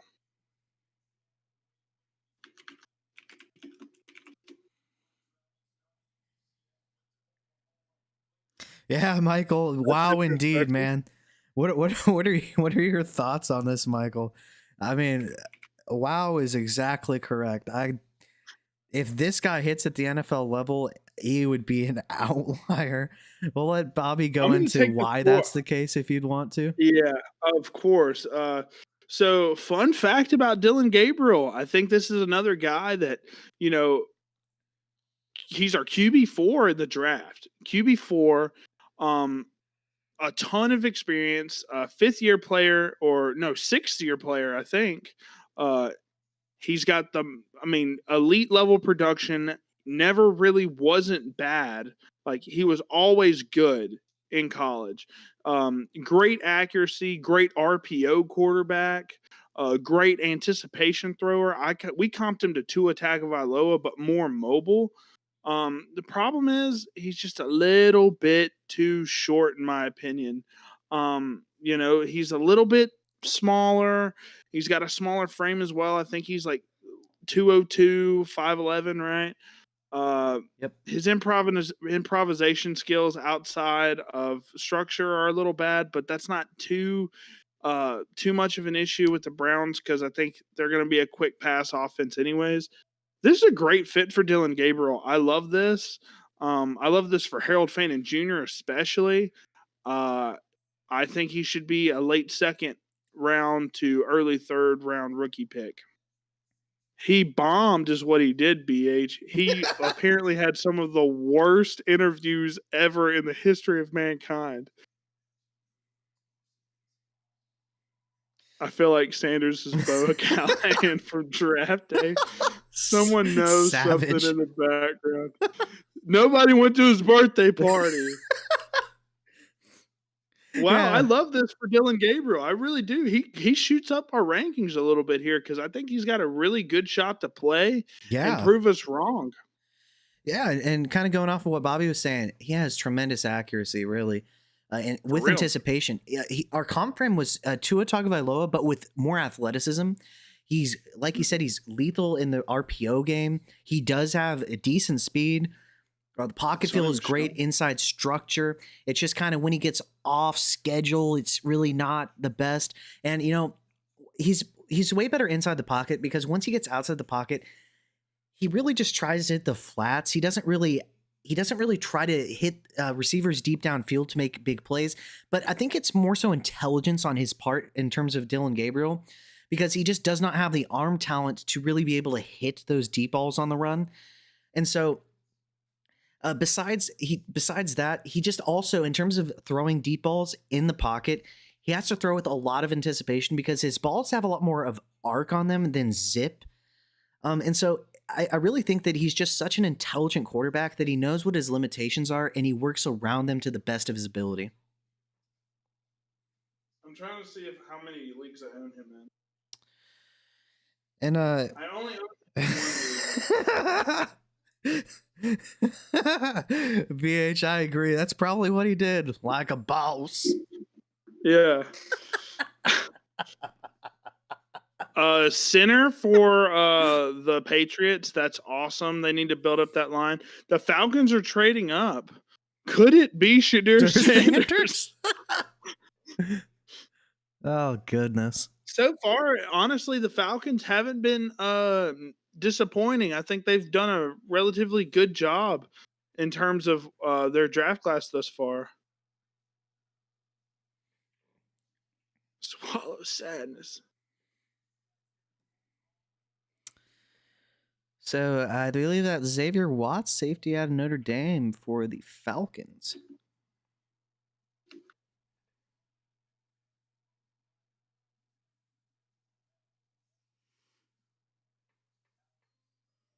And on Deborah got rejected. You know how long it's been since I've heard that song? That is hilarious.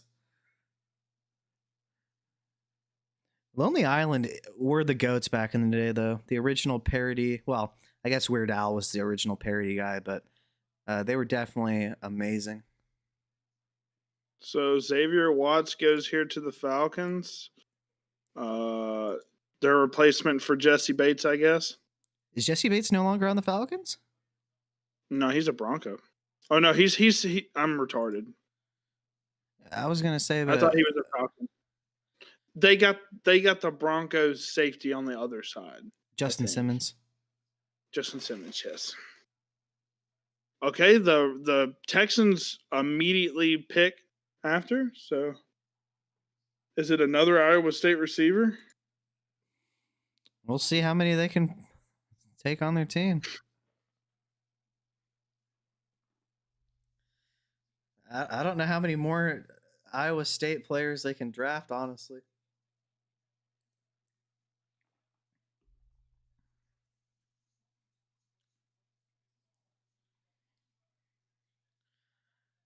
At this point, they might just play Debbie and pick future Iowa State receivers. So they go cornerback here. Cool. Yeah, they could use that. Obviously, they So have. Shadur Sanders could go with one of these two picks. Well, he has two shots here, man. They got back-to-back picks. I would love Kyle McCord to go here. Yes. Please. I would love Kyle McCord to go here. Please. I'm really much like we were not surprised with the fall of Sanders. I think we can both say it's kind of surprising that nobody sees what we see in Kyle McCord. Kyle McCord, man. We see so much Baker Mayfield, man, and Darnold. A lot sometimes, of Baker Mayfield, for better or worse. But yeah, man. And I mean, like if we're you taking mentioned in Dylan that Gabriel, video in Gruden's QB camp, like you mentioned, very impressive. Yeah.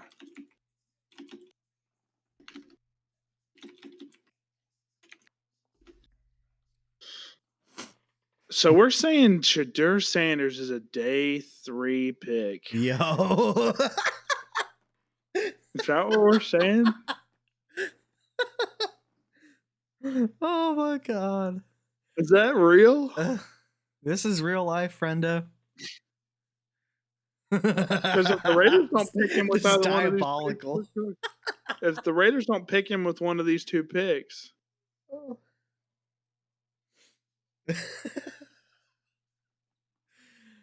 I bet you he had to change his number too after that prank call. Yeah, you know what? I wonder if teams were trying. I wonder if he just shut off his phone after that, and teams have been trying to call him, and he just didn't answer, so they just revoked their pick. highly doubt that's the case because he's probably got 2 phones fully charged, making sure he's Oh, one for the probably plug and like, one for the low, for sure. well, at least, at least he doesn't need the money, right? I guess Laney, I mean, Nepo wow. baby has its benefits. I don't even know what to say at this point. To I mean, where does he go? I the mean, CFL? oh, Sanders in the CFL would feed families. Yeah, he'd be a high Comment in end the backup chat, there, man. CFL Sanders. He'd be a great Hashtag QB2. CFL Sanders. Wow. Oh, God. I don't even know what to say at this point. I'm speechless. I mean, I'm not that big on Shadur Sanders, guys. I'm not. But like, just consensus was so high on him. Like, we had him as our QB 10. Yeah. Like, wow. For every miss, that is a grand slam home run right there, my guy. His daddy is calling everyone. No one will have to call them. Yeah. That's probably a big reason. Look, before prime, because I'm probably about 20 minutes from Jackson State University where Shooter Sanders played. And I liked how they built the HBCU up, and I genuinely like what Coach Prime does in terms of how he talks to his players and stuff, and how he runs the football team. But I guess that little cockiness, that little flair that they have is not attractive if you're a quarterback. Yeah, they wrote him off and he Obviously, tried to call back. yeah.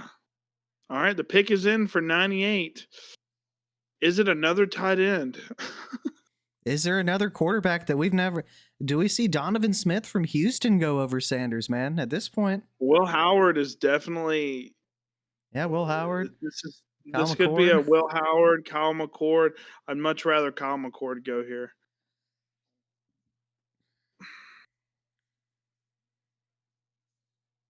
I mean, it could be a political thing where they don't want to draft a quarterback in the draft with what the contract that they're getting for Geno Smith. Maybe Geno Smith probably wouldn't appreciate them taking a quarterback. That could be an issue. I Tell don't that to know. the Falcons. Yeah, I mean that was like. You know what'd be funny is if a team would rather trade capital for a broken Kirk Cousins than draft Shadur Sanders. All right, I'm getting spammed right now. I think this might be a big one. No, is it?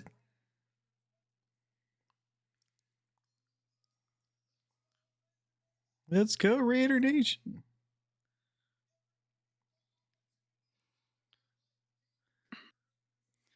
Is it gonna be? I've got like 8 DMs right now. I think this is a big one.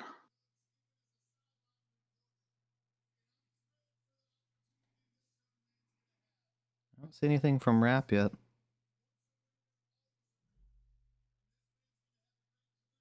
Caleb Rogers, Texas Tech guard. That's not the pick that I was expecting.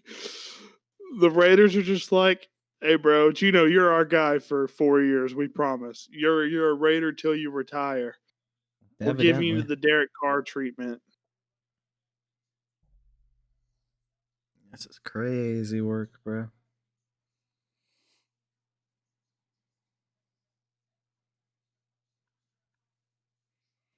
You know, what'd be funny is if every quarterback we graded goes before Sanders. Especially graded in front of him, which is not many quarterbacks, by the way.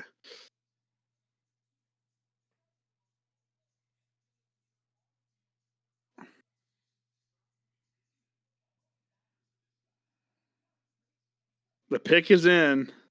The Yeah, pick is that's in, maybe true. fellas. That's maybe true, BH. They probably So don't want him to take their job.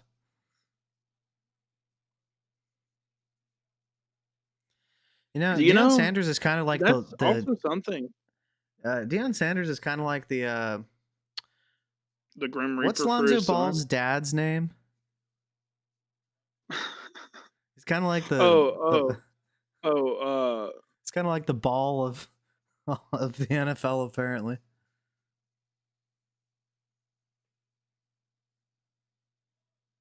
okay, this might be quarterback because now my computer's really blowing up right now. Nope. Nope, it's not.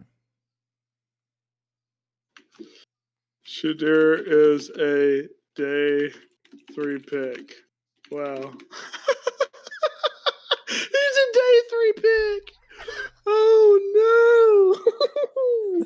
Hey, Oh my all those comments God. we got about you don't know what you're talking about. Yeah. Yeah, dude. I wish you could have heard Rico just dogging me for how much crap I've You talked know, about Shadur Sanders. you are a bad person for what you did to Ian Taylor. He's not. Yeah, He's, Ian's whole team is his whole team is coached. that Has is he even said hilarious. anything in the chat? I'm gonna call him real quick.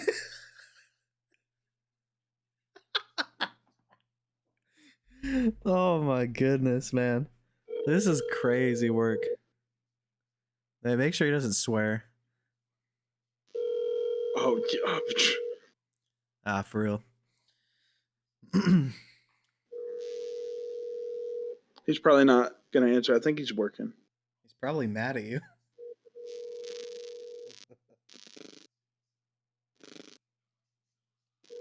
You want to leave him a voicemail? Absolutely.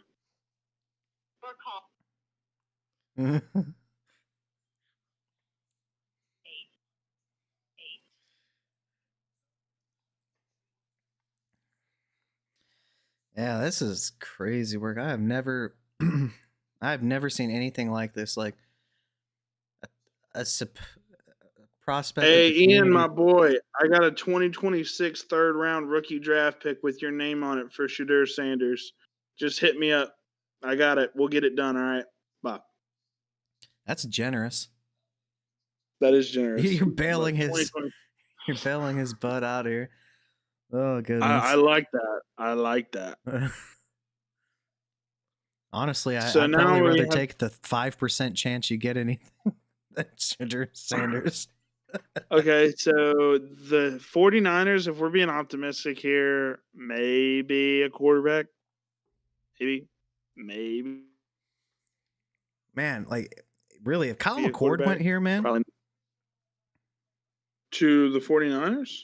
Yeah, if Brock Purdy goes when Brock Purdy gets injured again and misses time, he'd be really good. He'd provide more upside than Purdy, in my opinion.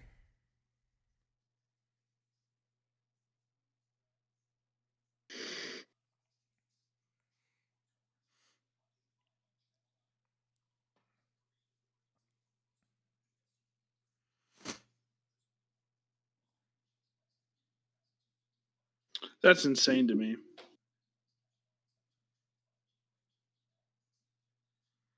They take two back to back. The Raiders take two back to back offensive linemen. You got to protect your franchise quarterback. Not Shadur Sanders, but Geno Smith.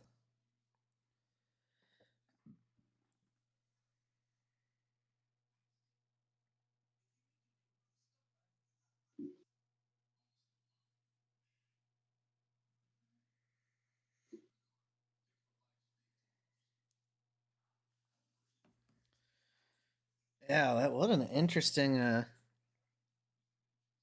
what an interesting draft. I am definitely going to remember this draft forever. Oh, for sure.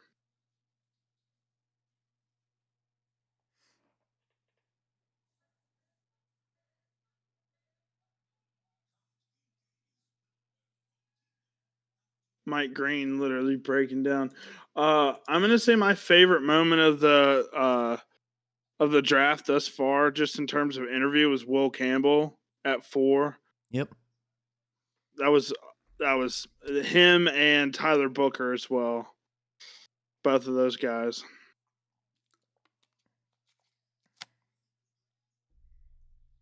The Broncos, they need a backup quarterback, Shadur Sanders.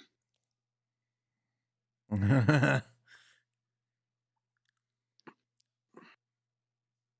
know, that'd be like he kind of compares to Bo Nix if you remove all the talent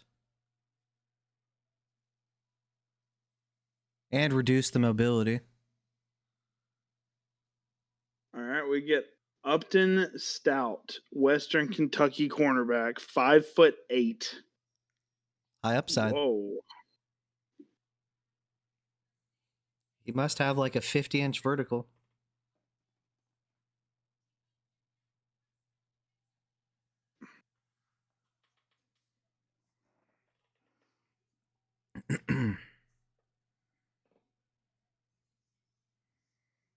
He's a little bulldog player, apparently. High effort player.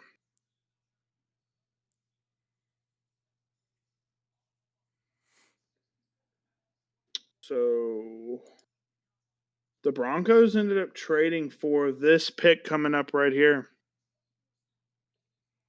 Jalen Royals, please.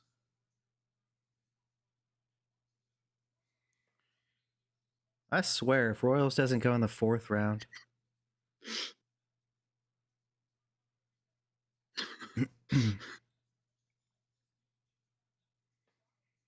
Bobby had him at QB 10 and dancing on his grave.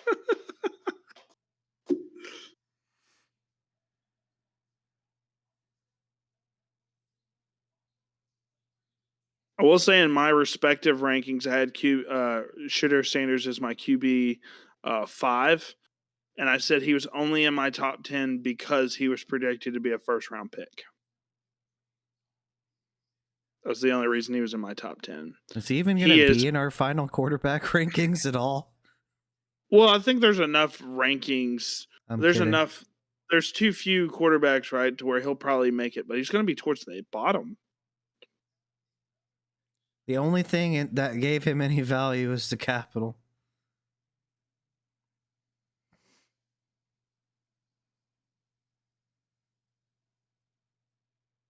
Savion Jones, okay. 6'5", 280? Jeez Louise. What a massive human being.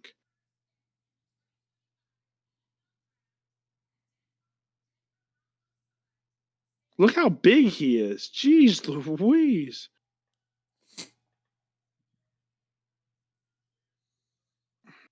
Probably more of a run edge defender, setting the edge, but just from what I'm seeing, right?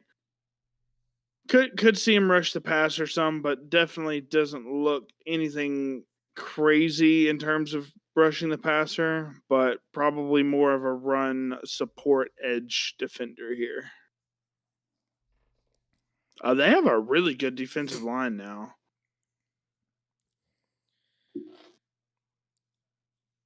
Yeah, Michael. Yeah, if you remove all the talent, he's comparable for sure. I mean, who's that? Oh, I was saying that Shadur Sanders, you know, compares to Brock. He's comparable to Brock Purdy if you just remove all the talent. Yeah, and Brock Purdy was the last pick in the draft. The Vikings, who do they need? I mean, at this point, we're talking backup quarterbacks. Do teams have a need at backup quarterback? That's basically what we're talking. So it's more than likely that running back is in play here for them.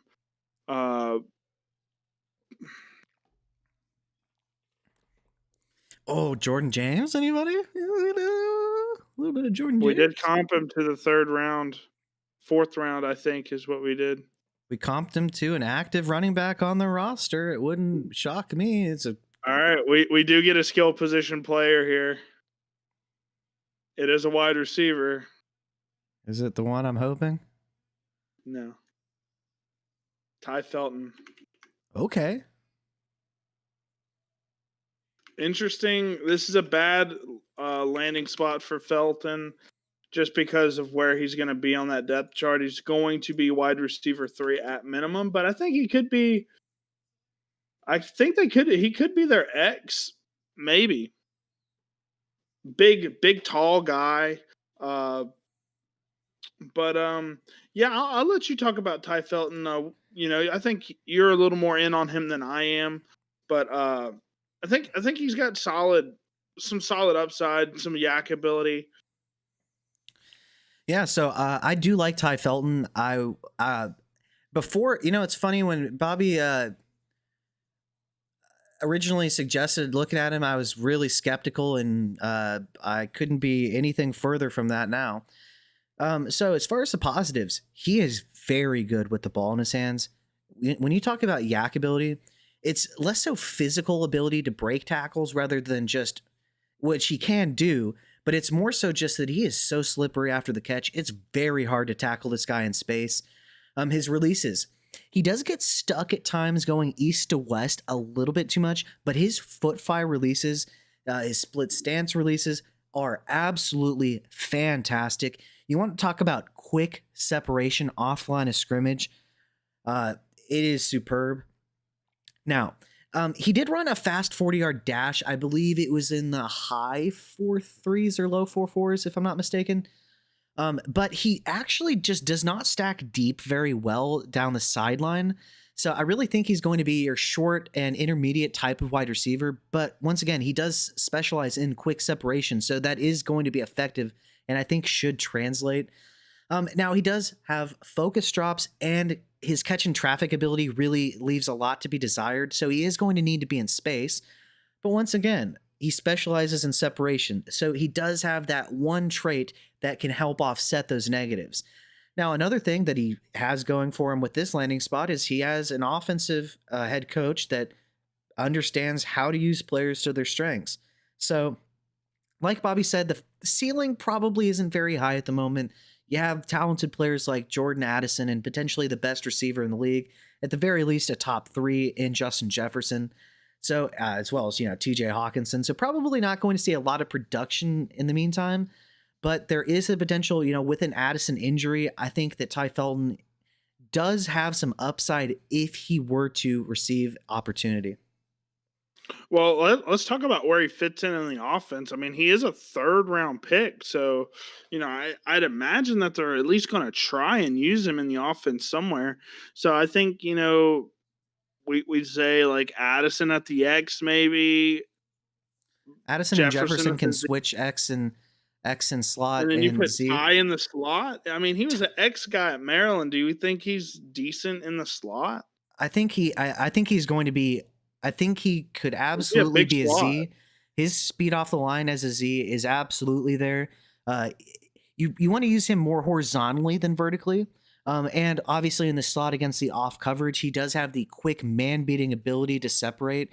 So I think he's going to be best offline of scrimmage, because I don't really think he's adept at beating physical press man coverage, but he does have the elite ability in terms of his speed releases to potentially avoid the press coverage altogether.